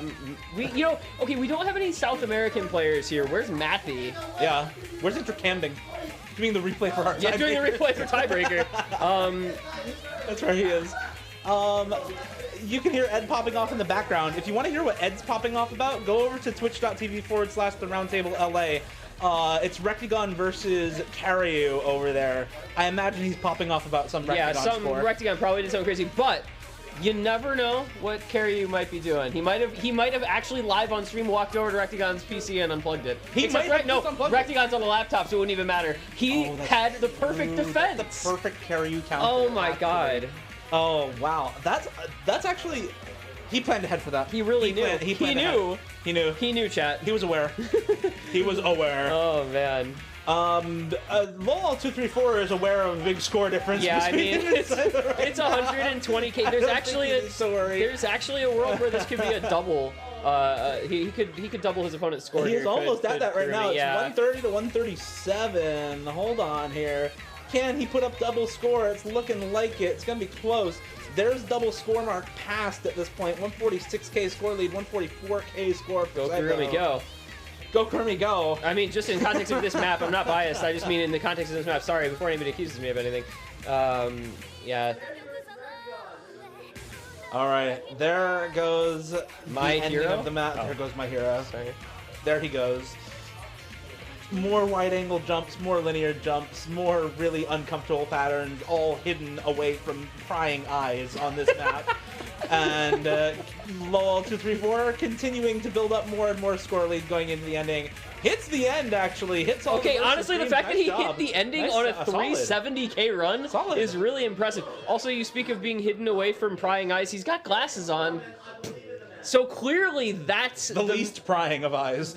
Yeah, I mean, you know, maybe that's the defense, and that is now the 1-to-1, and we're gonna go instant DT3 because of course we are. Because of course we are. Yeah. No modified ban? DT2 No pick? modified DT3 ban. pick? Yeah, like this is just how this is gonna go. Scythe looked really good on this before, if memory serves. Yeah, he looked really, really good. He had like high 99 act for a long time on this map against I'm a Fancy Lad. We are going to go back and make sure that we have all the picks. It is the DT3 pick next up for Scytho. There we go. And we should be able to get into it just about now. Time to go. Oh wow, we're already in, and Scytho is not playing. Not tapping. Hopefully we get an abort That's an here abort. for Scytho. That's an abort for Scytho. So we will abort for Scytho. So Not we sure will- what's going on there. If he was, oh, offset. Okay, offset. That's an excuse. That's some copium, if you ask me. He hit 100 on the first note, and he's like, "Oh, my offset's wrong." Yep. Oh my god. That's all right. Well, hopefully we're good now. I can't believe they allow players at the Roundtable who don't have the right offset for every map immediately. Yes, I'm running Are this we one running it into the ground, and How like long below. can you beat the dead horse? Okay, so like through the Earth's crust, I think we can maybe get to the mantle by the time this one's over, depending on how many maps it takes. This horse is already beaten and mangled her. There's only so much more you can do. Stop! He's already dead. Yeah, exactly. We're sure this isn't Roundtable After Dark. I think it's all Roundtable After Dark. Always has been. Always has been. So into Scytho's gonna take a pretty big early lead on this one. He's got a couple percent accuracy lead. He's got a pretty sizable combo lead. He actually looked really good on this map before. The dude is surprisingly good at this type of thing. So I'm gonna be watching for him to put up another really good score. He's at 99 AC. He's got the FC still rolling. The early break from Kurumi plus the lower accuracy not helping his case. Having to struggle to get through those bursts as well. If you saw those 100s dropped at the end of those fast 5-note bursts, Kurumi definitely not as comfortable with his BPM. Scytho, meanwhile, I mean, this is just a walk in the park for him. He's popping off. He's popping off. It is currently 1-to-1 right now. It is one speed map for Scytho versus one aim map for Kurumi. And Scytho looking to make it 2 speed maps and doing a pretty convincing job of it right now. There's not a lot to talk about. Kurumi cannot hit this BPM. He can't play this BPM. I mean, you can tell by the 50s. He can fake it. He can fake it, but he cannot make it. No. Good job. Good sync. Good sync up. Good sync up. This is what casting on land can do for you. Oh man. Yeah, this is just gonna be Scytho. I mean, he's not really like running away with this. I mean, the fact that it's only 100k, Rectagon hit something crazy. If you can actually still hear BTMC. I'm not sure if that was within audible range for humans. Yeah. That was above. Oh, there's a break for Scytho. Okay, wait a minute. It's only 100k. Is there? This is actually winnable. He can cheese the burst. It's a 3% AC lead for Scytho, but it's this is 800 dropping combo. So fast. It's Down below 800 combo 70k now. And there is a third of the map left. This is very, very doable for Kurumi. He just has to hold for a little while here, and he will overtake Scytho. Oh the my question God. is whether Scytho can hold through the ending, and whether there is a miss for Kurumi, because if Kurumi doesn't miss, the play is goated, but B, he's going to take a break point in a This matchup would where he be- really should not be afforded a break point. Yeah, this is not the sort of map where you would ever expect Kurumi to be a player like Scytho, but sometimes one miss can be all it takes to throw away a big lead on a map.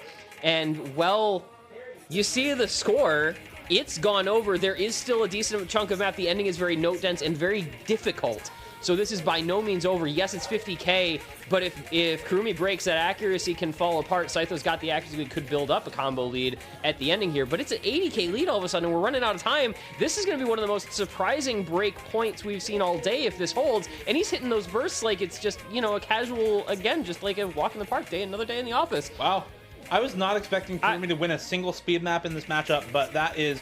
Saito will break again, and Kurumi will hit the last long burst in this map. He's able to kind of jitter tap his way through and get himself into a 2-1 lead. Is that an FC? I don't think so. Did he break right at the start? I think he broke one miss right at the start. But I mean, Kurumi, who is not by any means, like, I will stand by saying he is not by any means a speed player. This guy sucks at speed. Sorry. He genuinely is not a speed player, but he just won a speed pick against Saito. What does that say about our DT3? Not a speed map. I guess. It's not a speed map. You just picked the wrong DT3, guys. sorry. My bad. But, yo, like, low-key, though, shout-outs to Kurumi, because that's a really big break point for him to pick up in this match. Absolutely. And, you know, not everybody is going to be as familiar with this guy, but, like, he's a grinder.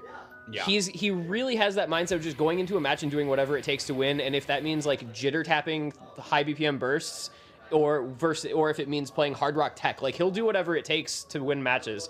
And it's a very impressive thing to see when he wins maps like that. And, you know, we're going to go Hidden 3. Again, back to the Hidden Pool. Trying to hidden abuse the non-reading player. He's got the right idea for this matchup.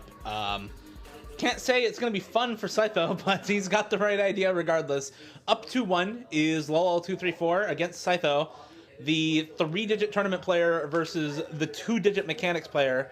Who does better in a tournament setting? Apparently right now, it's the 3-digit tournament player who is looking to upset and to take this match against Saito and move into top 12. A little bit early to be declaring anything about that, but I mean, he is up the break point. He is up the break point, and this was not a map that Saito looked good on at all in his previous match against Fancy Lad. No. He ate it on the 160 BPM section.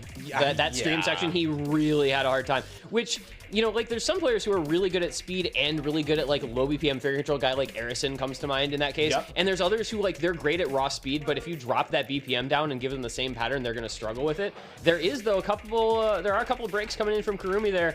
However, once we get out of this section, it might transition into something that he's more comfortable with, and Saito might be a bit less. You look at the ACK is still staying very close despite the breaks, so that kind of gives you an idea that maybe Kurumi is more comfortable than the breaks may otherwise indicate. It's looking pretty good, even in spite of the early combo breaks for Kurumi. Maintain the same accuracy. Down about 100 combo, but this is a very, very high combo map. So, for now, it's combo lead for Saito. Looking good, but hopefully having practiced this part, this is where he really, really struggled. And this is where he's no longer struggling. Yeah. No more note locking. No more really big act drops and combo breaks in this section for Saito, who is now holding the combo, holding through the cut streams, holding through the twists and turns of this section. Oh my god! The streams as well. Oh, the straight 50s, there he goes. Overstreaming, but that was going to happen. That is now below 90 act for Saito, and that is 600 combo for LOL234, making it through the section intact. That was, well, BTMC ACK. BTMC ACK. Yeah, I mean, you stream just straight 50s, you're eventually going to fall so far behind that you miss, and then you just no lock and you're gone. Oh, he was ahead. He was overstreaming the 50s, unfortunately. So couldn't find the rhythm. Now we go into the last third, which changes things up a bit. There's some of these very difficult flow into Both of aim. them are going to and completely note lock that. They are going to note lock. That would have been sick if Saito hit that. He almost got it. And now it's an 80k lead, 85k lead. Kurumi's in a decent spot. He's got the combo lead, he's got the act lead, he's got the score lead, he's got the match lead. If you couldn't tell, Kurumi is not necessarily a hidden player either, but Saito is having more trouble with the map, and that is the entire point of this pick, is to pick a map that your opponent has more trouble with than most of the rest of the field, and abuse them on a skill set they're bad at rather than one you're good at. And this is sometimes what it takes to win matches, is picking maps where you don't look really good, but you just look better than your opponent, and that's kind of it. And Kurumi is no stranger to doing that, completely fine with doing it as well. Yep. Is going to be putting himself up 3-1 in this match against Saito. Yeah, that's a very smart pair of picks from Kurumi, as you're saying. Sometimes you pick stuff that you know you're really good at, and sometimes you pick stuff that you know your opponent is not good at. Yep. And it's just situational awareness, knowing what's going to serve you best in that given match. And here it's the back-to-back hidden picks for Kurumi. 3-1 lead, break point in hand, consolidation in the back pocket, 2 points away from advancing onward. Now Saito, I mean, he's got DT1 left. I don't know. It's a tough spot to be in, and it's gonna go. Oh, it's gonna go. Nomad James, 3. remember, pick Nomad 4 instead of Nomad 3 because it's swapped. There we go. Well done. Thank you, to Tech Team there for having our backs on that one. So Nomad 4 on the screen, but it's Nomad 3. It's the alt map, and because we all know how slot pooling works, everybody will just go sobbing to their mothers and fathers if they have their maps in the wrong slots. So Nomad 3, it's the alt map, guys. The only time it wasn't was like Corsair's 2018 or 2019 when it was the other way around. Ever since then, it's been switched. It used to be Nomad 3 Tech, Nomad 4 alt for a while. It's been a couple years since it swapped to Nomad 3 alt, Nomad 4 Tech. Not that it really matters. It's been the same kinds of maps for years anyway. And if so you see and if you look at anything about the maps, you'll know which one is which. Yeah, it's usually not hard. We call this alt, by the way. It's only 142 BPM, so Saito is going to single tap a lot of this. You'll see him on the right there, alting some things and single tapping most of this map. Kurumi choosing to alt a lot of this map, and you know, we give a lot of players, a lot of mechanics players, I feel like, not as much credit on maps like this, where they are really oftentimes snappy and focused and kind of low enough BPM where they can single tap this. Yes. Like, this is only 284. I say only. Only 284. for Saito. Yeah. Only for Saito, which is totally fair at that point. Yeah. Yeah. And I think, okay, we've almost just had a referee. Oh, God, people are almost falling to their doom here in the production room. But we did get a break there from Saito. I'm a little confused, admittedly, by this pick. But there's a chain miss from Kurumi, so that's going to kind of get right back. And look at that act gap now, 99 to 96. Saito in the lead pretty comfortably because of that accuracy. And I don't know that I expected him to go into this. I don't know that I think of this as a skill set. But again, definitely not. But you know, if you can single tap this, it's like quote unquote easy.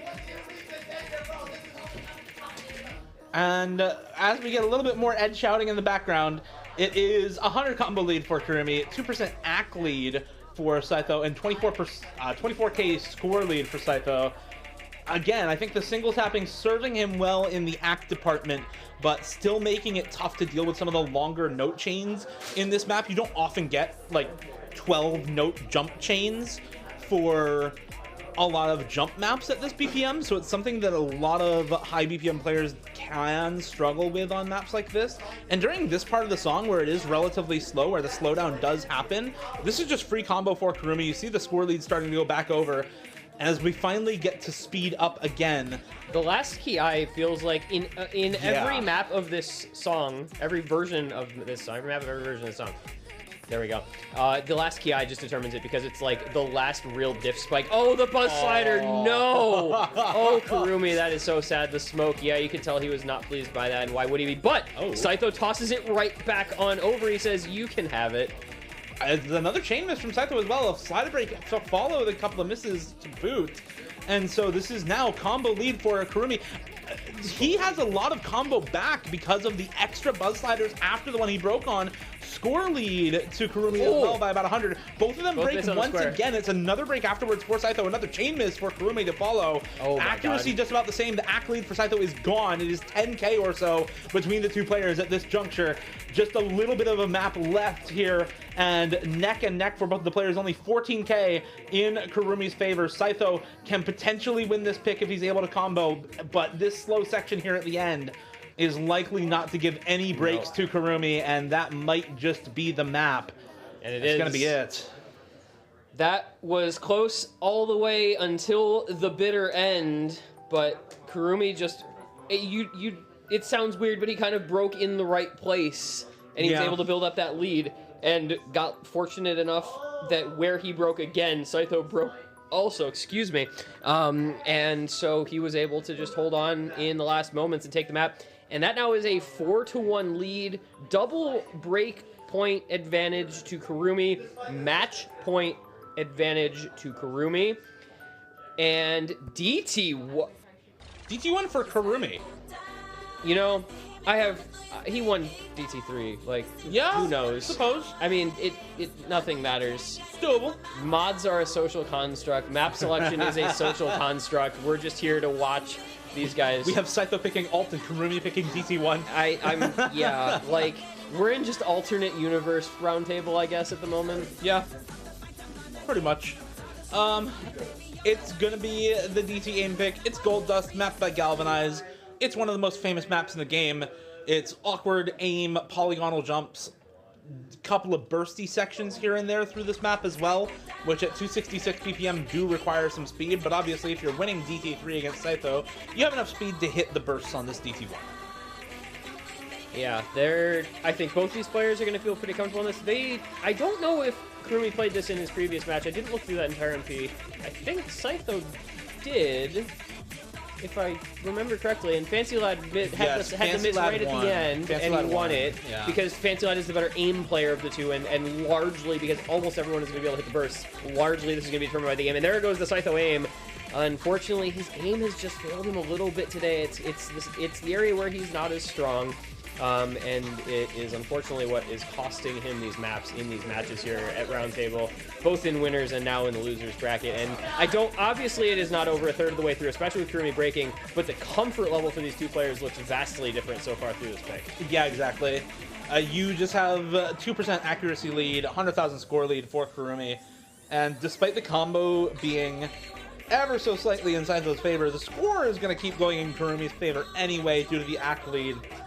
And with how frequent the breaks were for Scytho during the first half of this map, you have to think that he is eventually going to break once again more often than Kurumi, as he does right now, especially when you get, again, to some of these wide-angle jump patterns that are very, very awkward.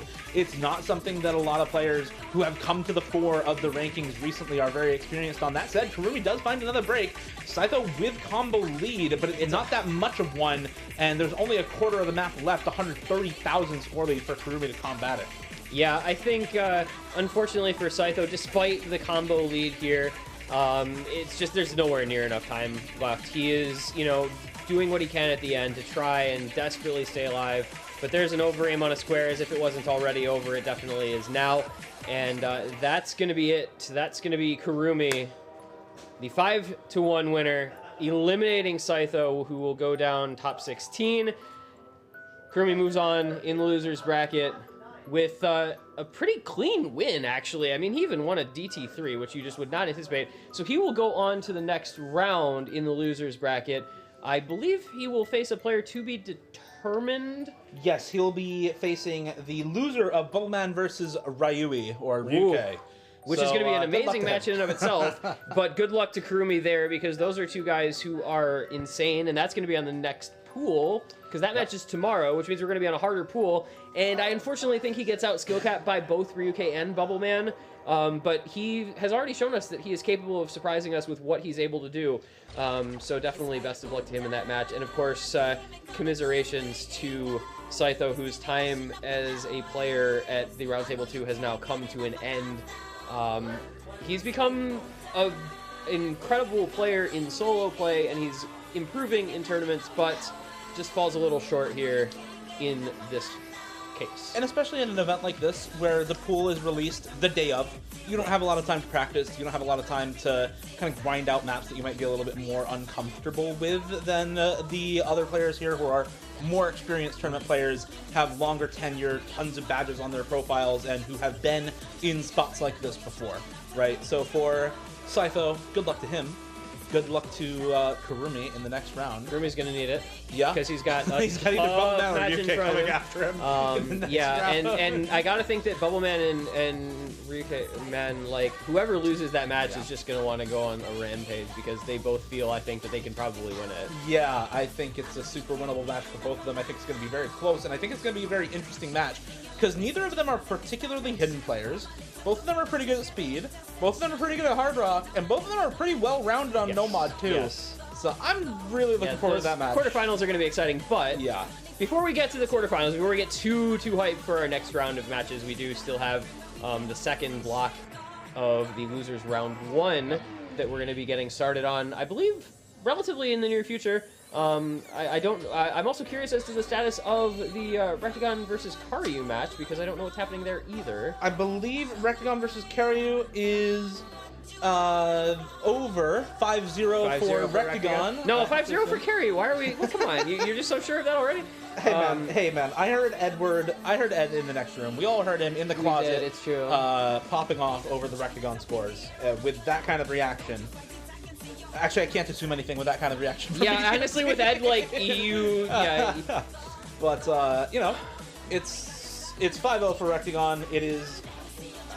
With how Rectagon has been playing recently, kind of to be expected. That guy is popping off super hard at this tournament, in other tournaments, all around right now. He's playing super well. He's going to face the loser of Malashevsky versus Zudinator, so good luck to him in that matchup. Good luck to those two. I mean, that's later today also. that segment of the bracket, like, that's insane. It's close. I do have an update on Rairiku versus Siru. Siru is not feeling well, and so he is going to forfeit his match against Rairiku in the loser's bracket. So that match is not going to be streamed on the Beat channel. Instead, we are going to have the one remaining match in the loser's bracket here, live on stream, with Chili Repair versus Rafis. This is seed 14 versus seed 11, respectively, out of the tournament. Both of these players looking pretty solid. We didn't see Malashevsky versus Chili Repair on stream. It was 5-0, but the scores for Chili Repair were not bad. Multiple scores above 500, 600K in his match versus Malashevsky. So I think looking to bring a lot of those other relatively good scores into this match as well. I don't know what's going on over there. There's just loud noises, so I'm getting distracted here. Yeah, I'm a little concerned. Anyway, pick strategy, ban strategy. What's going on? Well, you know, it's an interesting case because I felt that Rafis kind of didn't look his best against Zudi. We've definitely seen him play a lot better. We've definitely seen him play better, and I think, you know, Chili Repair from the scores we saw, like you said, looked pretty solid. I think, you know, Chili Repair, what the fuck is No Mod 3 notwithstanding, is a pretty solid player in a lot of different areas. Maybe not as great at like a raw speed, but he's got very good aim mechanics, pretty reasonable at No Mod 2s, but also will be able to play fine on the tech stuff. Yeah. I would almost think, if he is capable of doing it in this matchup, I would almost think that Chili Repair looks to gimmick abuse. Yeah, I mean, I kind of agree. It is a hidden 2 ban from Rafis. It is no ban yet from Chili, or I have to assume some kind of speed ban. That is where Rafis looked his best in the matchup that he had earlier against Zudinator, is on the speed picks, on the DT2, the No Mod 5, the DT3. So I have to assume that it is going to be those bans for Chilier. It is the DT3, which I think is pretty good. Chilier is not really a super high BPM speed player, more of a stamina speed player than anything else. He can get by on this No Mod 5 and DT2, I think, much better than he can on this DT3. Yep. So it's going to be a speed abuse from Rafis and probably gimmick abuse from Chilier. I would expect him to be picking the hidden 1, the hidden 3, because Rafis, when Zudinator picked those into him, really did not look super good on those picks. So I'm expecting him to go that way with the picks, and expecting Rafis to go into the speed maps where he has pretty much always looked good as a player. Yeah, always been one of the best. Yeah, I was going to say, he's been known for his speed and his DT as long as he's existed as a top player. There was a... What was the... They played Hard Rock 2, right? What was the score in Hard Rock 2 between Zudi and Rafis? I almost want to say Rafis won it because he hit more of those quints. I need to get the main sheet up, so buy some time while I get the main sheet up real quick. Because I'm curious to see... you know, Chili Repair not really necessarily like a precision player, so you know, that might be another avenue for Rafis to go into. But it is going to be the No Mod 5 first pick from Rafis. Really no surprise there. If you're picking anything into Chilier, it's probably going to be raw speed, because if you are capable of playing it, you're probably going to have an okay time against him. Not the #1 speed player out there. So that's going to be a very logical starting point for Rafis in this particular matchup. And, you know, unless Chili Repair pulls off something similar to what Kurumi did last match, on speed maps, I think we're expecting Rafis to have a pretty good time with these. Yeah, it's going to be, I think, a pretty good matchup between these two again. Kind of a tale of two stories between these two players, as it has been. Okay, I want one match where there's actually an intersection of the Venn diagram. We're definitely getting that with Ryuke versus Bulman. and with Flying Tuna versus I'm a Fancy Lad. That And to some extent with Emrek versus Stylish. so literally, and to some extent with Malashevsky versus Zudinator. So for all of the talk of the Venn diagrams being 2 circles a quarter mile apart, the Venn diagram between Fancy Lad and Flying Tuna is literally 1 circle. Yeah, exactly. Those are going to be fun matches. For now, we're going to stick with 2 separate circles here until you're paired rapid. Well, it's Osu. I mean, we like not we don't like our what is this? Stack leniency. No perfect stacks. Stack leniency no 0. Perfect stacks, yeah. Hard Rock 2, by the way, Rapis did get 440k. It was Judinator at like 460k. So it was pretty close. It was pretty close. Right. Okay, apparently Linux issues for Rapis. We should be good to go. I think we're good. Does everybody that's at this tournament playing on Linux have to have issues with it? Like, it's just that's just a Linux thing, I think. Like Linux players, because the game isn't developed, I guess, for Linux, and so the stuff that they have to do to be able to run it is sometimes not the easiest. But in we go to the no modification, the 5th. I plead the 5th on this one because I have no left hand. Kind of same. I don't know. I can't play speed. I play streams, not speed. Doesn't work well for me. Doesn't work out well at all. 238 BPM once again. AR 9.5, OD9, 7.5 stars because speed is omega buffed speed on is ludicrous. Global star rating. Yeah. This map is balanced for the pool and yet over half a star harder than the Nomad one, so that's fun. It's consecutive bursts. It's just 238 BPM bursts and lots of them. Nothing really over like 16 notes until you get to the very end of the map, but lots and lots of stuff between 3 and 16 notes over and over and over again. Accuracy, the defining factor until that miss from Chili Repair just came out, and it's all ogre now. It is all ogre now. Shrek, hey man. Hey man, making his way into the broadcast. Shrek in the broadcast booth. Yeah, it is. Actually, though, there is a break there from Rapis. But the act gap is notable at this point. There's another miss from Rapis, the aim kind of actually tripping him up there more so. Obviously, the tapping not going to. But Chili Repair had a bit of a combo lead until Burst shows up, strikes him down. Chili's stamina's gone at this point, I think. He's not having as good a time anymore. Yeah. He's dropping the accuracy. We've been talking about how this one goes, where the non-speed stamina player has to get through the first half of the map with like a 300k lead because they're going to fall off in the second half. Yeah. And that's pretty much exactly what happened to Chilier here. The accuracy lower, the combo lower, and 100k plus lead for Rapis on his own first pick. A very good selection, this one. And he's misaiming a lot. I don't know if, there's not really any way for Chilier to know that Rapis is misaiming other than if you see the miscount at like what is probably going to be like 6 or 8. You might know that he's misaiming, so maybe you take that into account. Oh, dear me, that went poorly. Well, Rapis first pick, no mod 5. Yeah. Again, it's I think a score that Rapis is. He's not actually not going to be super happy. Not going to be super proud of that score, but it does the job against Chilier, who is not a speed player. So yeah. But so 8 misses from Rapis, and if you are able to know that what your opponent was missing on, and you know that they were having trouble with the aim, and you know you're a pretty solid aim player, the logical continuance here is that you're going to pick some aim. Yeah. I still want to see a Hard Rock 1. I really want to see Chili Repair. Pick Hard Rock 1. I doubt he can hear you. I hope he can. They took their headsets off. Okay, it's gonna be Hard Rock 3 instead. Well, you know what? This is also a banger. I love this song. This song has grown on me, and I originally didn't love it as much. Like, there's a couple good songs in this album, and I didn't think this was my favorite, but this is actually pretty good. Yeah. ABC, featuring Sophia Black on vocals. Yeah. She can say the alphabet really fast. She can say the alphabet really fast and make it sound good. And also like some weird like Japanese, quasi-Japanese stuff. Yeah, I don't get know it. Exactly what's going on with the lyrics in this one. It sounds nice though. I don't understand any of the lyrics on most of this album. I'm just gonna say it, but I love it anyway. I don't know what's on the rest of this album actually. Playing God. Oh, okay. I just didn't know what album this is from. Oh, this is the new album. Yeah, this is Remember That You Must Die. It's the new album. Ego Death featuring Steve Vai, one of the most prolific guitarists of all time. I see. But yeah, Polyphia, very good. ABC, cool map. It's not quite as rhythm changing as stuff like their older Goat or OD or Nasty that are the maps that people are going to be familiar with from their previous album, New Levels, New Devils. If you hadn't noticed, I'm a bit of a Polyphia fan. I can tell, yeah. Those maps are a little more leaning heavily into the rhythm changes all the time, whereas this one is it's a little more about the kind of control flow aim. Yeah, this one's definitely much more about aim control and finger control kind of at the same time. You get a lot of 1-6 near the end, you get a lot of 1/3 near the start. There's a lot more just 1-4 with really weird spacing going on in this map than anything else, though. And at this low of a BPM, it can still be really hard to act that sort of thing.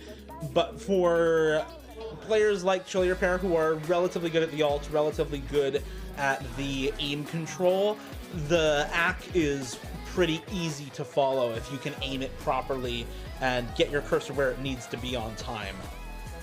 Yeah, I think this is again one where I don't remember. We've seen it played a couple times, but not a whole lot. I'm just kind of trying to remember what the scores were in previous times. It was all a blur. Yeah, there were so many matches all at once. But anyway, in we're gonna go. I'm in a way a little surprised to see this as the first pick from Chillier Pair, much as I do think it's a pretty solid one potentially for him. He did get 600k on this against Malashevsky, there you go. And that's a pretty good score. Yeah, it was really close is what I understand. Malashevsky put up a nuts score. Yeah, it was 738k from Malashevsky and 608k from Chillier Pair. As I actually am talking over BTMC somehow.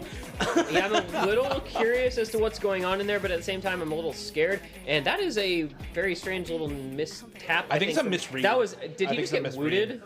He might have. He might have gotten wooted. He might have, but those patterns are weird. They do a triangle all at like 1-2, and then there's a like 1-1, and then yeah, there's that one little gap there. But that's going to give Chillier the advantage here. He's got a 6% accuracy lead, by the way, and we're only a couple hundred combo in, which really shows you how comfortable he is with this particular map.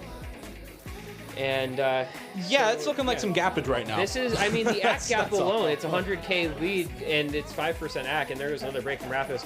So, you know, Cliffy, a good band, because this is kind of over. I'm a big fan. Yeah, it's looking really good for Chillier Pair. It's a mirror map, so even though it's alt BPM, he gets the mirror buff anyway, and so I think it overrides the fact that this is kind of an alt map. Yeah. Somehow he still actually got really good ACK on this, despite finally does find a 1 miss, but it's just a miss aim. It's not a chain miss or anything. So this is still going to end up being a pretty good score from Chillier.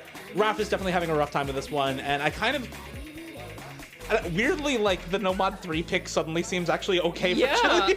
I mean, okay, despite everything. We'll say this, though, about that. This Nomad 3 is not so flow aimy. It's a lot more about the pattern aim. So if he doesn't feel comfortable with pattern aim, but he feels comfortable with alt flow aim, that's a very different wheelhouse to draw from.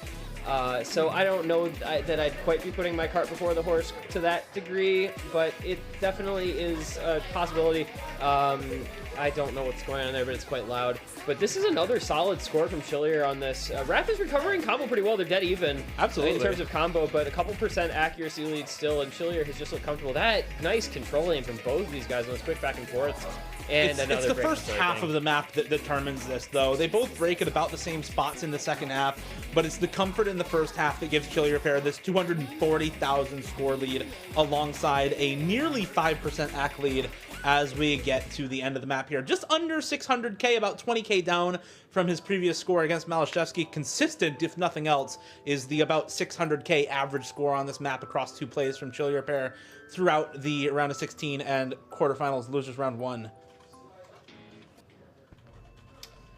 And as we go through quickly into the next pick, Rapis DT2. Rapis DT2?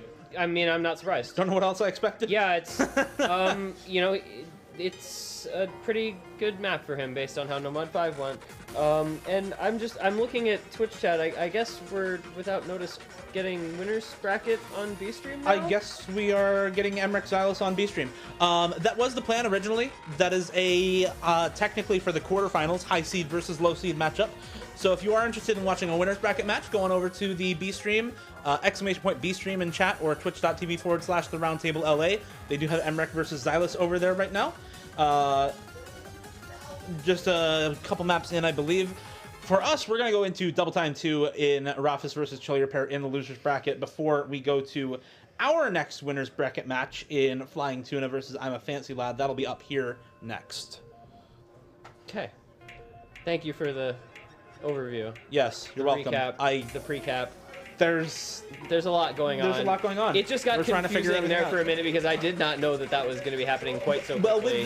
with the Ryriku With Siro the- match with- being yeah. forfeited, Yeah. which Might as is well. unfortunate. Siro not Yeah. feeling well. May as well get things rolling a little early, as we do have now quarterfinals still to go. Yep. 5 matches in total that need to be played, and already it is 6:30 p.m. Los Angeles time.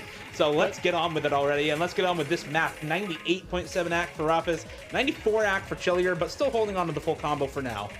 Yeah, and I mean, it's how these things go, right? If you can hold on to the FC and your opponent breaks, you can make up some score even if you're way behind in accuracy. Unfortunately, I feel like this is the type of map that Rafis is not going to have much trouble with holding his combo. And however, the flow aim had its sketchy moments on that last map on ABC for Rafis, and this does have some of that control flow aim at times.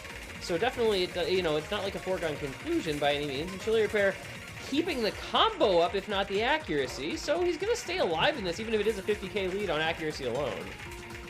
As long as the combo is intact. Oh, he slider broke on a buzz slider. That's that's unfortunate. You hate to see it. You hate to see it. He got skill issued by a buzz slider. He's Biden. He's Biden. Rafis is not Biden. He is keeping it up, keeping the full combo going. 98% accuracy. Still rolling through the Quint section. Still rolling through the streams. Still rolling through this DT2, no problem. Meanwhile, Chillier Pair, look, he's doing his best, all right. Yeah, he's not. He was forced to play speed. He was forced to play speed. He was forced to play double time too. Born to play Nomad 1, forced to play DT2. Yeah. So, Rafis is going off though. That's what I want to talk about here. This is. I don't know that we've seen. Have we seen an FC on this yet? I don't know actually. I don't remember. I can check manually, but let's just watch for now. 98% accuracy. This is a really good Can he score. pull off the FC? I think we saw it in the first matchup in Rectagon versus Xylus. I think we had an FC. Oh, yeah, that seems like a. We had a double FC, is what we had. We had both of them. because we had speed player versus speed player on the speed map. Yeah. It really all is just a blur chat. You have to understand. And there is the FC from Rafis. Very well done by him. Third FC of the day, as far as I know. That was clean. I mean, 150, but 98 AC overall. And that is, he doubled his opponent's score and then some. And, Chillier Pair, not his skill set. Rafis getting to flex his muscles a little bit on that one and takes the 2-1 lead as he looks to try to stay alive here down in loser's bracket. Somebody's getting eliminated soon. Somebody's getting eliminated soon. If I were Chillier Pair, I would definitely be looking into picking something more similar to the Hard Rock 3 than to stuff like the Hidden 3. We did actually see Rafis play the Hidden 3 against Zuninator and get 400k. Chillier Pair also got 400k against Malachevsky. So it's not necessarily just a guaranteed hidden pick for Chillier in this matchup. And that means he's going to have to think a little bit more about where he wants to take this past that Hard Rock 3, where he had a guaranteed pretty solid score based off the previous matchup against Malachevsky. I'm thinking something like the Nomad 4 in Call My Name.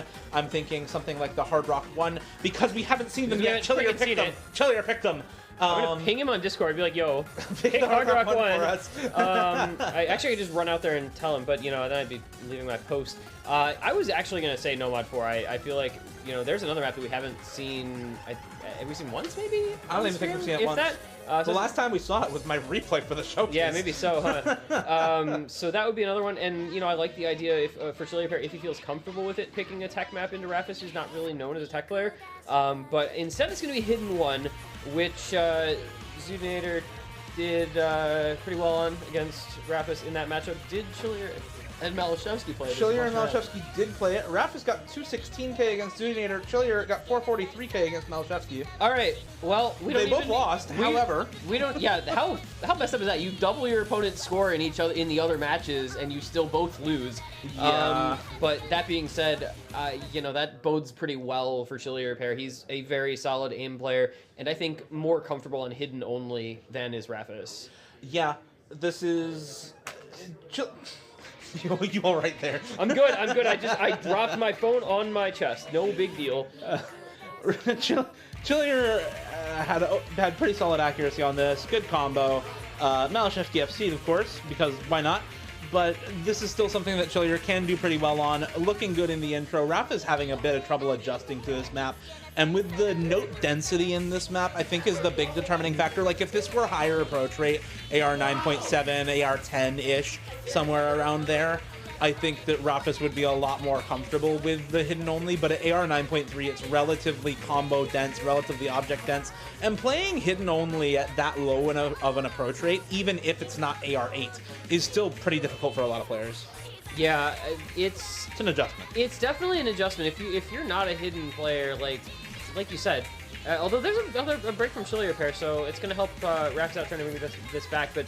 Yeah, I mean, we like to joke, I feel, a lot about Hidden being a preference mod and all that. And that, you know, oh, it shouldn't have a score multiplier, it's just preference, and it makes the game easier sometimes. But this is, like, a lower, you know, it's 190 BPM AR 9.3 with pretty heavy note density. So, in this sort of case, like, it definitely is something that you need to play to get used to. And, despite the big combo lead for Rapis, that score lead is not budging very much, and there goes the combo lead anyway, because Chillier pairs up by 5% accuracy, which, again, just the comfort level on his own picks is really high, much like Rapis' comfort level on his picks is really high. Yeah, this is one of those cases where, you know, we saw with Karumi versus Scytho, where Karumi was kind of picking maps that Scytho was bad at, and not necessarily maps that he was good at. This is a case where you can just pick the maps you're good at, and your opponent is also bad at them anyway. So it just works out that way for both of these players. Our Venn diagrams are just not looking very good today, are they? No, they're really not. There's not a lot going on in them in any of the matches. Wishing for more perfect stacks, frankly. But I think we need an entire map that's just perfect stacks in the dead center of the screen with random intervals between the notes. So and a Tycho random map. beat snap divisors. Have you ever looked at a Tycho map in the editor? That's literally what it is. Yeah, it's just perfect stacks in the middle of the screen. Exactly what you're talking about. Where's Kyle when we need him? The convert player himself. Yeah, exactly. But yeah, so here instead it's going to be the awkward aim, and Rapis is going to have some trouble with it. Chillier pair building up some combo here in the middle third into the last quarter of the map now, into the last third quarter, that area. And the lead's 100k. So, once again, just players looking good. Yeah, Chillier looking good on his own skill set. Does find another slider break there, but 98.45% accuracy going into the last quarter of the map, 330k already.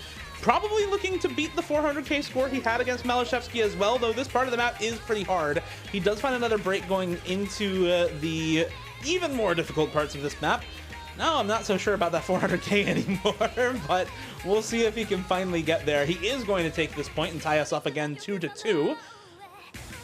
Yeah, and this is, it's just, I mean, we keep harping on the dead horse that is the Venn diagram sort of reference here. But it really is the case that players are just picking from their own pool of maps that they're comfortable with and their opponent isn't. And eventually we run out of those picks as Chillier pair hits almost the entire ending, doesn't quite make it, and slider breaks. But sooner or later you run out of those picks that are one-sided and one player is favored on over the other, and that's when things really do get interesting. But until then, we get a casual little 2-2 where both players have looked good on their own picks and their opponents have not looked so great on their opponent's picks. Yeah. So, just got an update, by the way. We are going to be switching Rapis off this PC. Apparently, he's on a Linux PC, and he doesn't use Linux at home. So he is not happy with his operating system of choice right now. So we are going to be 2-2. I don't feel like this match would have gone much differently anyway, based on the first couple I don't of think picks. he was going to get a break point on either of those. Maybe if his offset was weird on the hard rock, I guess. But yeah, but neither of those were particularly close, so I don't think it matters all that much for the first two maps. We are going to get him switched onto a Windows PC for the rest of this match, so we are going to have a little bit of a delay. Hopefully it's not too long. Spitballing about map picks. Yeah, so we are a black screen on the commentators also. We do have the audience. We do have the audience, though, so we can watch them while you'll probably see Rapis in the background moving his stuff around. So map picks. DT1's still up, correct? DT1's still up. So that's probably the Rapis pick. Probably. We'll see. Nomad 4, we talked about. Hi, chat. Nomad 4 still up if Chillier wants to go to that. Nomad 1, Hard Rock 1, likewise, still up if Chillier wants to go into more of the aim. For Rapis, after probably going DT1, where does he go from there? That's the question that I have. That is a good question. I'm not so sure about the Nomad 2. I don't know. Chillier Yeah. is really Yeah, good he's at pretty this good at no-mod that. 2. He's pretty good at This critical count ball. no-mod 2 is so good for Chillier. Like, it's really favored him, I think. Or not favored to him, but like it's really solid for him. Yeah. I feel like maybe if you're Rufus, you just go into like one of the basic mechanics maps, maybe Nomad 1, Nomad 1 hard rock Pick it 1. yourself? Yeah. I don't know. No, I'm not actually sure. I'm thinking, I mean, why not, right? I mean, are you going to pick Nomad 3, Nomad 4? You or might are you pick going Nomad- to pick Hidden 3? You might pick Nomad 3. Maybe Nomad I don't 3. think you pick Nomad 4. I definitely don't think you go Tech as Rafis against Chillier. No. I think Could be Nomad 3. there's a world where, I mean, again, it's picking your own strengths versus picking your opponent's weaknesses, and picking Nomad 3 is picking Chillier's weakness. So, yeah, it might work. We'll see. That might be an option. Hidden 3 could actually be a Chillier pick, if anything. It could be. His score on that was not particularly No? good when he was playing Malashevsky. I have to look again, but I don't remember. Yeah, it was 400k, just under 400k, like 399k. And Rafis got 413k against Zudinator. So they're pretty much evenly matched. I feel like if you're just looking at previous picks, you're probably not picking that map for either player, really. Unless you It's were a thinking toss-up that at like this that was point. a super underperformance by yourself and you're gonna do way better next time. Right. That's like the only case where that would make you want to pick it. That said, usually that's copium, so Yeah, I don't that's think either of those that's players should do hella that. copium. There's a couple people who I would give credit to for that, and you know they're Neither of them are Rafis or Chillier. Yeah, you know their names are things like Malashevsky and Emrek and Baxe, you know, and the Yeah. like. Where that's like, yes, that was genuinely you expect them to get 800k, and they only got 400k because there was an earthquake. Yeah.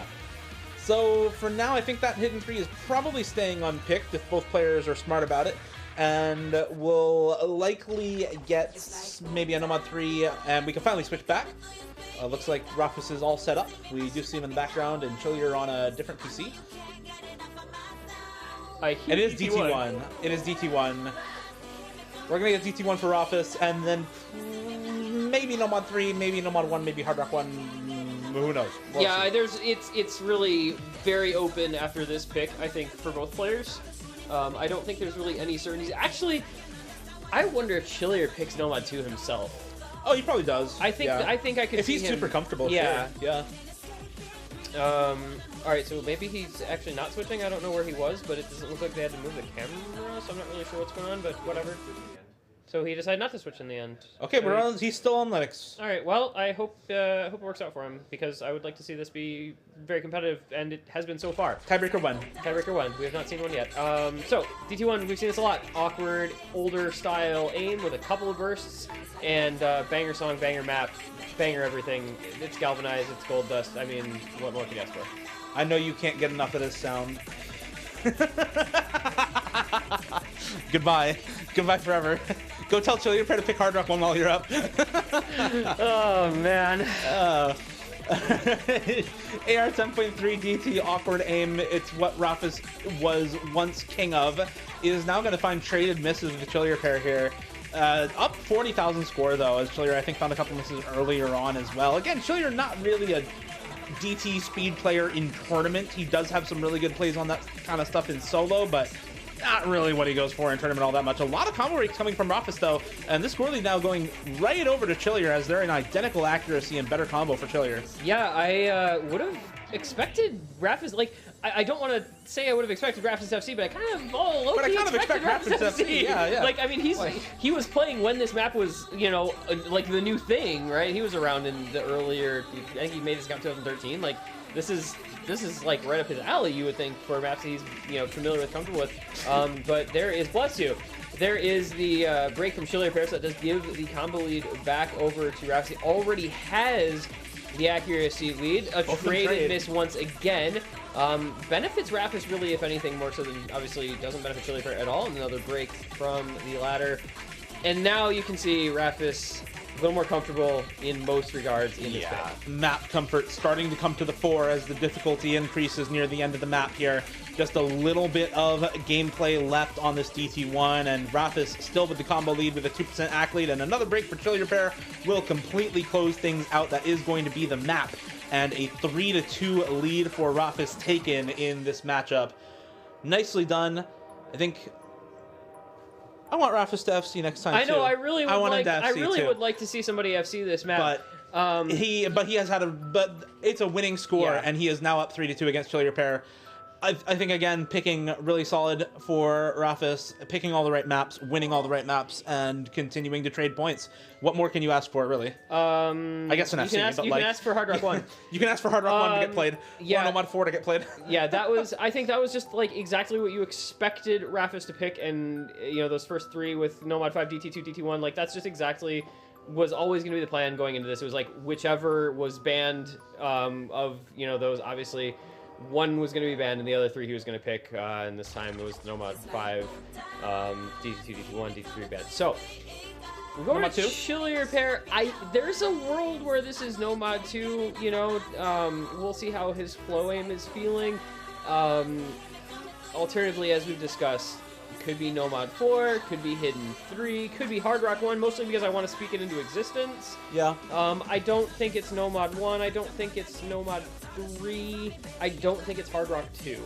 But other than that, like, it could literally be any of the rest of it. It is going to be the Hidden 3. So this feels like, again, going back to the pick strategy of pick what your opponent's bad at rather than picking necessarily what you're great at. Not that Chilier is quote-unquote bad at this, but I think he's expecting Rafis to not do very well. Yeah, that said, it's not really supported by data. If you look at their scores from the last 2 matches, Rafis wins by 14,000 points. That's not much. Not much, but also Chilier is losing based off the previous match scores. So it's not a data supportive pick, but again, maybe Chilier feels like he kind of had a really bad time on it, or maybe he wasn't practiced for it in his first matchup. You're against Malashevsky, why practice that map? Didn't we say that was Copium already? We already said that was Copium, but like, I don't know, benefit of the doubt, whatever. I like giving players we'll benefit of the doubt. Yeah, I try to give players as much benefit of the doubt as I can, because it's only fair to them.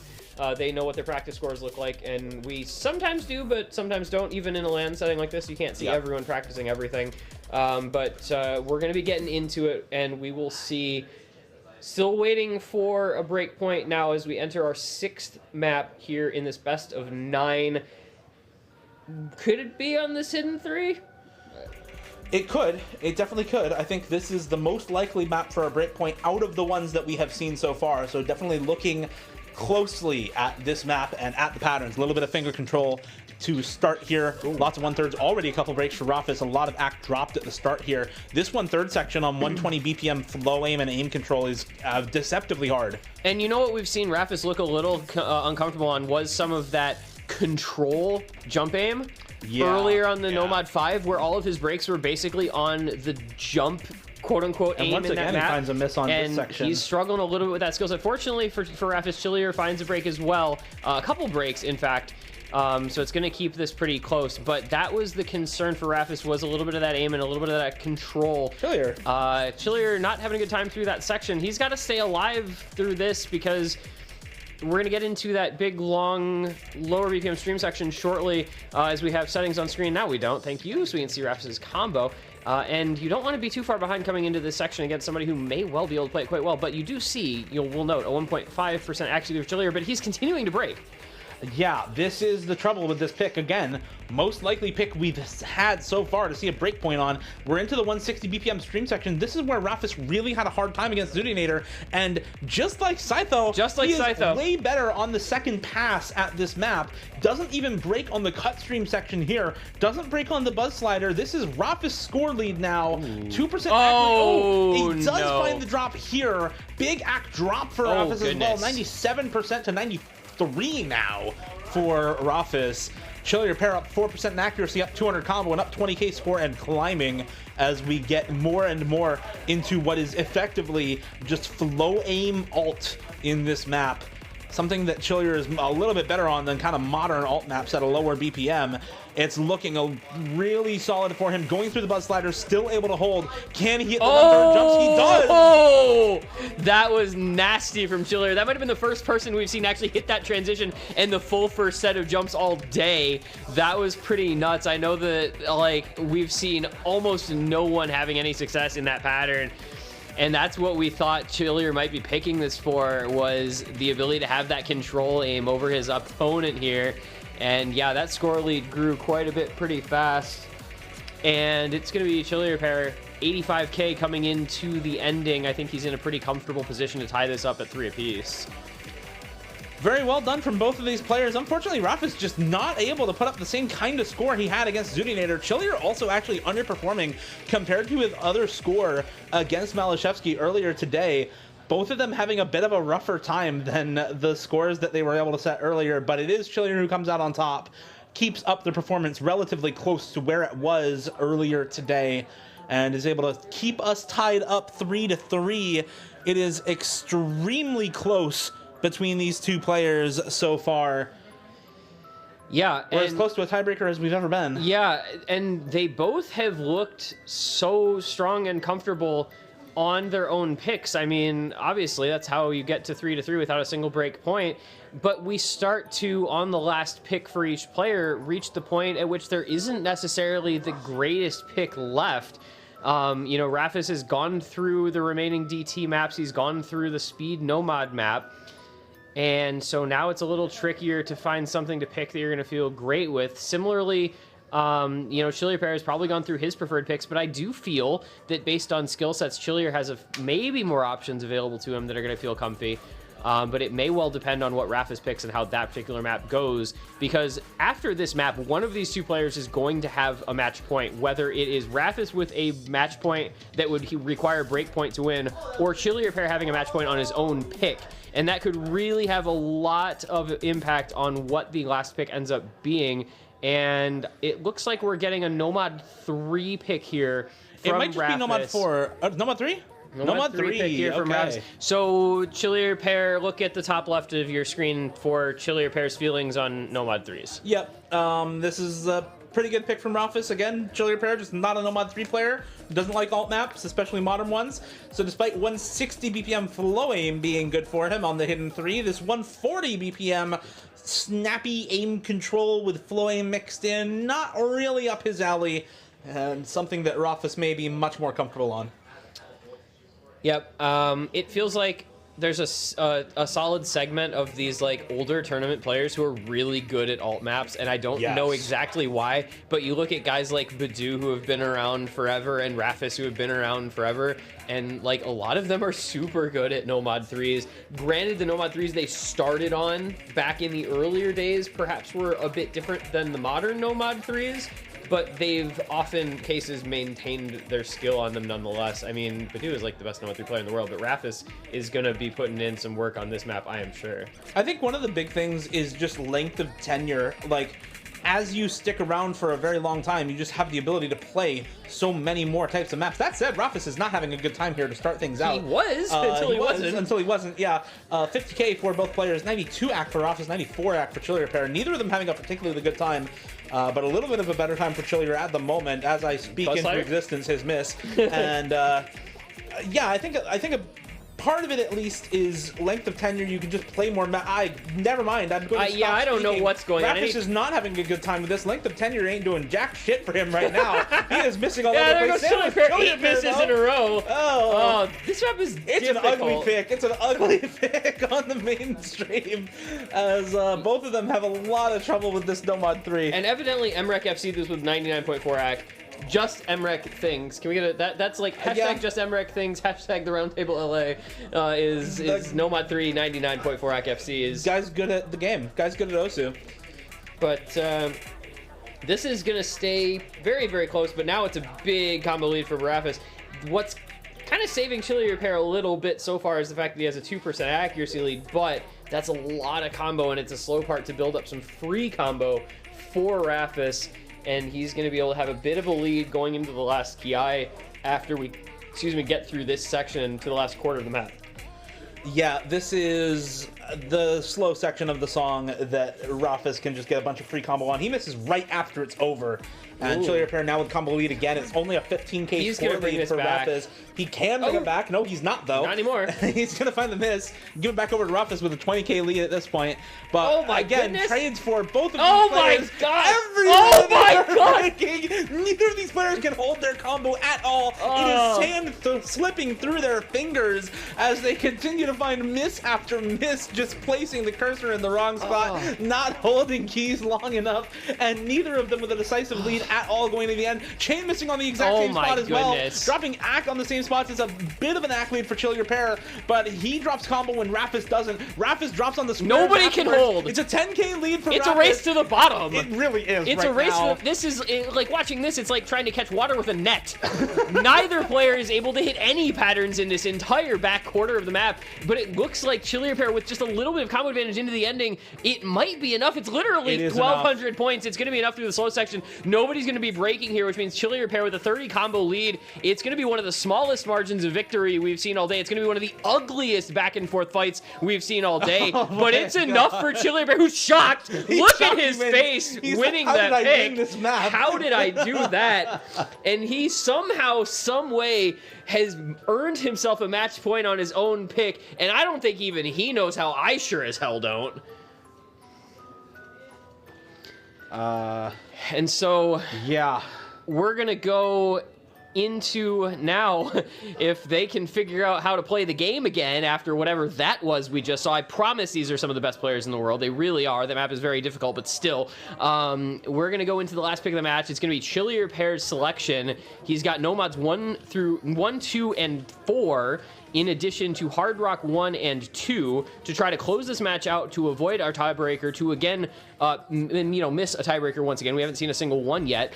And I know Chillier certainly doesn't want to see one, but Raffis would love to be in for the first tiebreaker of the day. But it's going to be some thought process here for Chillier Pair, because this is the most important pick for him of the entire match. I feel like it's just the Nomad 2. If he's comfortable on the Nomad 2, that's probably what we want to end up seeing from him. But frankly, I just wanted to pick the Hard Rock 1. I just wanted to pick the Hard Rock 1 and hear the song. We may be able to see it. We may not. Hoping for the pick. Banter back and forth between the players. It is the Nomad 2 pick, though, for Chill Your Pair. Critical Cannonball once again on stream. I'm pretty sure Chillier has an offline, like, FC on, or like a practice FC on this. Maybe even an online FC. Not sure. I haven't looked at the leaderboard, but I know this is a map that he is comfortable with. He is pretty good with having this as an option for him. Also, Emrek 5-0'd Silas. Yes, he did. That's Emrek. That's Emrek. That's Emrek. So, we are going to get into what could be our last map of this particular match, which would be our last map of the losers round 1.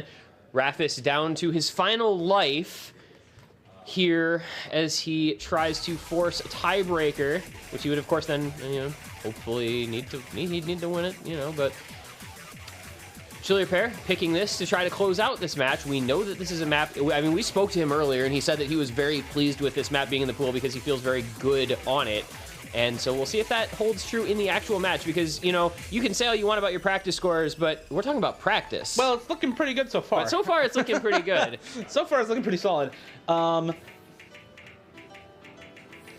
we're going to get into things kind of a little more for real here. Once you get through the first couple hundred combo, the map is going to start to begin in earnest. And Chill Your Pair still holding on to that double S rank on the pick as the streams will begin to come in. Some of the slider streams into some of the more cut streams, into some more flow streams. And Chillier looking still very comfortable. Raffis building back up. He had some struggles at the beginning of the map, but he is building back up now. But that lead is 44,000 points, and it's going to be steady on at that score gap and continue to grow by a bit with the 200 combo lead.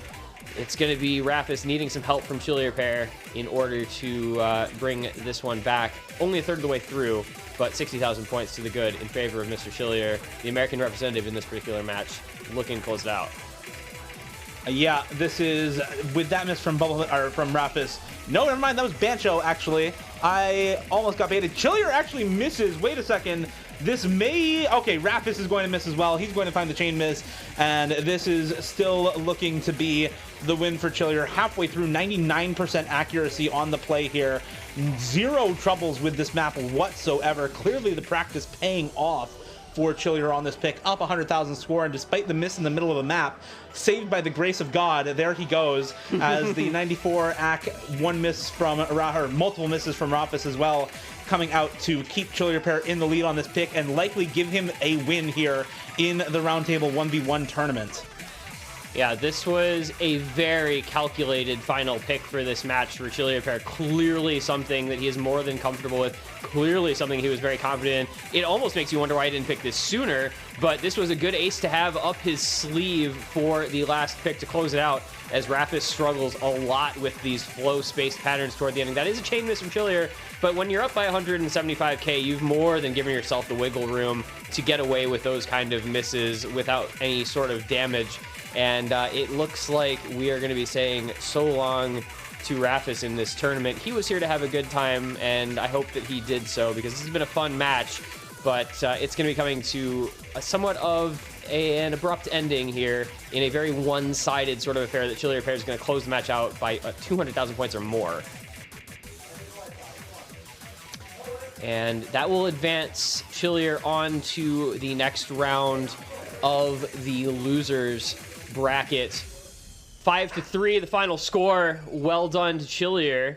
Pulls off what kind of looks on paper a little bit like an upset, but if you know the players in question, not as big a surprise as it may otherwise be. Chilier very, very solid, especially early to mid-round player. Very consistent on a lot of picks in this sort of, star rating, and did his job. Got the break point, closed it out, and he goes on to face the loser. No, he goes on to face Xylus. He goes on to face Xylus after who lost to MREC. So that matchup already set for tomorrow. That's going to be a tough one. But what can you say? But just well done to Chilier. That was a good performance when he needed it in that match. Yeah, break point on the Nomad 3, determining the winner. In Chilier pair break point on Nomad 3. Break point on Nomad 3. Despite the profile picture, despite not being good on the map in general, not being good on the skill set in general, still able to come out on top, still able to take the break point. And that is exactly what you need to be able to do in a setting like this to come out on top, especially in such a close match. So thank you to Rafis for coming to the round table, for playing. It's been a pleasure to have him here. And we hope he enjoys the rest of his time in LA. Yeah, now he gets a free day tomorrow. He can do whatever he wants, hang around, watch the tournament, go out of town. Like enjoy watching Rafis and all the non-OSU events here. Yeah, because he's still going to be around the house. He's still going to be at the venue. He gets to have a good time. Yeah, and nothing wrong with that. You came here to have fun. Have fun. Exactly. No, nothing wrong with that. And Chilier pair, meanwhile, now gets stuck playing on Sunday. I'm sure he's he gets stuck playing Sunday morning. I'm sure he's disappointed. And we are going on to the next match in the winners bracket, just like that, I guess. Yep, it's gonna be Flying Tuna versus I'm a Fancy Lad. Oh my God! Bracket Seed 4 versus Seed 5. You can see Bubble Man on screen there. He is gonna be playing versus Ryuke or Ryui on the B stream, with Edward casting, twitch.tv/The Roundtable LA or !B stream if you want to watch Bubbleman versus Ryuke. On this stream, though, we've got Flying Tuna versus I'm a Fancy Lad and some cameras pointing the wrong ways, so hopefully we can get that settled in a moment. For now, it is going to be the Nomad 5 ban from I'm a Fancy Lad. I think this makes sense a lot. Can I say it? What? Can I say it? Go ahead. Venn diagram. The Venn Yes, diagram. go ahead. The Venn diagram has overlaps. Finally, after all this time, the Venn diagram has overlapped. Flying Tuna and I'm a Fancy Lad are basically the same player, except one of them is from South Korea and the other one's from Colorado. Yep.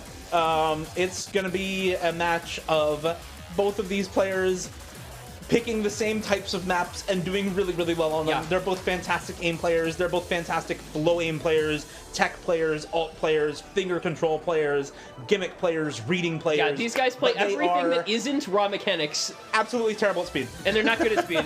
These are not speed players. Compared to speed mechanics to the speed players. These guys will... They'll kick my ass on speed, but they can't kick Saito's ass Yeah, on but speed. you're like... not a speed player at all, and you're also not an open rank tournament player at all. Okay, but if they were like, the point is they're better than the vast majority of players on speed. Absolutely. They're better than the vast majority of players on speed, but compared to the other players at the round table, they're both not very good at speed. Can we talk about the fact that Flying Tuna doesn't like us very Joel. much? What? The Hard Rock 1 ban? Oh, that's Flying Tuna. You bastard. Like Tuna, come on, man. Come on, Come man. on, Tuna. I just want to see the hard rock I actually one. don't really get that ban.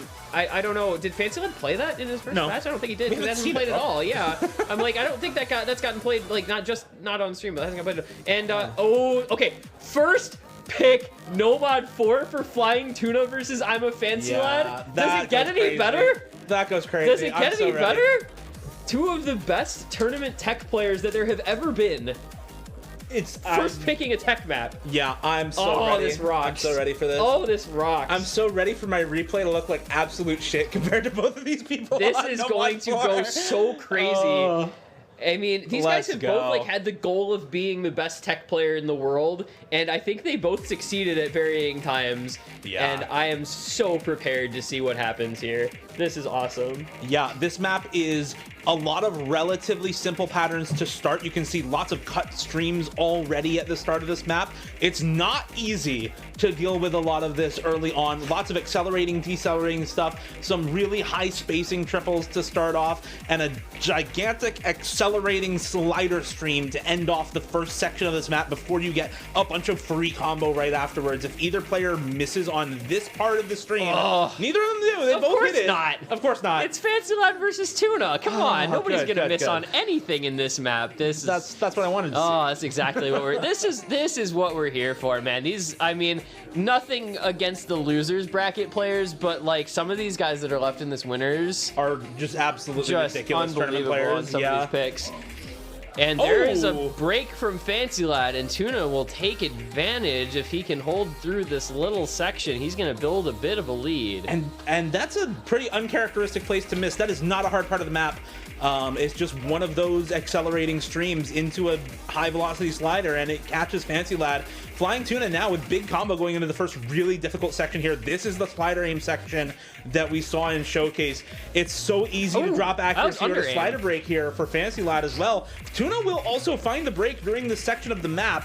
And here we get another big high velocity slider section. Tuna gonna find another slider break, but the accuracy stays about the same for both of these players. And the combo coming out of the section is the same for both as well. Fancy. He had to go just back to barely that follow controlling point. He had to himself. go back down to the follow point, or he would have broken on that again, gotten slow slider. Ooh. And so what do we? It's only like a 30, not even That's a 30 30K combo score lead, and it's yeah. a 30K score lead. So I mean, it's a little bit of an accolade for Fancy Lad, so he can pull this back. But man, this is so contested. And I just like, realized the Joel emote on Twitch is a fish, and he's facing Flying Tuna.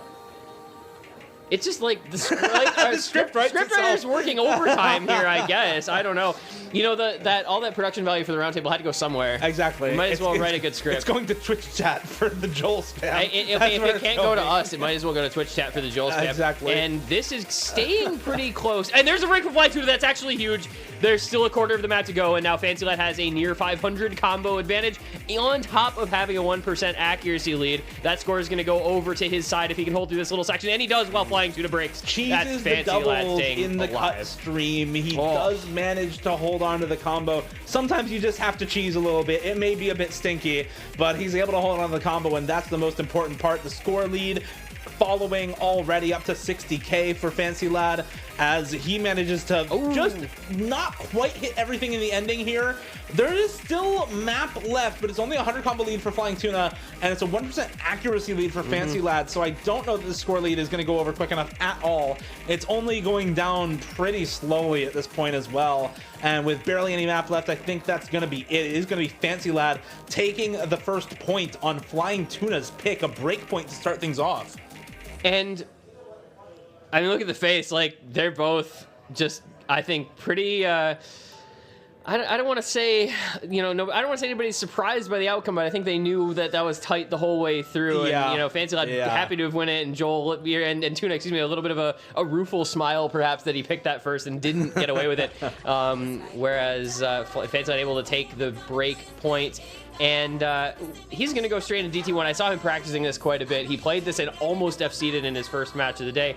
I One gotta, against Saito. Yeah. I gotta think that Tuna's probably pretty decent at this type of map as well, though. They're, like we said, their skill sets overlap a lot. So if one of them is good at something, the other one probably is as well. But Fancy Lad very, very comfortable with maps like this. It's not like there's so much speed in this map that neither of these players can tap it. It's, yes, 266 BPM, but it's also OD9, and it's also just a couple of pretty much perfect stack bursts throughout this map. There's no spacing when the speed does happen anyway, so if you can tap the jumps and you can mash your way through the bursts, you can tap this map.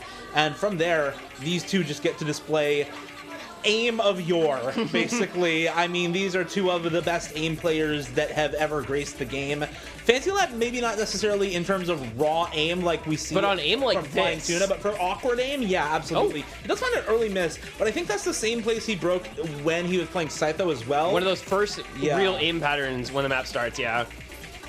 So it may just be a case, again, of one pattern he finds a little uncomfortable in this map. That said, early lead for Flying Tuna now. A little bit of an knack lead for Fancy Lad, but combo lead, score lead for Flying Tuna, continuing to hold on to the FC for now, about halfway through the map.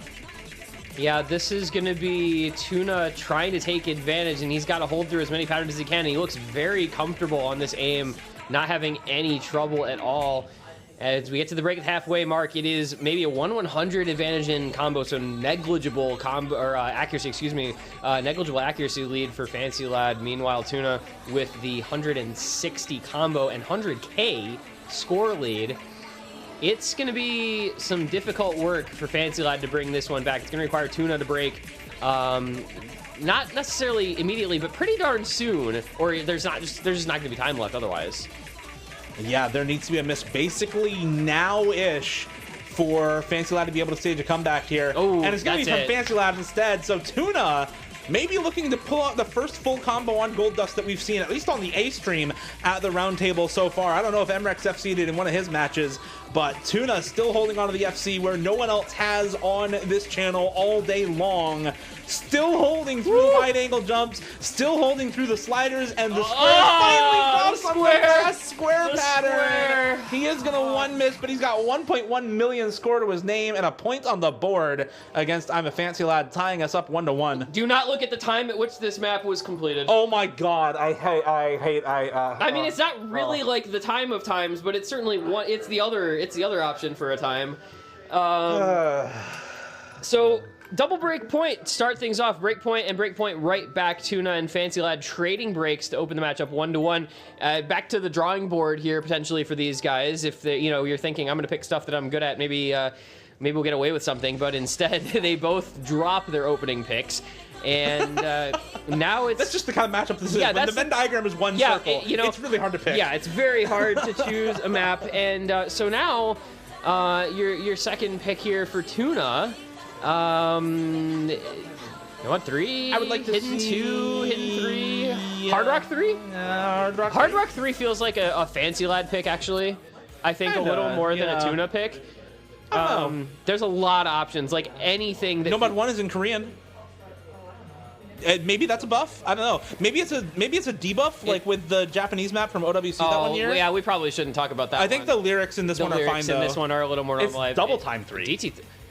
I wasn't expecting that. Okay, but I guess he just won DT1, so sure. So, let's just pick something we're both bad at. Yeah. Actually, to be fair, Fancy Lad and Tunar will both be good with the aim in this. Yeah. And they can, if they can cheese their way through the faster bursts. To be fair to Tuna, he just almost full comboed DT1 anyway, so maybe it's good. I don't know. We'll see. We'll see. We'll see whether he's good at this or not. Laughing about that OWC song. Anyway. Japan OWC memories.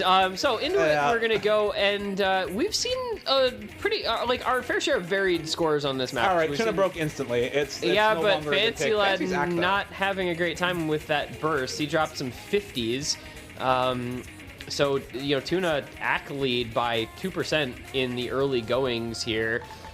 But Joel, combo lead by 130. A lot of time in front of us. This is a lot of time in front of us. This is a long pick. Decently long map, yeah. It's almost a 3-minute map. There's the break from a Fancy Lad. There's the combo from Flying Tuna. Not much to talk about right now as Flying Tuna continues to combo through 98% accuracy.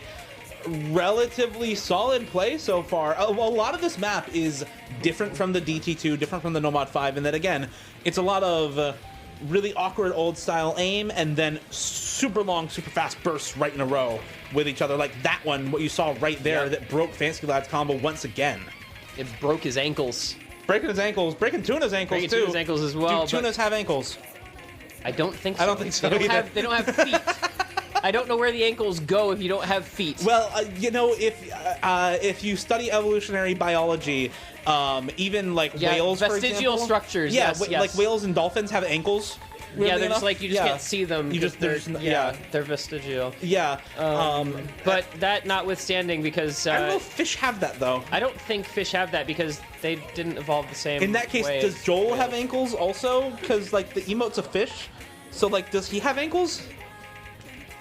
I don't know. I think he has ankles because I think Fancy Lad. Right now they're broken again. Fancy Lad like goes skiing and stuff. I think skiing is pretty difficult if you don't have ankles. That's true. Although I guess you could just like toss Joel down the mountain, like fish on its side, like God. penguin sledding down the mountain. So now we're just going straight to Mario 64 vibes. Yeah. all right. Glad to get that under control. So Flying Tuna holding the near 400 combo here. Accuracy lead by 1.5%. Combo lead by quite a bit. Score lead by 90K. And it looks like it's going to be match lead by 2 maps to 1 here. There's still a quarter of the map to go after we had that, whatever that segue was. There's still a quarter of the map to go. I finally understand European League of Legends casters. I finally understand them. I always wondered why they just talked about random stuff all the time. I finally understand the feeling. You have to fill downtime somehow. You have to fill the sanity somehow. The missing sanity, it needs to be filled.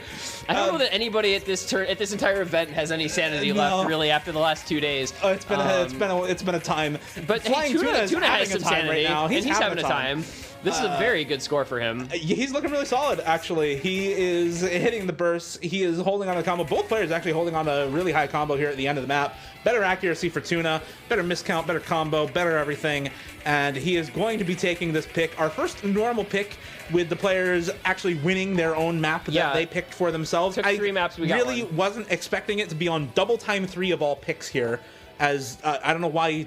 Again, I don't know why either of these players is picking speed against each other. However, it works out for Tuna. And we're gonna go into another tapping map here, but it's gonna be the other end of the spectrum. Tapping. Okay, tell me this isn't a tapping map. I can play it, therefore it's not a tapping map. That's not how that works. Yes, it is. It's still tapping. Don't fight me, Aaron. It's not a tapping map if I can play it. Is the map largely based in 1/4 beat snap divisor? Yes, but it's slow. I have alt maps are also largely based in 1/4 beat snap divisor. Alt maps are also 1/4. I have no argument for any of this. There are 1/3 in this map, which are slow.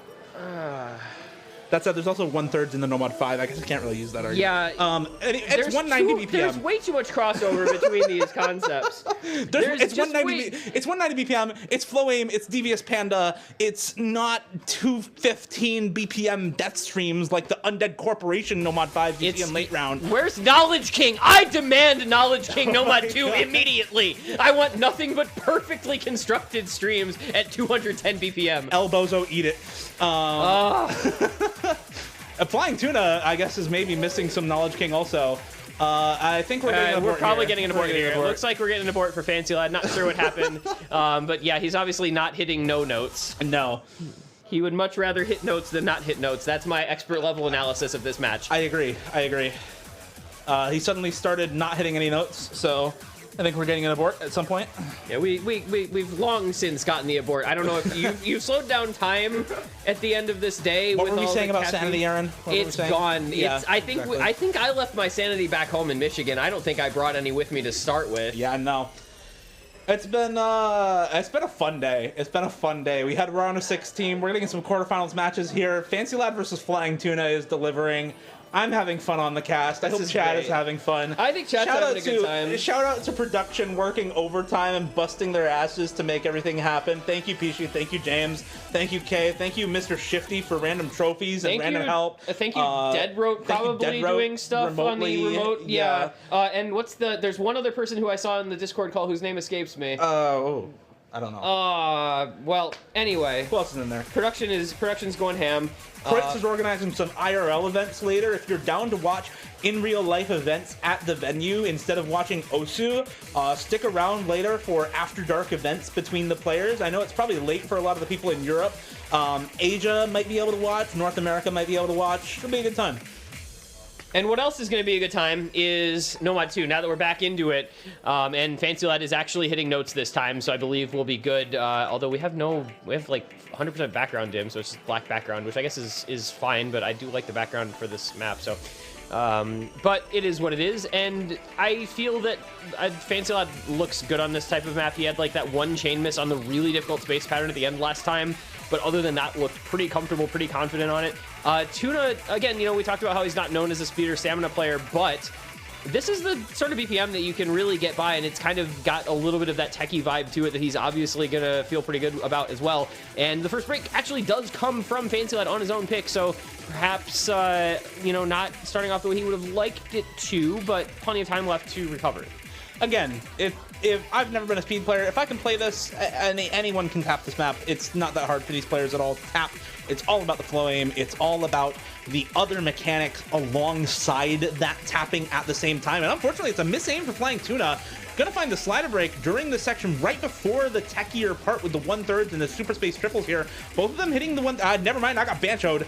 That was a big bancho. That was a huge bancho. That was massive Astro bancho. Troll from Bancho right there. Thank you, Bancho. All right, shoutouts to the tournament client. We love you. Even using it doesn't matter what you do.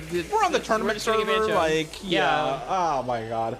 All right, well, I'm a Fancy Lad, still behind in the combo. Tuna's still ahead in the combo. About same accuracy for both of them. 1K combo for Tuna.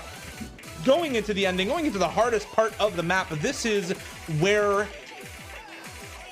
any breaks are going to happen, if we're going to see them in this map, is right after this slider stream in the most difficult section this map has to offer. This is where this map is won and lost, is right here, where the difficulty really increases up to fever pitch. And there goes Flying Tuna, and Fancy Lad, unfortunately, finds a break right after, and a chain miss to follow. That was several misses for Fancy Lad, not what you want to see at all. And now they're both having a little bit of trouble. There goes Tuna again. He's actually losing some score there, but his lead is still 80,000 points, and there's not a huge combo lead. It's only 100 combo lead for Fancy Lad, but he builds up a bit of an accuracy lead. Tuna continuing to have trouble. So this is where Fancy Lad is trying to make it happen, is on the very end of this pick, where it gets as difficult as it ever will. He is holding through while Flying Tuna is having a lot of trouble, but that lead is still 60,000 points. But there is another break, and that's going to open the door maybe just a little bit. There's a crack. He can try to fit a toe into it, and maybe open it up, but this part's pretty easy, so Fancy Lad's going to hold through with a pretty big combo advantage. It's 45k and dropping, and we're running out of time. Running out of hope here for Fancy Lad to try and make this comeback happen. It's down to 38k, but I don't think there's going to be enough at the ending. The note density is still there for a little while, but not long enough. It drops to 30k, but no more. He may have FC'd the hardest part of the map, but it was all for naught, as Flying Tuna built up the lead that he needed. And that's another break point for Tuna. That's a 3-1 lead and a pick to come for the Korean player, who now puts himself in a pretty good spot. If he wins this one, of course, he would have a match point in his favor. But the way this match has gone, we've seen plenty of break points, so who knows? And after picking a Nomad 4 and a DT3, and there goes Tuna, not sure. Tuna is flying. He's actually flying. He flew off. He's out of here. He said, I've had enough. So he'll be thinking about his pick while he goes and does whatever it is he was going to do and comes back. And I'm very curious to see what it is. And he's got some water. Looks like he just needed a beverage. Why did nobody just get him a bottle? Like, surely there's somebody who could have... Tuna do need water. That would make sense. Yeah, they require water. I mean, they can't get by without it. Yeah, they definitely do. I mean, they'd have a real rough time on land. That's for sure. They're not. What are the mudfish? Like the fish that can... Or lungfish. Lungfish, yeah. They're not lungfish. He's tuna. Tuna, generally speaking, not amphibious. No. Gonna be picking the hidden one instead. Going into... I don't remember what this map's called. It's the hidden one. It's the Mordred awkward aim map. It's the one that's in German. Wide angle jumps. Senritsu Schleit Melody or whatever it is. Schleit Melody? I don't know. Melody? I don't speak German. I don't either. We don't have any German players here. There's like No, we don't. There's like some notable German players who would have been cool to see here, but hey, you know, you can only fit so many people in one venue. Yeah. So in we're gonna go. This is an interesting one. We haven't really seen like a raw aim map. I mean, we haven't seen Nomad 1. Obviously, I haven't seen Hard Rock 1 banned. Yeah. You know, DT 1 kind of awkward aim. This map's super popular. Everybody. Yeah. likes This has been a likes playing this. high pick rate, not ban rate, just pick rate. Where's my Hard Rock 1 man? That was my pick. I want this map, and I want it to get played. 0% pick rate. Sorry. 0%. Best I can do is 0% pick rate. Damn. Sorry, mate. I'm not happy. And this is a map. Neither is Tuna. I actually think this is a map that he's out of water. Tuna would just never be comfortable and happy out of water. That's true. This is a map that I feel that is like not an optimal pick for either of these guys, but not a bad pick for either of them either. You know, like it's in that kind of weird middle ground. Like generally speaking, I think Flying Tuna is kind of better on aim overall, but Fancy Lad is better on hidden and better on awkward stuff, so it kind of balances evens out, out. yeah. I think it's going to be pretty close.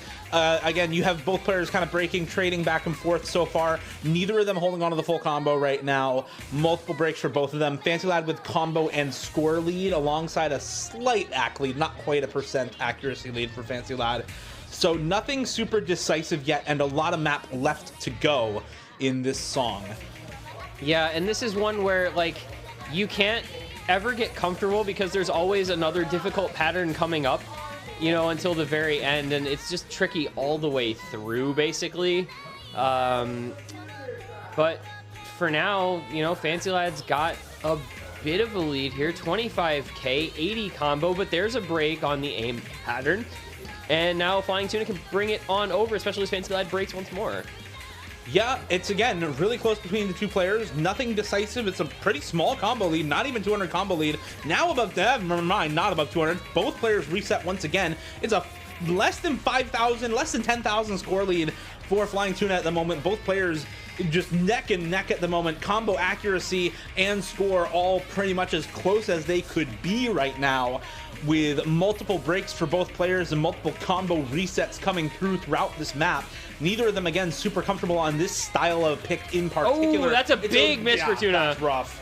That's a big act. Oh, there's another miss for Fancy Lad though. I thought Fancy Lad was going to be in a position to maybe take advantage of Tuna dropping those 50s and breaking the combo, but unfortunately missing bottom right there. It's really kind of bottom right if you're on a mouse. I guess it's a little different maybe in that case.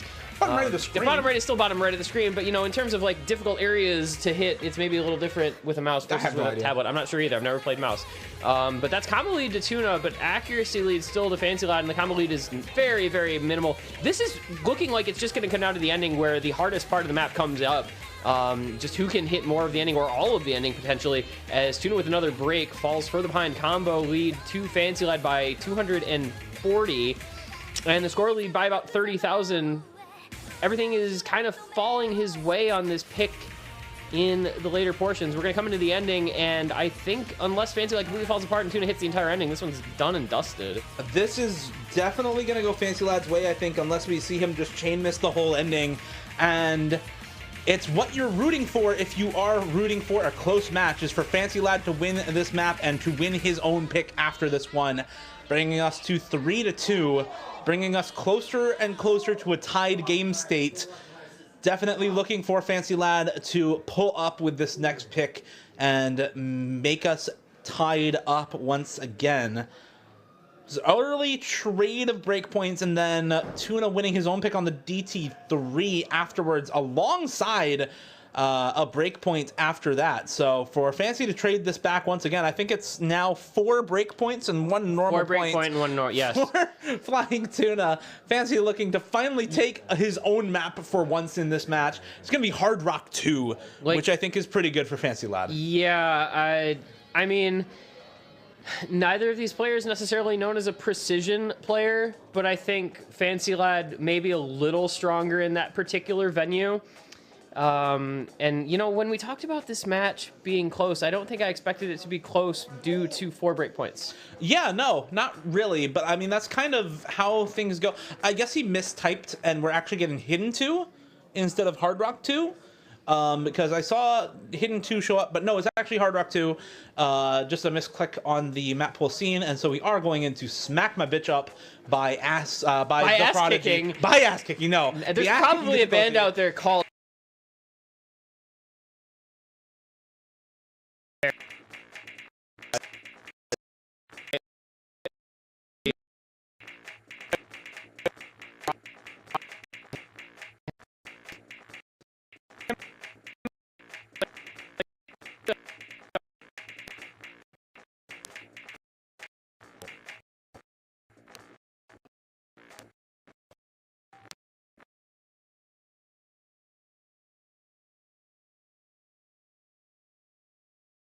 Question marks. Audio warning. Rip stream. Nice audio. We All right, back. we Hello, chat. back. We back. As Apparently. though we never left. As though we never left. Which, in fact, we didn't because we've literally been sitting here for. Fancy I Lab's don't combo know how has long left. anymore. Flying Tuna's combo Flying has Tuna's combo left has also left. My father left me. Just kidding. Not true. I hope that's not true. But yeah, this map just comes down to the diff spikes, right? Who can hit more of those giant spaced quint into linear patterns? And it's often just nobody. Yeah, it's oftentimes nobody. It's oftentimes one person. Very rarely do we see two players hit multiple of them in a row. Time. Missed it. No longer time. It's no longer time. That's unlucky. So, and that's a miss on the very first note out of the gate for Flying Tuna. Fancy now with combo lead once Also, again. look at that athlete. Yeah, 97 to 93 in Fancy Lad's favor. Just noticed that at the same time. We're getting another one of these big quints basically right now, if memory serves. It should be, right there it is. And they both hit it. Have we all day today seen both players hit one of those patterns at the same time? Before, yeah, but it doesn't rare. it doesn't feel like it's been something that's happened very often. Also, I just wanted to say, like, it's so cool to see the player cams and they're just grinning and having a good time, like, no matter what's going on in the map. It's really, really awesome. I feel like you don't get that. You don't get that outside of like a LAN environment where people are just having a good time. But right now it is Fancy Lad that is having the better time. They both did that one too. They both did that one as well. These guys are just good, I guess. I don't know. Fancy's just gaming though. He's got 400 combo and is continuing to extend the score lead above Flying Tuna's head right now with the really, really high combo lead. I mean, 180 combo or 150 combo lead on a map like this, which is so low combo overall, is deceptively large, and you can tell because there's a 200,000 score lead now for Fancy Lad. Yeah, that's an impressive showing on this pick, to say the least. And so it's going to be tied up. It's gonna be 3-3. It's gonna be 3-3. It's gonna be last pick each. Maybe. Don't say it. Maybe. Nope, don't say it. Maybe somebody will pick a map, and maybe there will be an outcome. Maybe there will be an outcome. And maybe there will be a specific outcome. A particular outcome. Yep. Yeah. There's outcomes. There's a wide range of outcomes. There's at least a couple. Guys, don't curse it. Don't curse it, guys. Guys? G-Y-Z-E? Yeah. Guys? Okay, all right. And so there's the win on the Hard Rock 2 for Fancy Lad, and we will go into final pick for Flying Tuna. And then after that, Flying Tuna final pick, we'll have the Fancy Lad final. Oh my god, he's picking He's DT2. picking double time too. Okay, so secret deep lore, Fancy Lad is secretly a speed player once he's warm for speed, but I don't know if you're warm for speed at this point in the match because you haven't played any of it. I don't know either, yeah. I mean, well, you did play DT1 and DT3. DT1 is not a speed map. There's bursts. You're right, but there are bursts. You're right. I'm not saying you're wrong. There's bursts. I can never tell whether you agree or disagree with me about my analysis of a map. Sometimes it seems like you're on my side, and sometimes it's just like you're oppositional for the sake of being oppositional. It's like talking to a 3-year-old. That's fun sometimes. It'd be boring if we were always on the same page. Life would be really boring if we just agreed about everything. Yeah, it would be a boring stream, man. Throw that shit right out the window. Exactly. All right, here at 10.2, OD9, 240 BPM, almost 8-star DT2 in this first round map pool. It's 240 BPM streams the entire way through this map. And I really didn't expect this to get picked between Flying Tuna and Fancy Lad, two players who are ostensibly not speed players. I kind of thought we just handshake, like not picking this. But I guess. But here we are, and you know, this is the world of looting. Everyone is a speed player now. Tuna does not have wooting, apparently, by the way. He actually is not wooting. His ass is not wooting. His ass is so not wooting right now. Fancy, I think, does have the wooting. His ass is wooting. Fancy woots. Yeah. Fancy woots hard. Also, can we talk about the fact that Tuna was up 3-1 and Golden State was up 3-1 and we're in California and Fancy Lad just broke, so I don't think he's throwing right now. Tuna, that is. Fancy is. Well, you can't throw now. Fancy can't throw his own pick. You can't throw when it's pick, you can't throw when it's 3-3. Well, it's also the opponent's pick, so even more so you can't throw when it's the opponent's pick, right? Yeah. Unless you're like way ahead. Unless your opponent is like picking for you. Yeah, but that's not the case here. Tuna with a pretty good pick so far. He's up Yeah, this over is going 2% well for in him. accuracy. Still on the full combo, 1,000 combo plus, 2/3 of the way through the map. And that's goodbye. over. It's looking real good. So for now, right now. now if you're Fancy Lad, you're like just kind Or of would you say Dolver? I'm leaving. I'm sorry. It popped into my head, and I had to speak it into existence. Flying Tuna's looking to FC this? Is he suddenly a speed player? This guy just like secretly now a speed. Okay, never mind. My bad, guys. You did it. I don't know why you did it, but you did it. So, all right. It's going to be last pick of the match. It's going to be Fancy Lad because this is done. So what do you do? What do you do? What would you do for a certain outcome? What would you do for a certain outcome? Fancy Lad, what are you picking right now? So what's up? We've got Nomad 1. We'll see in a moment. I know. I want to just be able to. Nomad 1, Nomad Hard Rock 3. Nomad 3 also. Hard Rock 3. Hard Rock 3 is probably pretty good, actually. I like I'm the down idea with of Hard Rock 3 for Fancy Lad a lot here. I'm down with a Hard Rock 3 for Fancy Lad. If you are rooting for a particular outcome, it is going to be the Hard Rock 3 for Fancy as well.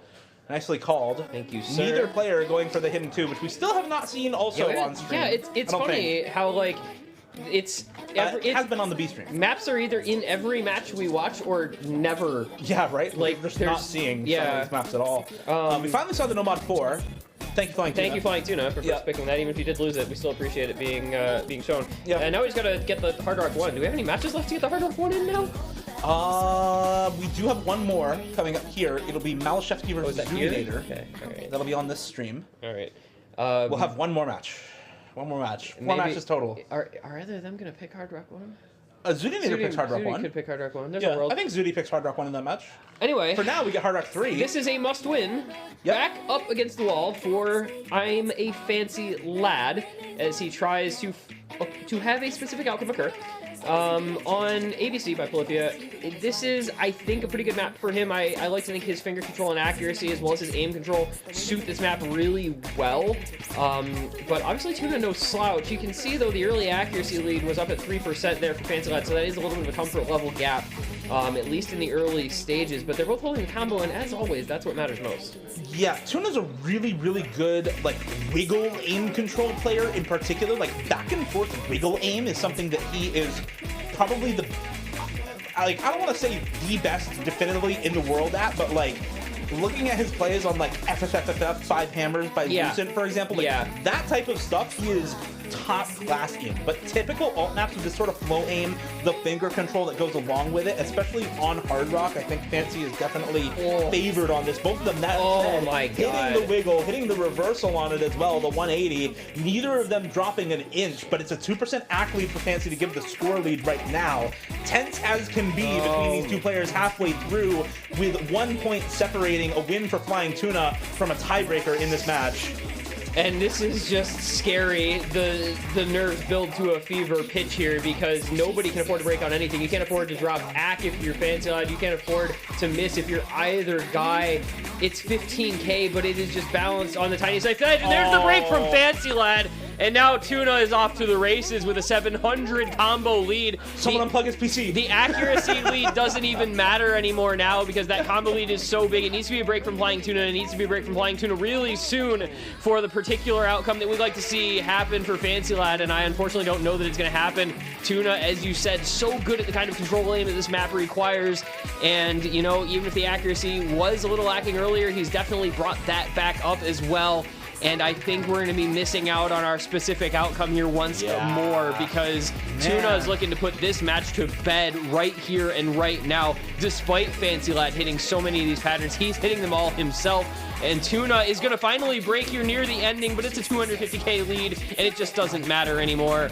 It's going to be Flying Tuna. It's going to be the 5-3, and it is going to be Tuna moving onward into the winner's bracket semifinals with a solid win there on the Hard Rock 3 last pick. An amazing match, one of the best back and forth matches we've seen all day, but Tuna emerges victorious, dropping Fancy Lad down to the loser's bracket.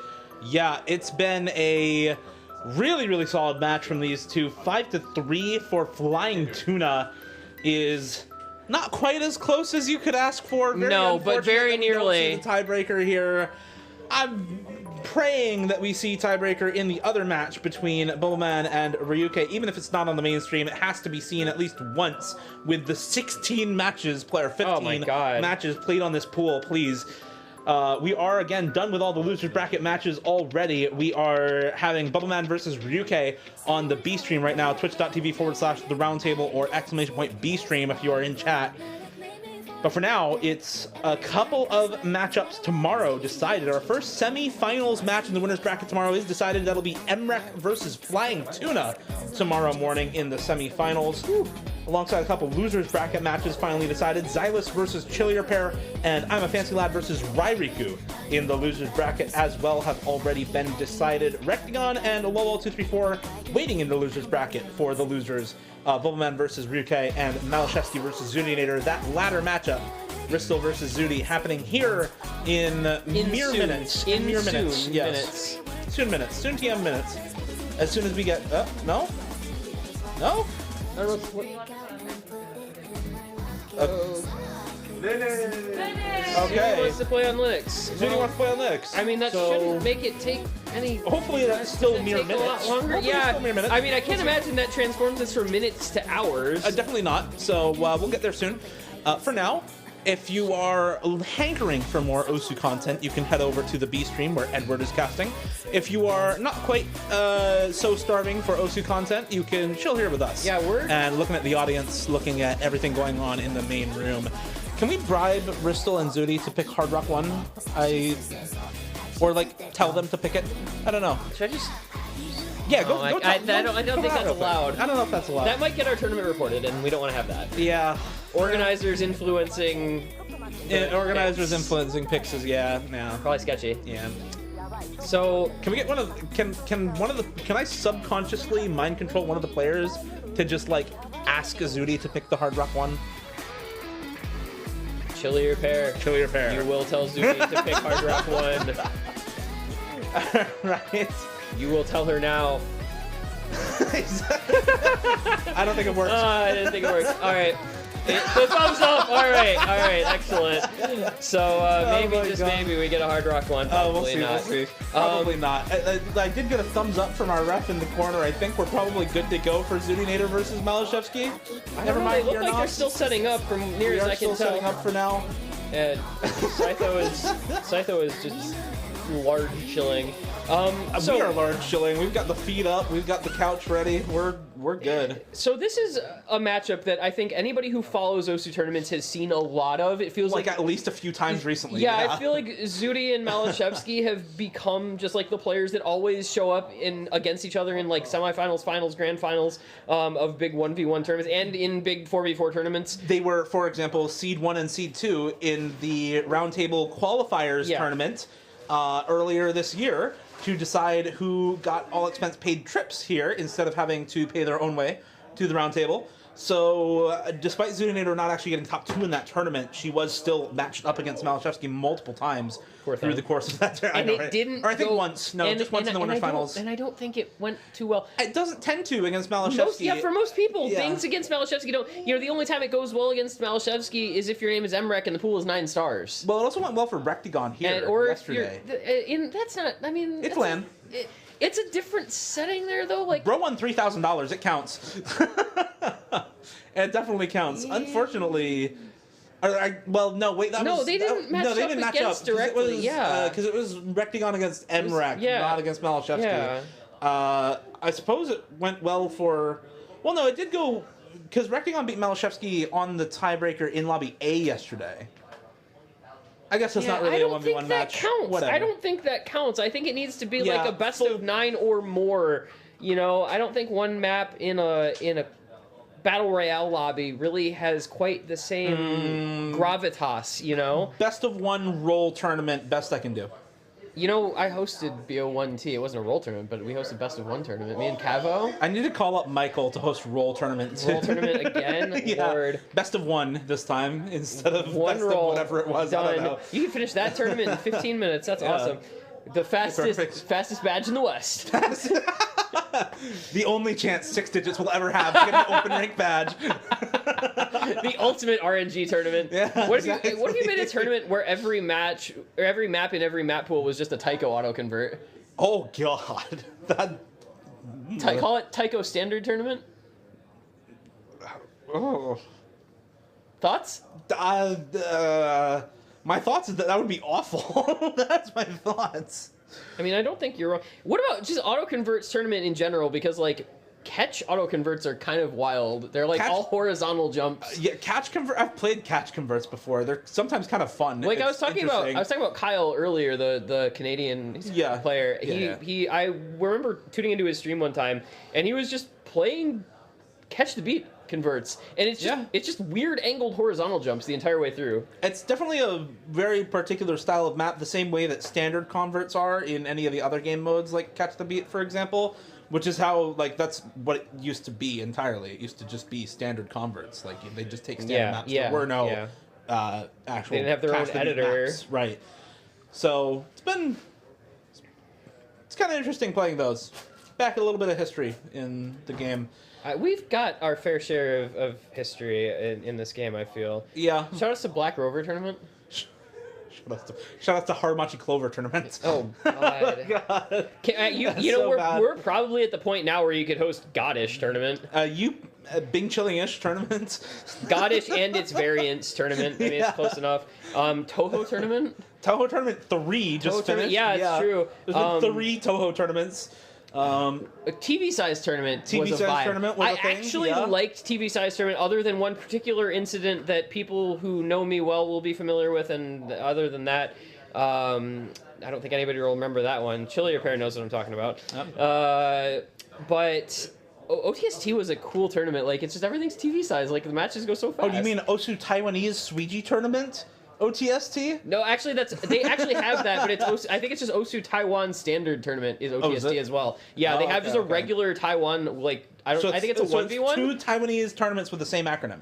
Well, OTST is a different one, but maybe they have that too. Yeah, there's 3 different tournaments that all are OTST, but the original, the international OTST, the TV size tournament, I think has been defunct for a couple of years now. Yeah, it has been going on for a while. It's been interesting. Oh, okay. Also, I want to. What's Jay and Carrie doing in the background? What's up, guys? They're chilling. Also, bro dropped him. That's mean. Okay, talking about cool tournament concepts from the past, because that's what I like to do, and we're hanging out here anyway. Minwoo concept tournaments that were all like one-offs because nobody ever picked them up afterward. Like Mod Wars was sick. You remember Osu Legends? I don't actually remember that offhand. What was? I did some map pools for Osu Legends. It was like power-up abilities in Osu tournaments, like force a 2v3 for a map or something. Yeah, or like, yeah. I know the one you're talking about. Your score is doubled, but if you miss, you get 0 score, something like that. What other? It was fun. Mod Wars was cool. Team Duel was like okay. It was like a team-based 1v1 tournament. Kind of a unique thing. What else did Minwoo hosted the original map? No, Bubble Man hosted the original map draft, right? I think so. Yeah.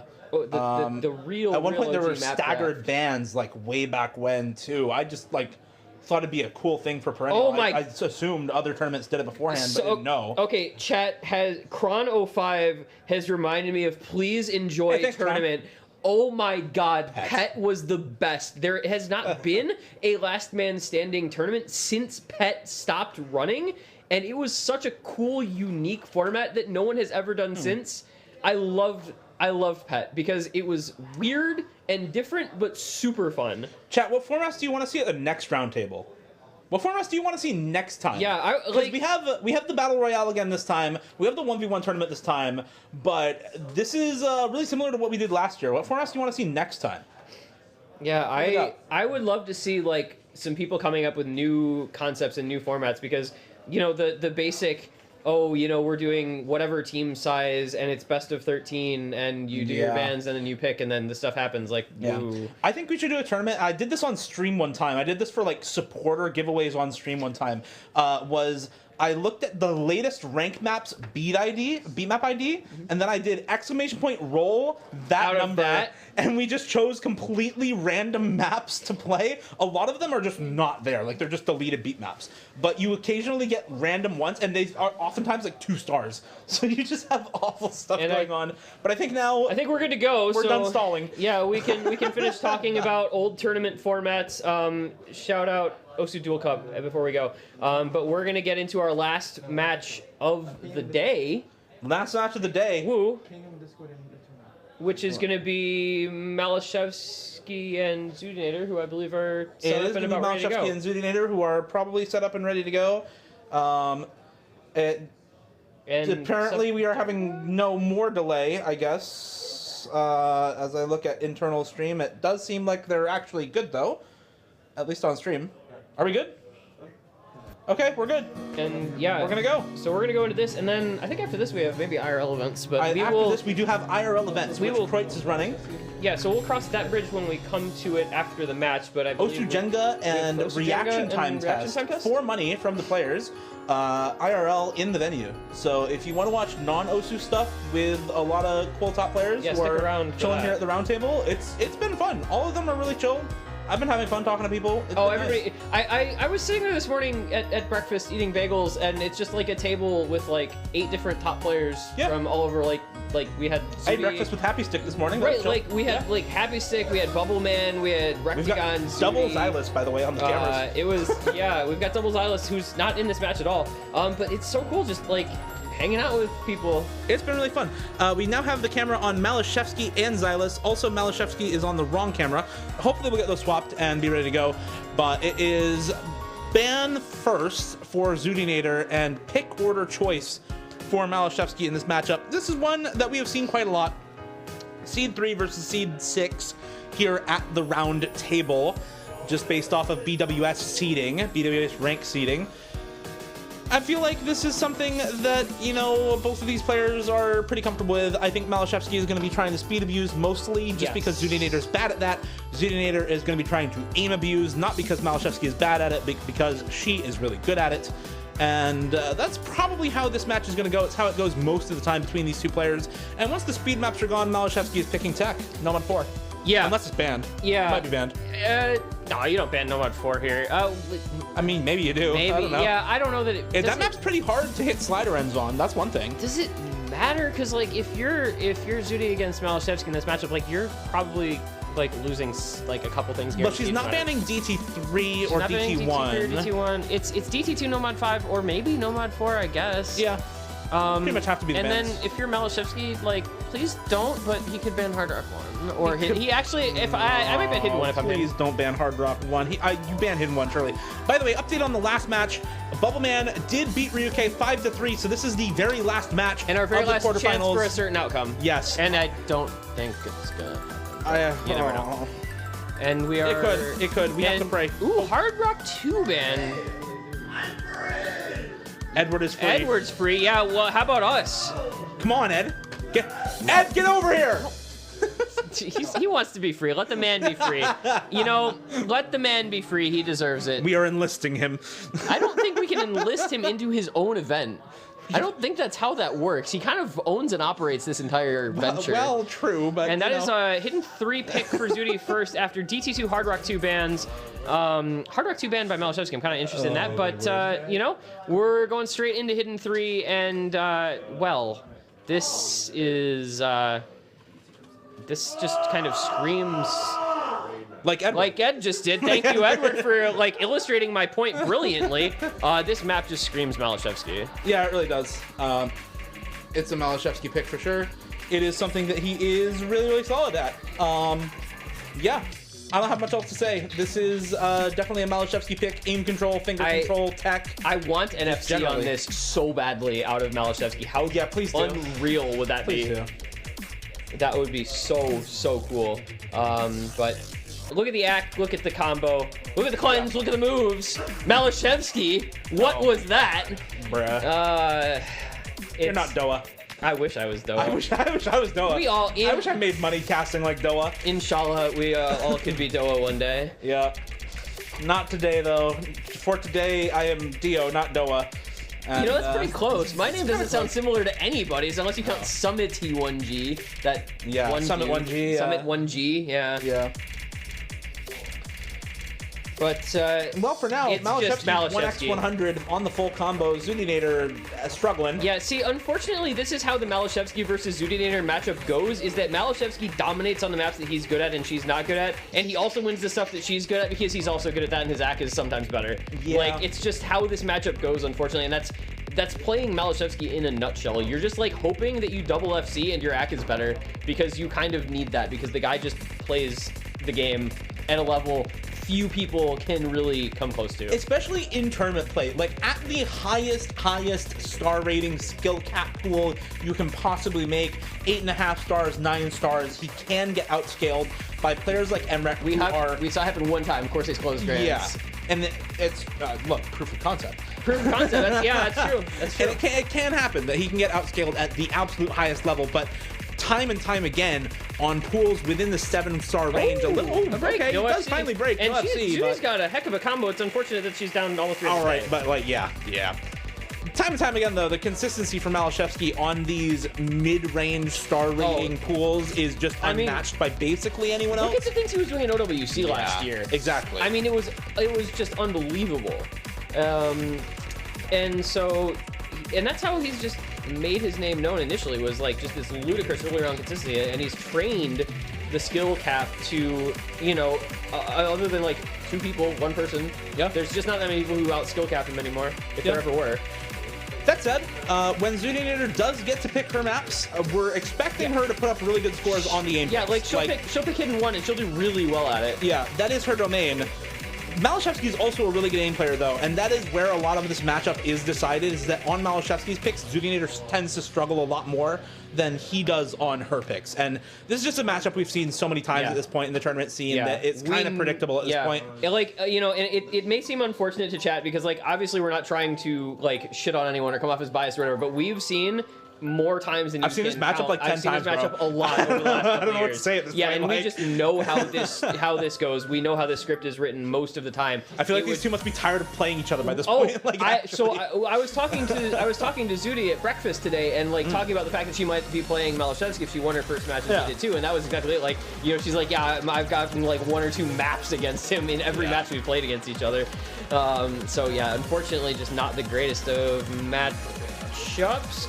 Now we don't have anything on our screen here, so hopefully we get it back soon. Yep. There we go. Okay, and this is gonna be the. Was that a Zudinator pick for Hidden 3? I could have sworn that was a Malashevsky pick. Was that a Zudi That was a pick? Zudinator pick. Apparently, And it's a Nomad 5 first pick for Malashevsky. I'm so that was Zudi's pick? That was Zudi's pick, I guess. No? Nomad 5. Whose pick is Nomad 5? So it was Zudi's pick Hidden 3. Oh wow, Okay. I'm befuddled. I'm a little befuddled too. I was expecting Hidden 1. I really thought that was Malashevsky's pick. I also thought it was Malashevsky's pick because he got like 730k against Chillier Pair on that map and looked like really, really good. I do think Zudinator did better on that map in the first time that we saw her, but yeah, that's a rough way to start a match and for sure. it's obvious that this was going to be a Malashevsky pick because Zudi's not going to pick Nomad 5. Yeah. All right, well, anyway, we'll proceed knowing what we know now, and it's just going to be Malashevsky speed dipping because, unfortunately, you know, like we've talked about, the gap between people who can play this kind of speed and those who really can't is it's a gulf like the like Persian Gulf of Mexico, like it's big is what I'm saying. Yeah, I think that was just a massive underperformance from Zudi because she got almost 600k on the Hidden 3 against Rafis and looked pretty solid on it. Yeah. We did see that matchup earlier. This time around, unfortunately, she did not look that good, and Malashevsky continued to look about the same as he did in his previous match against Chillier Pair on the map. And here's the consistency on speed picks to come out from Malashevsky. Still full comboing, still 98 accuracy. Zudi got about 300k on this the last time she played it. She's on track for, unfortunately, less than that this time around, as Malashevsky continues to full combo. Zudi about 200k here with a 1/6 of the map left. She does have combo, but this is just domination from Malashevsky on the Nomad 5 pick. The speed pick is so good for him. Yeah. It's only the last stream. NESS is the ASS last stream. Yeah. How can you be that good at speed and that good at literally everything else in the game? That's not fair. It's really not. And yeah, okay, that guy's good. And we're gonna go into Zudi's next pick, and there's not really a lot to talk about on that map. No.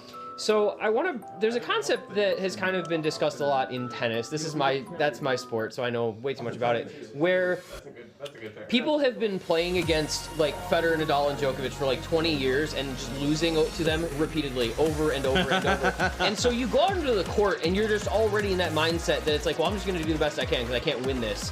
And I wonder, because how hard can it be to come out into a matchup like this if you're a Zudinator who loses to Malashevsky pretty consistently? Oh my god, it's Hard Rock 1, I don't care anymore. How hard can it be to come out into this and actually feel like, I have a chance in this, I can win this match? You need to have a good mindset, but it's got to be really difficult against a player like Malashevsky who just beats everyone and doesn't care. He's like the Polish Terminator. It really is, and we are finally getting the Hard Rock 1. I'm so happy we finally get the best song in this pool, Shout by Altair, the Altair difficulty. Yeah, it's not by Altair, it's by Yuri. Well, it's not, it's like, it's Yuri Swarmer. Yeah. And it's like this whole weird artist. Yeah. NZK, whatever. Shout is awesome. This map is just really good. No, we can't hear it. I wish I could hear this. The vocals in this map go really hard. I get chills every time I hear the vocals. It's so good. And this is the type go listen to it, go play it, because it is, without Hard Rock, very, very accessible for most players. This is... Hey, we can hear it a little bit now. Yeah, we can hear it a this little. is the type of map that I actually expect Zudi to be able to do pretty well, and just because this fits her wheelhouse so well is just big aim with Hard Rock. Like, I think this is a pretty good option. It's a very for Zudi her. map. I agree. I mean, Malashevsky has typically been pretty good on aim maps, but has also dropped points on Hard Rock aim quite a bit through the years. It's not something that's very easy to be consistent on if you're not a Hard Rock player, but unfortunately, Zudi is going to find one before we get into the first KI time. He's going to find one of those misses, a slider break it looked like. And it seems like Malashevsky, even despite not being really a Hard Rock player, quote unquote, he's good at still aim. good at it anyway. The dude's good at aim. Yeah. Like, you can't really say anything else. He's just good at aim. Also, we have to remember that it's like pre-grand finals, which means Malashevsky can just FC literally every single map. Like, until you get to the literal last stage, Malashevsky can just FC everything.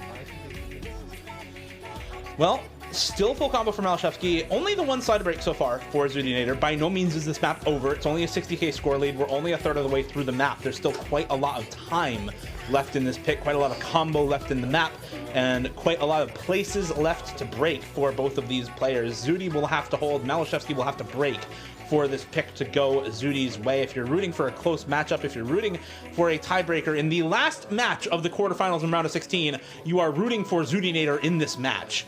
And you're just hoping against hope at this point because, oh man, is it an uphill battle for Zudinator the whole way. Down 2-0 and down in the third map on her own pick by 100,000 points halfway through.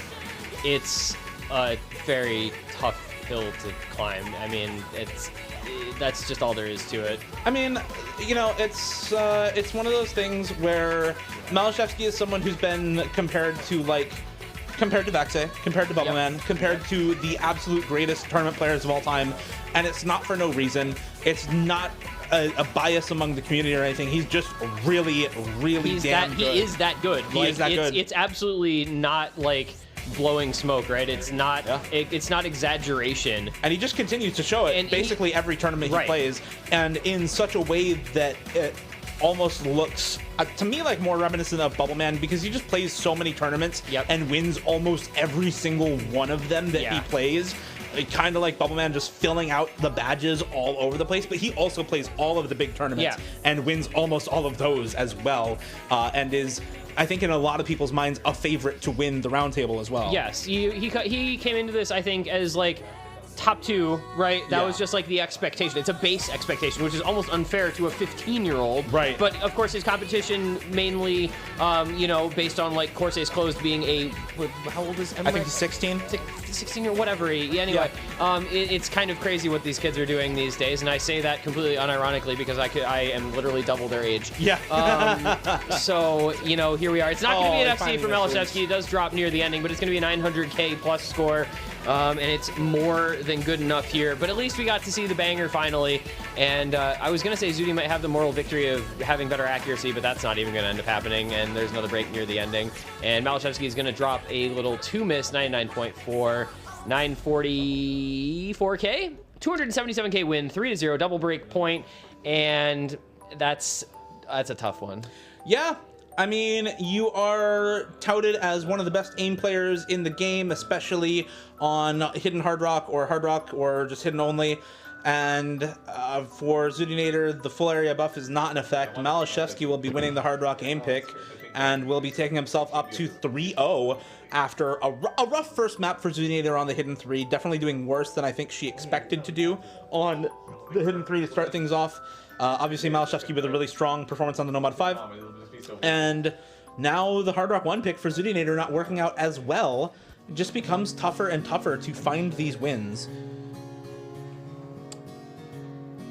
And we're just shown a score. Anyway, Hidden 2 pick from Malashevsky. That's the first time we see this map. Also, Malashevsky apparently got 930K on Scarlet Rose DT before this match. That's something. My hands it's not even in this pool. It was in the Battle Royale pool. It just felt like it. I think he also has like a one slider break play or one misplay on Bancho, by the way. That's messed up. Yeah, it's not on the leaderboard because it's not an FC. But he also has, there's no hidden double time or double time only FCs, but like he and Emrek popped off on it. One of them got a slider break play and one of them got like a 1 or 2 misplay on it. Both with ridiculous combo. So, I don't know, go check the leaderboard for that one. In the meantime, we've got Hidden 2 here. It's the Malashevsky pick. Zudinator's a hidden player, but she's not a low AR reading player. No. And that's the distinction between these two when it comes to this mod. You can instantly tell the comfort level just on the accuracy in the first 150 combo of the map. Like, the reading gap between these two players, just looking at how Zudi was playing these slider patterns versus Malashevsky playing those patterns, like, it's pretty noticeable. I would think if I were leaving this up and not banning this against Malashevsky, I would be probably practicing the hell out of it. I mean, look at these patterns. She does actually look pretty practiced on these patterns, too. Yeah, she is. This is the hard part. This is the type of pattern that makes this map really difficult. These types of perfect stack overlaps. And unfortunately, it's going to be the wide angle jumps that do Zudinator in rather than a lot of the perfect overlaps and perfect stacks in this map. Malashevsky still with a 1/100 FC going into the halfway section of the map, into the second third. Yeah, this is just a good place for Malashevsky. This is, you know, it feels silly to say because every map is in his comfort zone, but like this is in his comfort zone in a way that it really, unfortunately, isn't for Zudi. Despite she is actually putting up a pretty good performance, but look at the accuracy and look at the combo. You wouldn't call Hard Rock aim Malashevsky's comfort zone, but you would call this Malashevsky's comfort zone, even with his performance on the Hard Rock right? You still wouldn't call that his comfort zone, despite him still being really good at it. It's this is just comfort at the next level for any of the players here. It's hard to sell the guy short when we just talk about how good he is at literally everything all the time. Yeah. At the same time, the guy's still full comboing 2/3 of the way through the map. He's got 1/100. Zudi only had the break in the beginning. I mean, yeah, and her act is still pretty good too. Oh, it's a break from Malashevsky. Is that a door open? 160K? Maybe. It's maybe map left. It's only 150K. There's a quarter of the map left. There's big combo on Zudinator. Accuracy notwithstanding, this is definitely a... Oh, he broke again? Wait a minute. This is definitely doable. And for Zudinator now, a chance to take a break point on something like this, I think, is not what people would expect out of this matchup at all. Oh, no. It was looking so good until all of a sudden it just all came crashing down. Yeah. CLG Classic. She was winning until she wasn't. Until they win until she loses the map, she's winning. Yeah. Oh man, where's the Skara gif of him literally throwing the Baron plushie? Oh, that's Zudi throwing at Baron right there, and unfortunately wasn't able to make it happen. But hey, that's a really good showing on a very difficult map for her. Unfortunately, you need more than a good showing to beat Malashevsky on a 4/100 2-miss 687K, and like that's almost an underperformance for him. This map is pretty hard. I think this map has like one hidden full combo on the leaderboard. We picked it just because it's still mostly an aim map, so the reading players aren't going to find it all that difficult, but for most players, this map is pretty damn hard. It's a 6-star AR8 map. The mechanics alone are going to make it pretty difficult, notwithstanding the overlaps and things in the map. And Zuni said it herself. That was hard as shit. And he Definitely actually, a difficult and map. Malashevsky even saying nice score. So like the respect is there from these two who are very, frequent opponents. Yeah. I feel like that's a cool thing. Is like a lot of these players are like pretty friendly. Like they're on good terms and they can congratulate each other for good performances and stuff. I was listening in on an interview going on outside between some of the Canadians and Professor and Presser doing the interviews. And they were talking about that like a lot of the players here, or almost all of the players here, are basically part of the same tournament community, very tight-knit. A lot of players know each other, play against each other all the time, and so there is that level of both respect and camaraderie among all the tournament players here, in that they're all people competing against each other, with each other all the time. It's not like there are set teams in OSU tournaments right now. It's all free-form, pick your own teammates all the time. And so between 1v1s and team tournaments where you're teaming with and against different people all the time, basically every player here has played with and against each other multiple times. And so it's more friendship and camaraderie and respect than it is rivalry and animosity between all of these players. And that is why events like this are so fun, because you finally get to hang out with the people for whom you have that respect and camaraderie, and have built up these long-term relationships over multiple years of playing with each other online in tournaments all through the year. Nomad won, by the way. Nomad won, by the way. Yeah, there's not much to say about Nomad ones. We let that go for a while, and it's very true. But this is going to be big jump aim. We've seen this map several times. We saw Fancy Lad with the 2-100 FC. So Malashevsky looking to. It's a high bar. Malashevsky looking to maybe match that. Zudinator no longer can. Already has dropped enough back to. I think he's got more than 3-100. So, or more than 2. 3 or more. But both holding on to the FC and on the Nomad 1, that's really the important part. This is, we talk about it being a standard Nomad 1, and it's going to feel pretty easy for people, I think, especially if you're in a pretty no-pressure situation, like for either of them. You're Malashevsky, you're up 4-0, it's multiple match points. You're Zudinator, you're down 4-0, like you're just kind of doing what you can here and hoping to put up another good performance. Exactly. So, like, there's really not a lot on the line in this particular stage of a match when it gets this one-sided and it's been one player just kind of dominating, and so looking forward to just both of them performing well on this. I think we can expect good scores from both players. What we saw in the Hard Rock one, for as good as Malashevsky's score was, Zudinator was right up there with him, and that's how it is on these aim maps between these two players. Both of them are so good at just the basic aim mechanics that it often comes down to the timing of misses between these two players. Because if Zudinator hits later, that is not where you want to miss, especially two-thirds of the way into the map. At this point, with an SS from Malashevsky, he has to miss very soon and miss multiple times. Already almost 100,000 score lead for him going into the last quarter of the map now, with double S still intact. She did not stand full area hard enough today. No, she did not. If she was truly standing full area, she would have not under-aimed that note. Well, and now there's only one thing left to see, and I'm not going to say anything about it. And, well, there it goes. He missed. Yep. I don't even have to say anything about it. Guys, like, help Aaron, me out why did here. you cast your cursor? Oh why my did you cast god. your cursor? Why did you cast your cursor? I am such a piece of shit. Huh? What's wrong with you? I'm gonna go up onto the top of the Hollywood sign and throw myself off. I'm sorry. No, you're not. He means on a garbage can lid, like he's shield surfing in Breath of the Wild, guys. Don't worry about it. That is going to be it for this match, though. It is 5-0 for Malashevsky versus Zudinator. We are going to get a tiebreaker showcase anyway, because the fact that this tiebreaker went unplayed through 16 matches. I'm so matches, mad. No I'm tiebreakers. So mad. I'm actually so mad. I'm pissed. Hey, why did the players? Why did they not simply go to tiebreaker? Why did they not simply? I can't believe the Roundtable allows players who don't go to tiebreaker into the venue. Okay, but on the bright side, at least we finally got a Nomad 4 and a Hard Rock 1 over the last few matches. So I mean, we did get to see everything, and a Hidden 2. So yeah, like we did this match, they accommodated us. They gave us the Hard Rock 1 and the Hidden 2. So shout outs to Malashevsky and Zudi, and they're also gonna regale us here with a tiebreaker showcase, because Natsu Nomad 1 map pool feedback. Map pool feedback. Look, that's Natsu's one good map, okay? I will stand by that one. I like, oh no, that's a certain map, Natsu. What map do I like by Natsu? Yeah, that might be the only one. Yeah, good try. This is the custom tiebreaker by Enemy. It is Chrono Divinity by Enemy as Vanquisher or Techie. Panda and Camo's Chronos difficulty, storyboard by Himada. Unfortunately, we're not going to get storyboard on this showcase.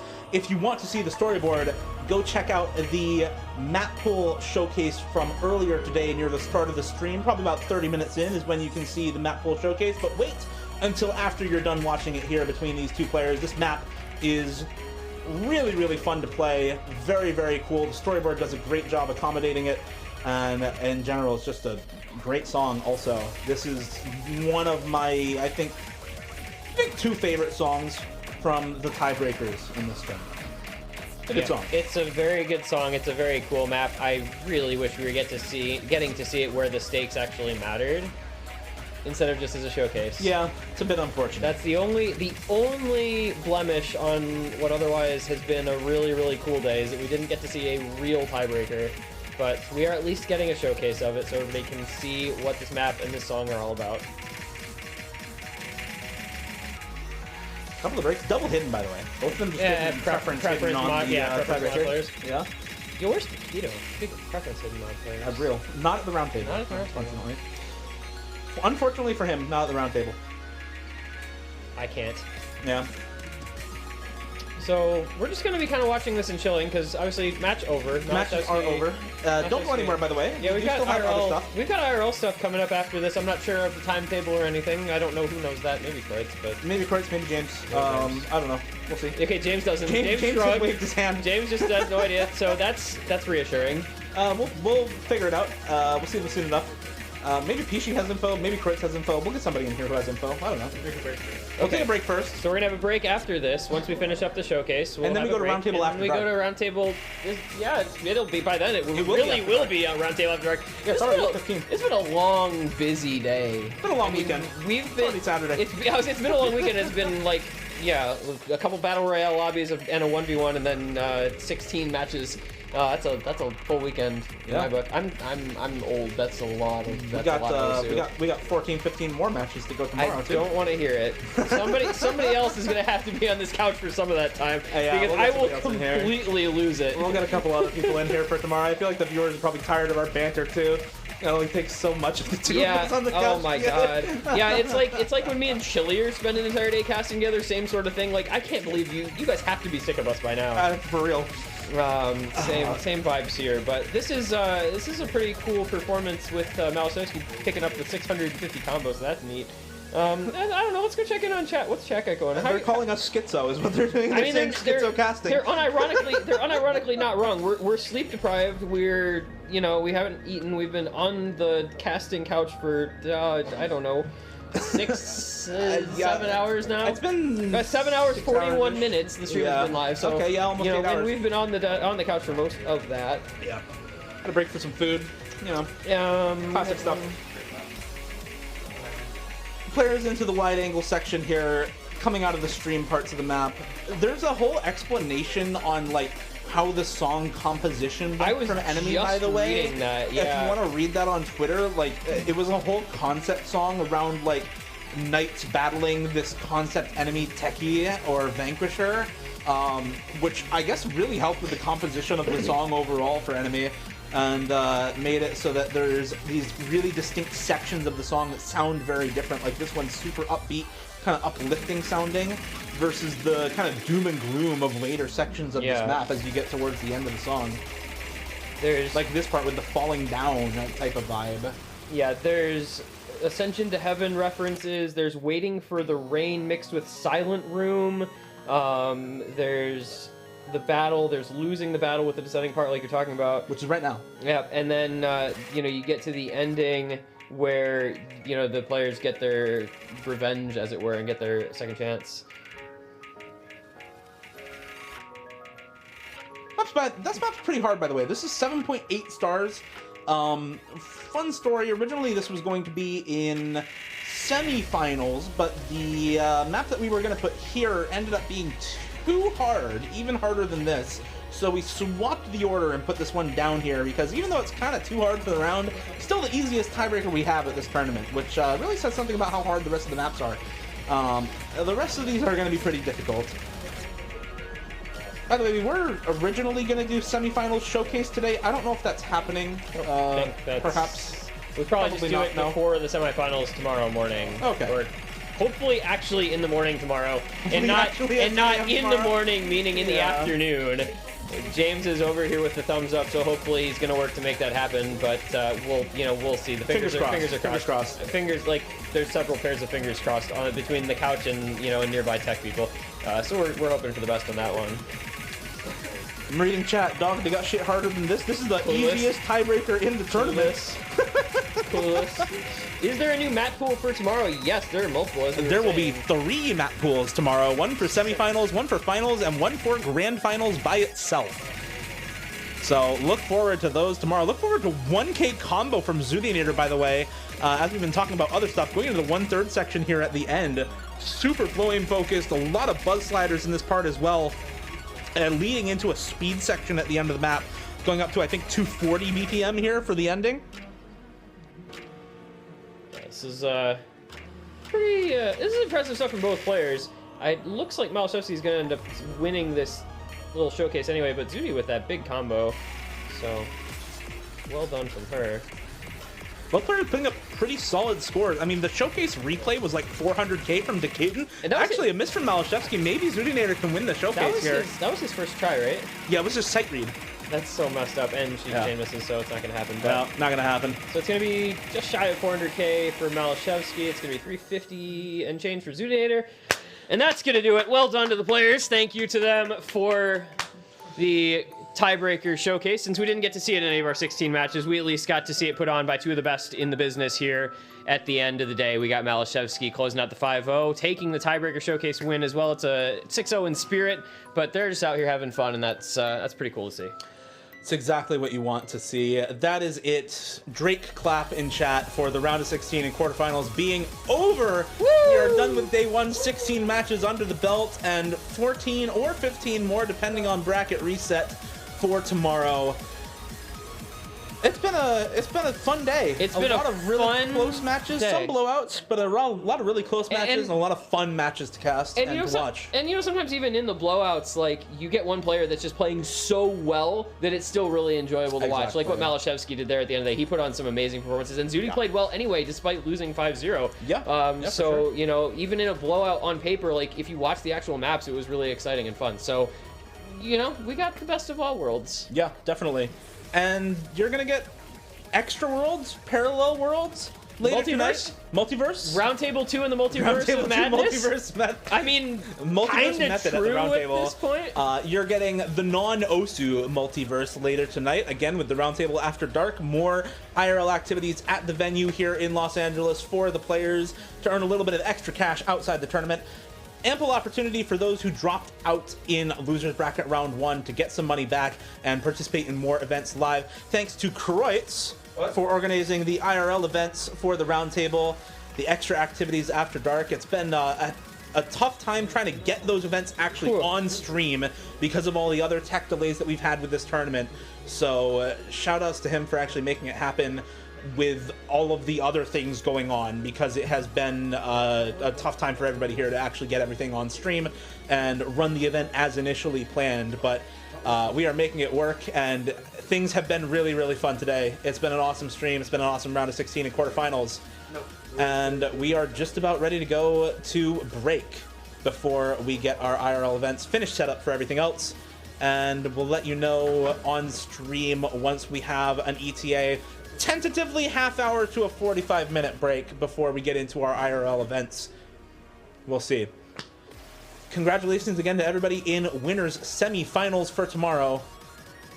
Am I being told to rap, or is that just a normal hand gesture? I can't tell. It's just a hand gesture. Congratulations I mean, to we're everybody. rapping anyway, but like, yeah. We're rapping. Good luck to everybody in losers tomorrow. Good luck to the people in winners semifinals. Hello, Ed. I just want to say these guys literally have been commentating matches all fucking day. You guys are absolute legends. Thank you all so much for being here. Guys, please, can we get some love for Dio and T1G? And can we get some love for Edward putting together the roundtable once again this year, making the event actually possible? He may be waving his hands to say no, but that doesn't change the fact that none of this happens without him. So thank you, Ed. And thank you, chat, for watching at home. Your support, all the donations that we got from everyone is also a big part of what made this event possible and makes the Roundtable what it is. So thank you very much. We're going to take a 30-minute, 45-minute break, and we'll be back with more activities with everyone here at the Roundtable in LA. Thank you for watching 07.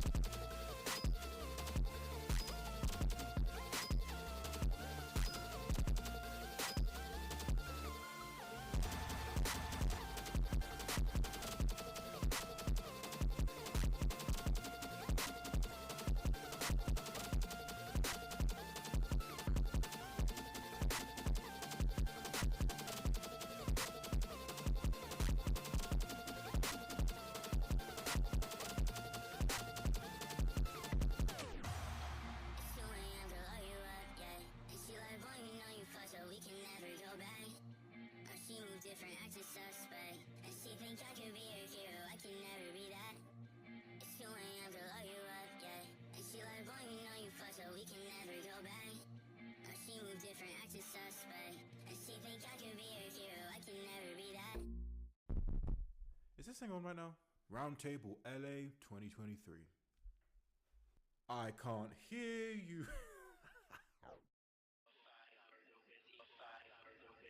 You're listening to the Roundtable by Past You.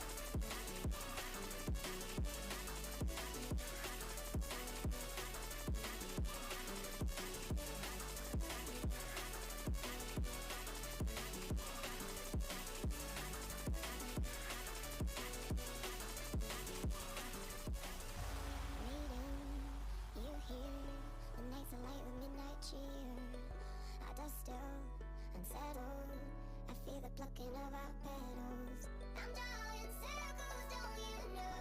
Protects the seed that wants to grow to a garden, part of my territory. I fight for you. I never knew that I could feel this way. I am right for you. This kind of love don't happen every day. I fight for you. I didn't wanna have to raise my voice. I am right for you.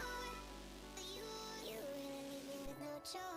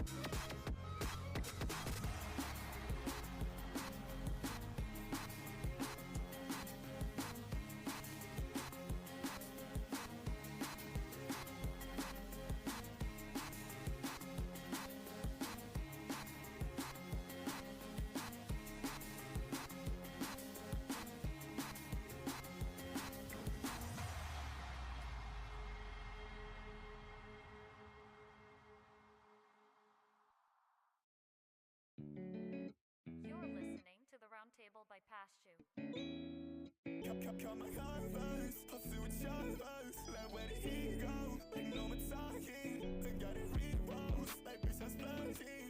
Dream about murder, no one to hurt him. We tie the hands up, we shoot the target. Don't wanna talk now, let's wait the blocking.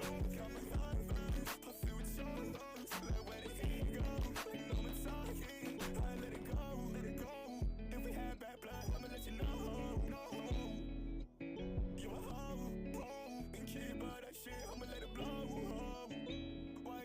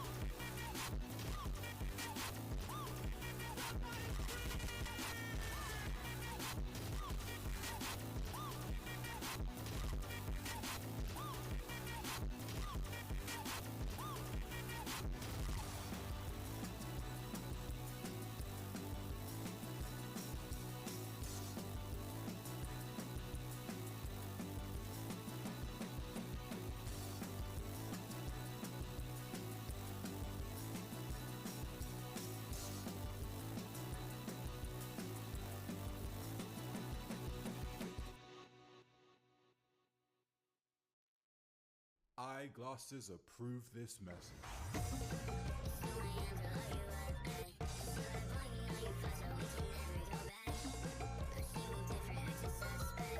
You're listening to the Roundtable by Pasture.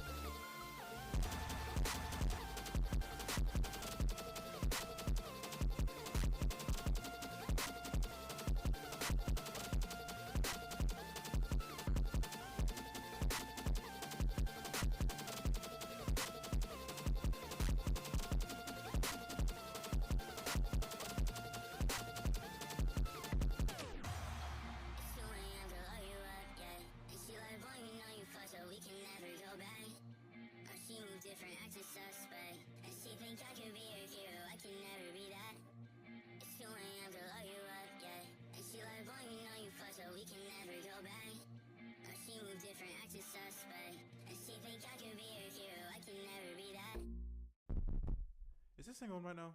Roundtable LA 2023. I can't hear you.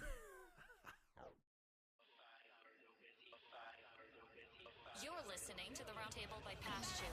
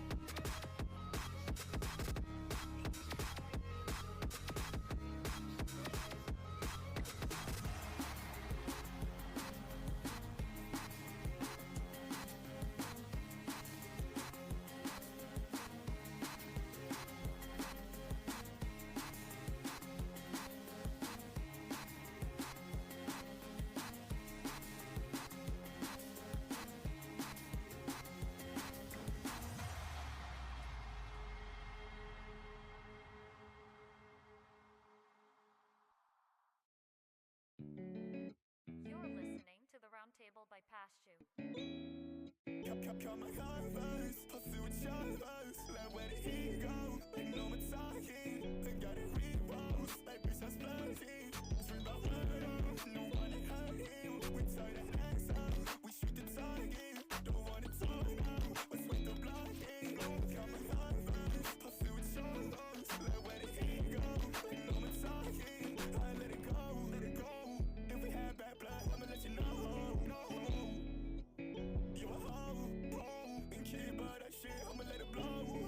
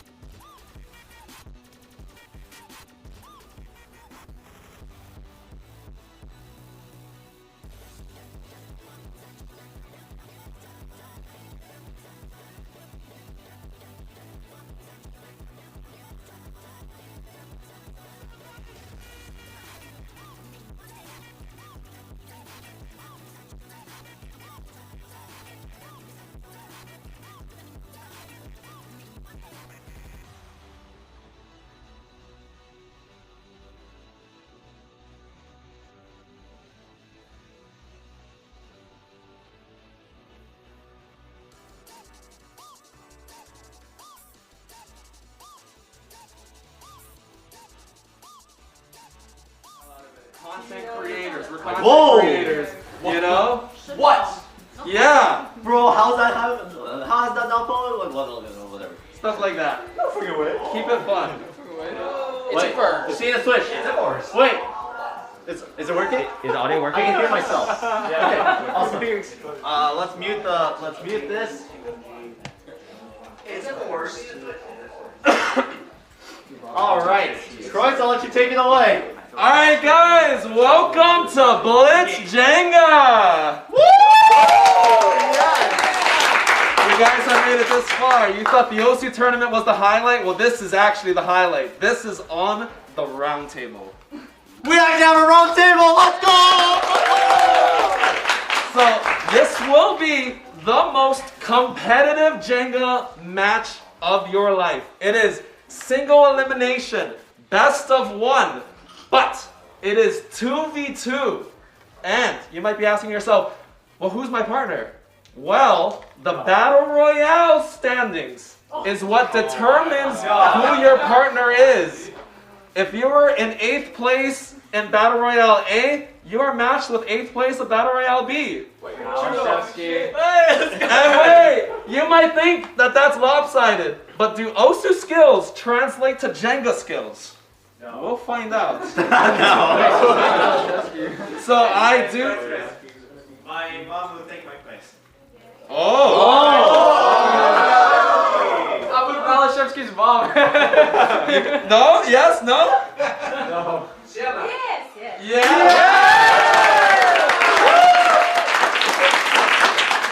Okay. All right, so the pairings are up. We have Rectagon and Emrek on team 1. Come on, do it.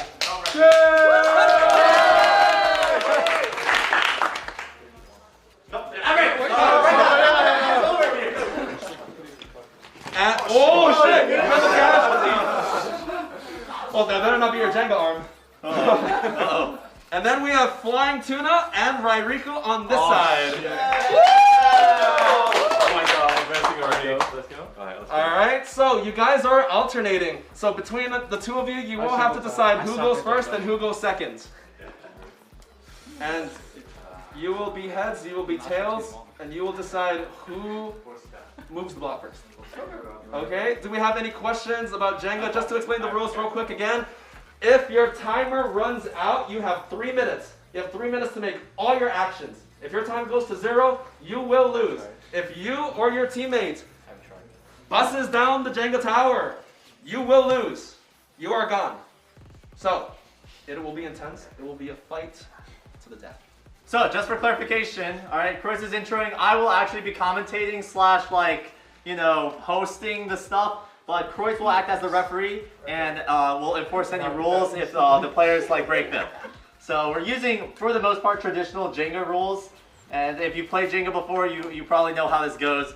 So we're looking forward to this one. All right, guys, any questions? Are you ready? Wait, who's heads and tails? Oh yeah. You hold it. Yes. All right, so this is heads, this is tails.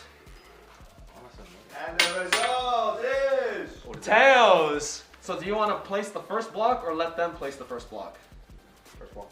You will be the first block? First block. Okay, so that means that means that you will have to tag the time, and that will initiate the clock to hit their side. So and then we have to clear this place. So for clarification, how this timer works is when you tap, you have to only tap on your side. So just tap here, it'll start the timer for them. When they're done, when they pull a block out, they need to tap their side, and it'll start the timer for you. Yeah, so Okay? let's just demonstrate real quick. I have to tap this. Now it's your turn. You place a block. Boom, tap your side. Now it's their turn. They place. Tap their side. Boom. You guys get it? Okay. All right. Awesome. And don't forget to place block. Tap. Okay. And you have to tap your alternate. We got it. All right. All right, cool. are you guys ready? You need to tap. I do. No. Oh, sorry. Ready? Wait, You go back there. Okay, are you guys good? Yeah. Good to go? Alright, ready to go on. Tap the screen in 3, 2, 1, go! Tap it. Alright, there's plenty of options here, but Tuna has the first option, and he does pull it, and it comes out relatively smooth. Tap it, tap. Go, Tap it, tap it. Very nice, very nice. Rectagon's up first, alright. He's trying to figure out which one to pull. He's going from the bottom. Does find one that's makes the tower smooth. That's pretty good, pretty good. Next up, right, Riku. Oh, with speed, like the player himself. Alright, Emrek moving the tower a ton, but what is this?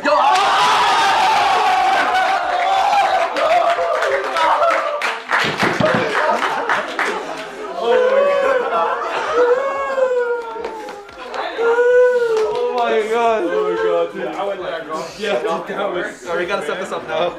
That's the strat. Unlucky. Rectagon and Emrek is eliminated. And Flying Tuna and Rairiku will move on to the next stage. Good game, man. Alright, we gotta set up for the next round. Can someone find the cardboard Jenga thing? I'll set this up. You find the new players. I just gotta find the cardboard Jenga thing. If you can just set it up to groups of 3, I can just easily stack them up. I'm a teacher. We have Jenga at school. Oh, let's go.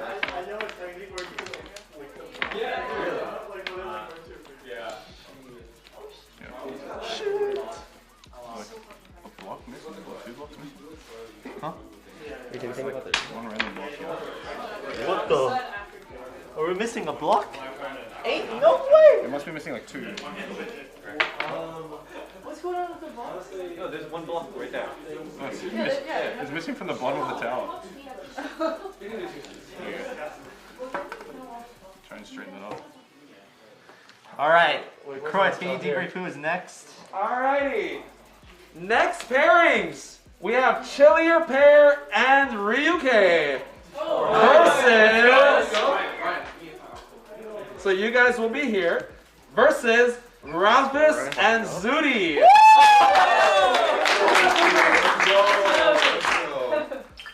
We're gonna fucking lose. Alright, we need the coin. Fucking, where's the coin? I thought I had it. Want to flip my wallet? Sure. Actually, no, my card's in it. Flip a card. Flip my wallet. Okay. Air tag or... This is heads, this is tails. Your heads, your tails. Alright. I think it's a bit biased, right? Oh my That's heads. So you guys get to choose if you want to go first or second. Okay. Do we start? Up to you. All right, we start. You start. So that means you will have to hit the clock for them to start. So you want to go first? All right. All right. Y'all know how to play? Hey, what do you have to do? I go first. Okay. All right. You just have to press the button, that's it. Yeah. Alright, are you guys ready? Alright. I'll get your drink off, by the way. Oh, my bad. Alright. So, begin the timer in 3, 2, 1, go! Alright, Chiller Pair is the first to pull, and it's very smooth, very nice. Rapid. Nice. Not too bad, not too shaggy. Timer goes on. It's now Ryuke. Whoa. Oh, this is smooth sailing, no problems. Zudinator. Oh. Trying out a couple different options. Block is placed and off. Chiller Pair. Oh my Whoa! God. You are such a brave man. We saw some shakiness on the tower already. It is getting unstable. Rapids is searching for different options, finds one, and places it on top. It still works. The tower is getting extremely unstable now. There's not too many free pieces, but can he find one? He finds a block. He's pulling it out. It's opposite of everything. That's right. And it works. That's it. Zudinator. What? The foundation of the tower is starting to crumble, yet the players are still going through. Incredible. Pretty good. Rapis. Let's see what's popping, man. Oh, Rapus is shaking. He's Man, shaking. He's nervous, dude. He's nervous. Does Oshu tournament nerves carry? He's shaking. But it doesn't. Take your time. Take your time. What the? You got it. Come on, you got it. Come on, man. Come on. Ryan is searching. Ryan is searching. He finds it. Oh my God. The tower is leaning, but Zudinator pushing out from the base. A double kill? Is that legal? Is that legal? Is that? I don't know. I think you have it. That's 2. Oh my God. Can you just grab that? Am I allowed to just grab it? Grab it. I don't know if that's legal, but let's roll with it. Oh my God. Holy shit. Yo, my watch it. I'm so stressed right now. Come on, man. Come on. This is Blitz Jenga, boys. You guys got 2 minutes, Travis. It's all time. They're gonna fail. time. They're gonna fuck it up. They're gonna fuck it up. Come on. Alright, Ryuk, come on, man. He's searching, he's finding, he's manifesting his destiny. Oh no. The tower is wobbling. He picks one in the middle. He goes around.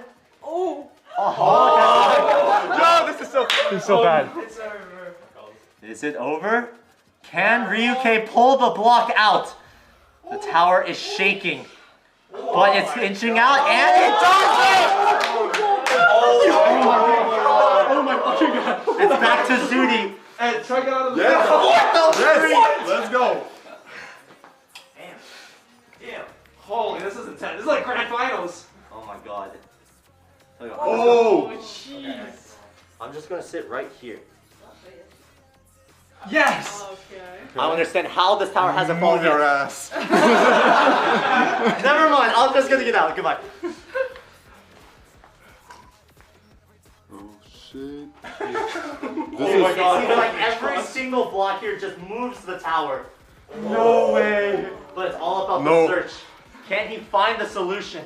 Or is Rafis screwed in Blitz Using the Jenga? double hand technique. Stabilization. Stabilization. Oh my god. The tower is still stable. Oh my god. Ryuk, it is time. He's searching. Yo, this is around. so hard. I like it. Should be enough. Should be enough. There's so many different allowed options, to but it help? seems like every single block is stuck in there. Can Ryan find a block to pull? Ads. Add. That's okay. That's okay. Patience, Ryan. You got 1 minute and 5 seconds, Ryan. That's plenty of time. Kinda. That one was a little long. Yeah. Dude.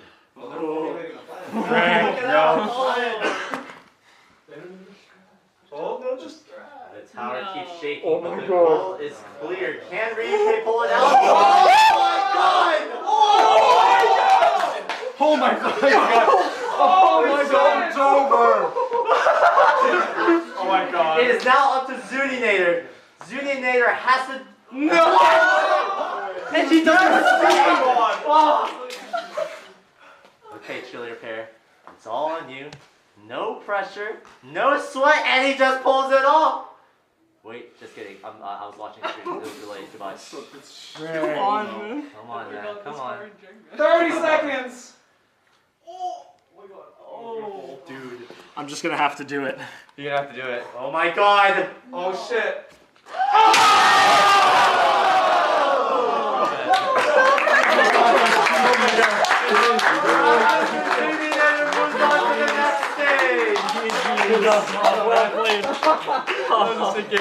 Holy shit. Alright, Christ, work on getting the next guys. Wait, can we get Ryan, can we see your watch heart rate? What is the camera? My stress level is so high. Holy crap. Work it, teammate. Dude, that was incredible. Alright, so next we have on this side Malashevsky. Malashevsky's mom. Yes. And Xylus. Let's go. And we have Karumi and Saifo.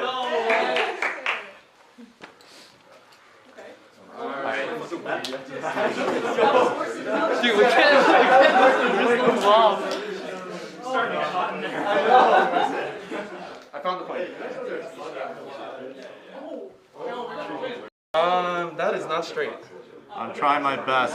There's supposed to be like a cardboard that helps straight. Is there a piece of... Dude, my heart rate is so can't find it. Dude, it's like already up. It's already nervous. I never get nervous, but now I'm nervous. Oh, there it is. Alright?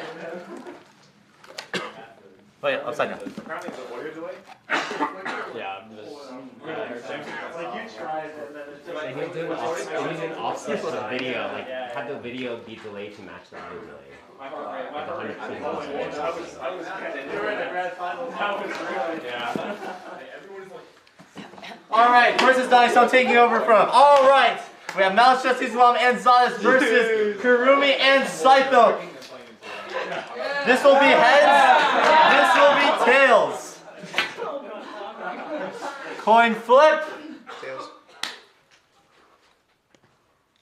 It's heads. All right. So, do you guys want to go first or second? Oh, what? First. You want to go? Going Going first? First? Okay. Okay, first. So you guys want to go first? Okay, that means you guys need to press the timer first. That means you guys press the timer to begin their clock. Okay? I'll press the timer. But I feel like it's gonna knock over when I take out one. right off the bat. Alright. In 3, 2, 1, go! Alright, Xylus goes first. Yo, chill out, buddy. Wait, you need to press the top. There we go. First block is in with Xylus. Now it's Saito.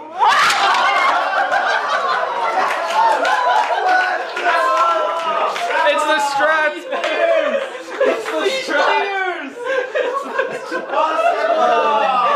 Let's go. Alright, good.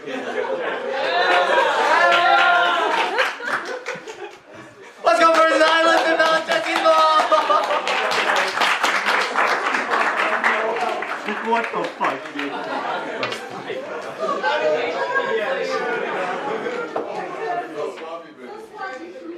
Okay, up next we have I'm a Fancy Lad and Bubble Man versus Glarsis and Carryu. Oh, damn. Where's Glarsis? Where's the Mandem? Glarsis is substituting for Siru as he couldn't make it, unfortunately. Yo, move the cam. The camera, bottom right. Whoop. Oh, my bad. You're right. Yeah. So true. I'm not good at this. Never mind. No. This is easy. Okay. It's getting toasty, boys. You ever played Valorant? Actually, no. Wait, the cardboard is right here. Huh? Sweet ass. I have AQW. Yeah. Yeah, I played in the library. All right. Hey, So, reset the clock. heads, tails. Oh, wait. Hold on, restart. I feel like it's a sleeper team. Heads. Okay. Bowman, Joel, do you want to go first or second? Always second pick. Always second. Are you kidding? All right. That means you guys are going to be going first. To start their timer, all you have to do is press on your side, okay? So, begin in 3, 2, 1, go! Please. I insist. I'm younger. Exactly. And that means you go first. The ballpark is on Carryu. Carryu is searching around for a loose block, finds one in the middle. Can he pull it out? No. There it is. Place. Oh my god, dude. And dude, Carryu is shaking so badly. And now it's on Bubbleman. Bubbleman finds a loose block. Very carefully. Oh no. Not too bad. Bubbleman does it. Now it's up to Glarsis. Glarsis. What will he do? Searching around. Finds one in the middle. Very shaky, very risky pick, but Should I shout boo? does it work? It does work, but can he place it? Oh, in the middle. Like the other way. Rotate. Yeah. Yo, hit that timer real quick. There we go. Next is Joel. I'm a Fancy Lad. Searching around on the lower part, does find a loose block, pulls it out. And there you go. Carryu is back on the ring. Oh man. You got this. Come on, you got this. I've got this. This block. Yeah. You insist? Alright, I insist. Unless you feel. Hey, dude. That's Lars's advice. On second thought. Hey, there we go. We got a much easier block to pull, and nice. Oh, look at the thought. Brother, we are running out of time. Come on. Oh shit! I reckon we play the clock. Now it seems like Lars's and Karyu is starting to run a bit low on time with 1 minute and 47 seconds versus currently Bowman is at 2 minutes and 24. Alright, Harry, what am I taking out here? Lars's is up. Oh my god. Oh my god. Okay, on second. It's funny because I'm wearing a mask.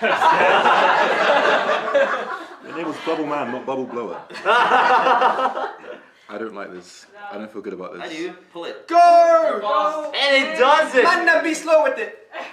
Not too shabby. Good job. And Fancy Lad is up again. Earthquake! Earthquake! On the bottom. Oh my guy. There's a lot of damage in the middle of the tower. You are manually breathing. You got this. Come on. Come on. Karyu is searching around. Finds one. Has it partially pulled already? That's sick. Yes. That's how you do it. You got this. Dude, that tower is leaning, man. Leaning tower of Jenga. And Bowman finds one on the bottommost floor. Now it's going to be me to myself. Yes, Oh sir. my god. Yes, Dude, that thing is sloping. The tower is sloping. Odds on me putting this one out. Huh? Odds on me putting this one out. Fast. Whoa,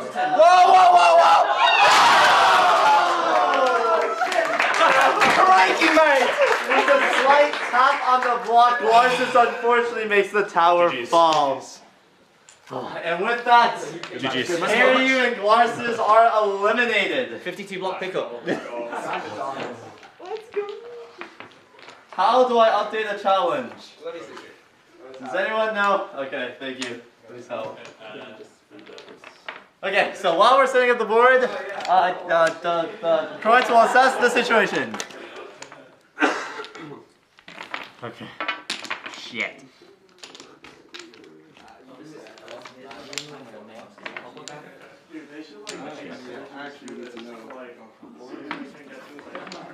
Architects versus surgeons. You didn't start the tournament, that's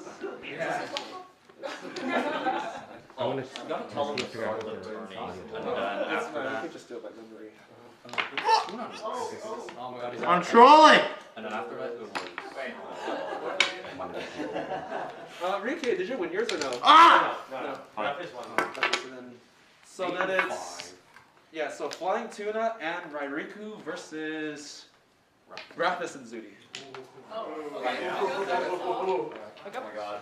Wait, you know this? Are you nervous? What you nervous about? It's better to move back. Oh, wait, we went through already? Yeah, wait, we're already on the next round? It's best of one. No. Wait. Is this semifinal? Okay. It's semifinals, so you wrote the phone. Hold on. Almost there. Seems kind of OP. I'll wait. Can't lie. No. How's the audio delay, chat? Hopefully it's not terrible. Okay, I'm gonna try to move this. There's mad audio delay apparently. Okay. Please work. Enforce it on the other side too. Same gender consistency.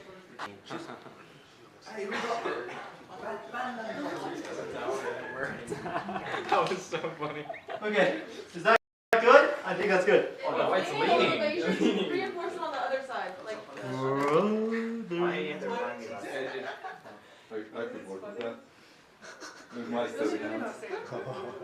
Oh, okay, that's good. How does that look? That's okay, that's alright. That's alright. Alright. Where's the coin? I have the coin. Alright, same thing. Heads, tails. We're on the... I don't know, I'm pretty sure there are only 3 teams remaining, right? Four. Should be 4 teams remaining? Okay, so what is this? The semifinals? No. Yes, I mean, Semifinals, alright. Here we go. Heads, Tails.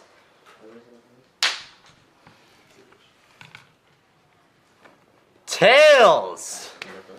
Rafis and Zudi, it's your call. Do you go first or go second? We can go first. Let's go first. It's the easiest. Going first. Okay, that means you guys need to start their timer by Same tapping thing, on the clock. Watch me. No, please stop taking down first try. Okay, you guys will begin in 3, 2, 1, go! Rafis is up first. Selecting one near the bottom, manages to pull it out, now needs to place it. Boom. Rairiku's up next, finds one on the very bottom. Boom. Zudinator is now up next. Not a problem for these pros. Flying Tuna, fresh from the military. Boom. Rafis now back on the tower. Whoa, shifting the tower a bit. Boom. Rairiku going on the very bottom. What are you doing, bud? Manages to pull it off. Zudinator. Finds one on the very top. Cleared. Flying Tuna. No. Oh my god. Many different options. No pressure, no No pressure. What is this? All the What is this? Should pull the bottom button. Blame your teammates. Oh my god. That slight movement just shifted the entire tower. But he finds a block. Again, pulled it out. Be mindful of the vibrations on the table. Be very careful. Oh my god, I'm at 162. Dude, my heart. Rairiku is reporting as 162 heart rate. But Rafis is currently on. No way, that's real. Oh my god. Wait. No way. The foundation. Oh my god. The foundation of the tower is so. Oh my god. It's rotating. Dude. Dude. Come on, Rai. Holy shit. Finds one in the middle, pushes it through, pulls it out, and places it. He's clear. Dude, it's so unstable. Oh my god. These players keep going for something on the bottom. But Zudi finds something on the mid. Oh my god. The mid's here. 170. It's going out. Chill. Meanwhile, Flying Tuna. Becoming like Now Ed. up to them. They do have a minute and 54 seconds. They have time to play. Yes, be careful with putting your weight on the table. It could cause the tower to shake. Don't put your weight on the table. What about it? What about it? No top 3, right? No top It's top 4, it's top. Oh no, top complete. Yeah, come from this side. Come from No this top side. 3. Okay. Do one from this side. Oh. Let's go. It's so good. With that, Rairiku and Flying Tuna are eliminated. Zudinator and Rafis will move on. It's a first. It's a first. Oh. Oh, it's probably right.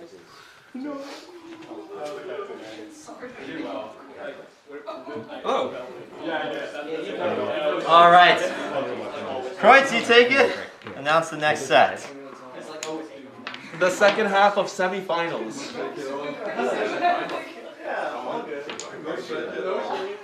Do I have your attention? I guess not. Can we have your attention, please? The second half of semifinals. It has been a long journey for these two pairings. Joel and Bubble Man. On this side. Malashevsky and Xylus on this side.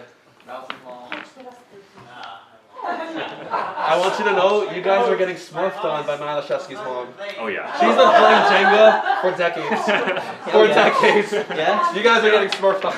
We got this. Pro Jenga player. Yeah. Jeez. Hey, they're tag teaming. Oh. Okay. It's fine. Rookies have won before. Oh yeah. We don't mind being the underdogs. You have the coin, right? Less pressure Yes. on us. Boom. Exactly. Yeah. Feel free to. We're just chilling. All right, you guys are heads, you guys are tails.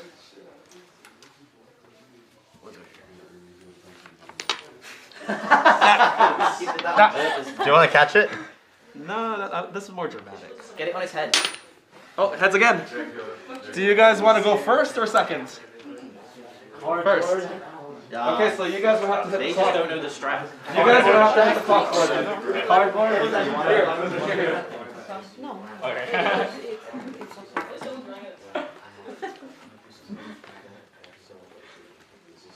Strap will take it nice and easy.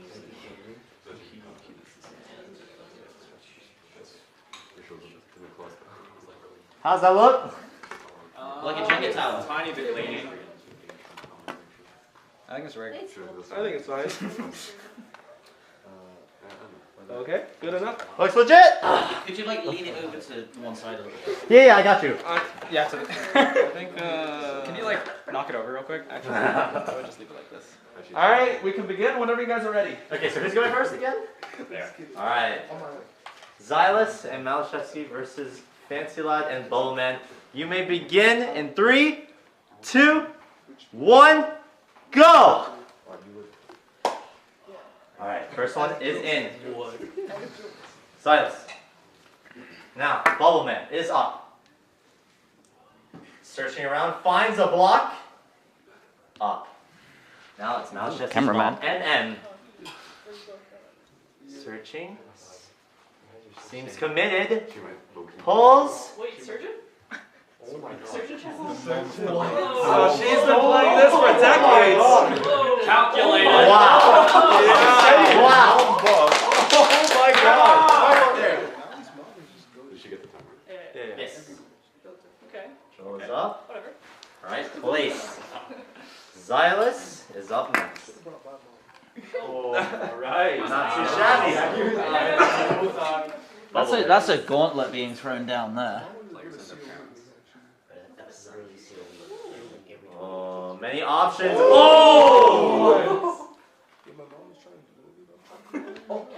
Oh, that's a pickle.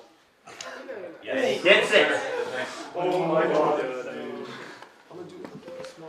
MM now on the tower. She's calculating.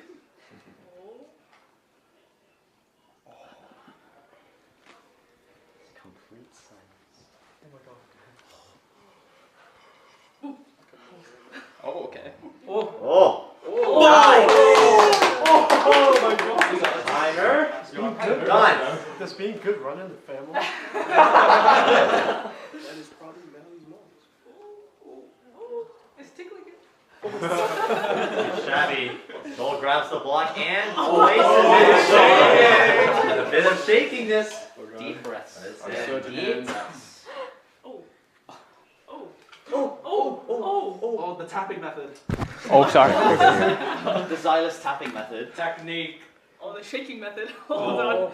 Hold on. It's rotating the tower, but he's committed. And he gets it! Oh my God. Wait, placement matters. Placement does matter. Oh my God. It's set. Finger's too sweaty for it to detect it. Oh. Wow. Okay. Yes, sir. If anyone can do it, it's Chelsea's mom. No. She's looking around, trying different blocks. Wait. Oh. Oh my God. So smooth.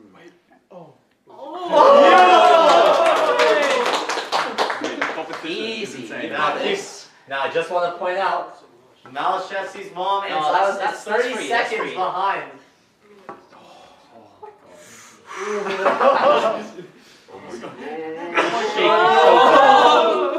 Nice. But he manages to put it in. Oh, yeah. Oh my God, this is getting tense. Hold your breath. Xylus secures the block, committing. Easy money. Xylus and Malashevsky's mom are now eliminated. Well played. And now we are moving on to the grand finals, right? I hope it's the grand final. We getting a third place match? No, it's just the first place. Just first place? Alright. What's the prize for first place? It is $100 per player. Per player! Yo. Now there's some stakes. I mean, we weren't trying before. Whoa! Oh, yeah. Fuck me, huh? That is not a speed qualifiers, but like the KBBQ qualifiers. Okay. Do I get your seat in the car? Ability check. No, it's not like a Oh my god. I can't, but I was like. Oh, can you do this? So shaky. Alright. Let's bring this in. Tak jest. Polska góra. Canada Guru. I don't know what that means. That's fantastic. Unless it's bad, then that's unfortunate. Four nationalities competing against each other. Oh yeah. Literally. That's true. Yeah. You can win this. Alright, guys. Canada's last hope. Get situated. So you guys will be here, and then hey, you two over there. You guys are heads, you guys are tails. Check on the side. Let's do it. Oh, yeah, I gotta go first again. Okay. It is heads. What do you guys want to do? Go first. Do you guys have any words you want to exchange in this grand finals? Best of luck. Best of luck. Good luck. Canada Guru. Polska góra. So we're banning hidden one, right? Yes. Of course. Alright. Correct, can I get an assessment of the tower to make sure that it is good to play? It is leaning a little bit. You need to push it. You need to push forward it from you, Ed. like a little this. Yeah, Yeah. yeah, That's more. good. That's good. Good. Yo, hey. How's that look? It's a little I'm bit doing an inspection. It is still leaning a bit this Some side. top. I'm sorry. I can work with that, it's okay. Oh shit, I'm making My it worse. surgeon hands. are Okay, I ready. can't do this. My hands can't. Sorry. Bruh. How's that look? You want me to check? Yeah, you check. Thank you, Joey. Oh my god.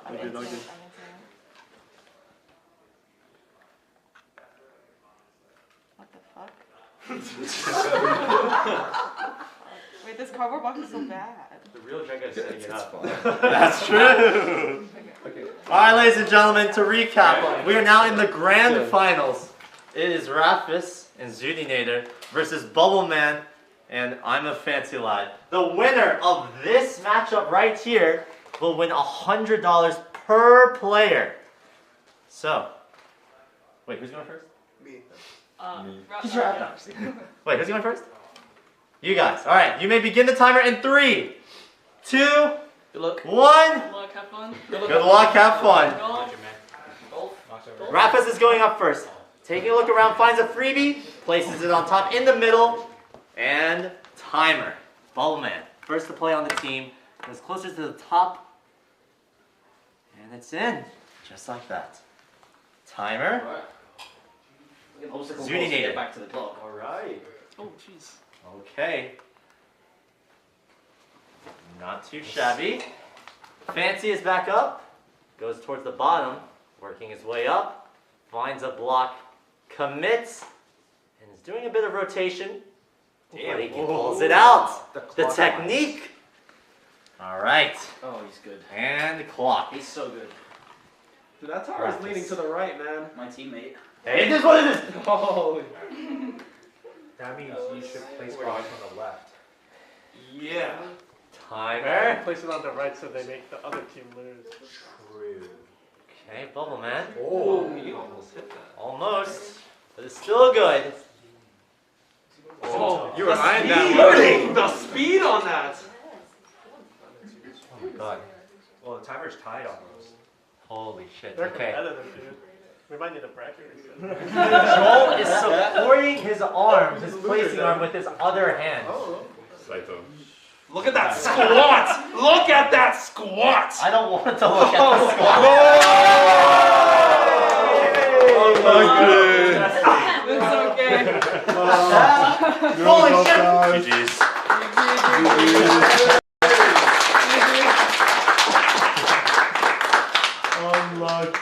Unlucky. Man. What a game. Wow, that was crazy. Bowman and Fancy Lad, you guys are the winner. You guys will be earning $100 per player. How do you guys feel right now? Hey, it's all going on RP. Oh. He said what?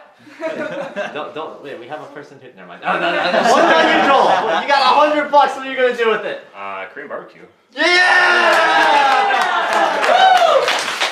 All right, guys. Thank you guys so much for watching. This is the final segment of today's what's called a live stream. Thank you very much for watching. The staff really appreciates you, and the players here all appreciate you as well. So we will be back tomorrow. We're aiming, hopefully, to catch up on all the delays from before. So we're aiming for a 9:30 start time. So hopefully we can catch up on more events like this. So if you want to be there, be sure to follow the Twitch channel at twitch.tv/btmc, as well as the Roundtable LA's Twitch channel, which is the Roundtable LA.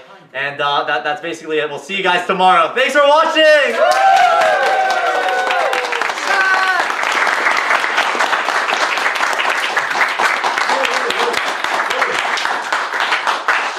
You can stop clapping. Wait, wait, is anyone there to end the stream?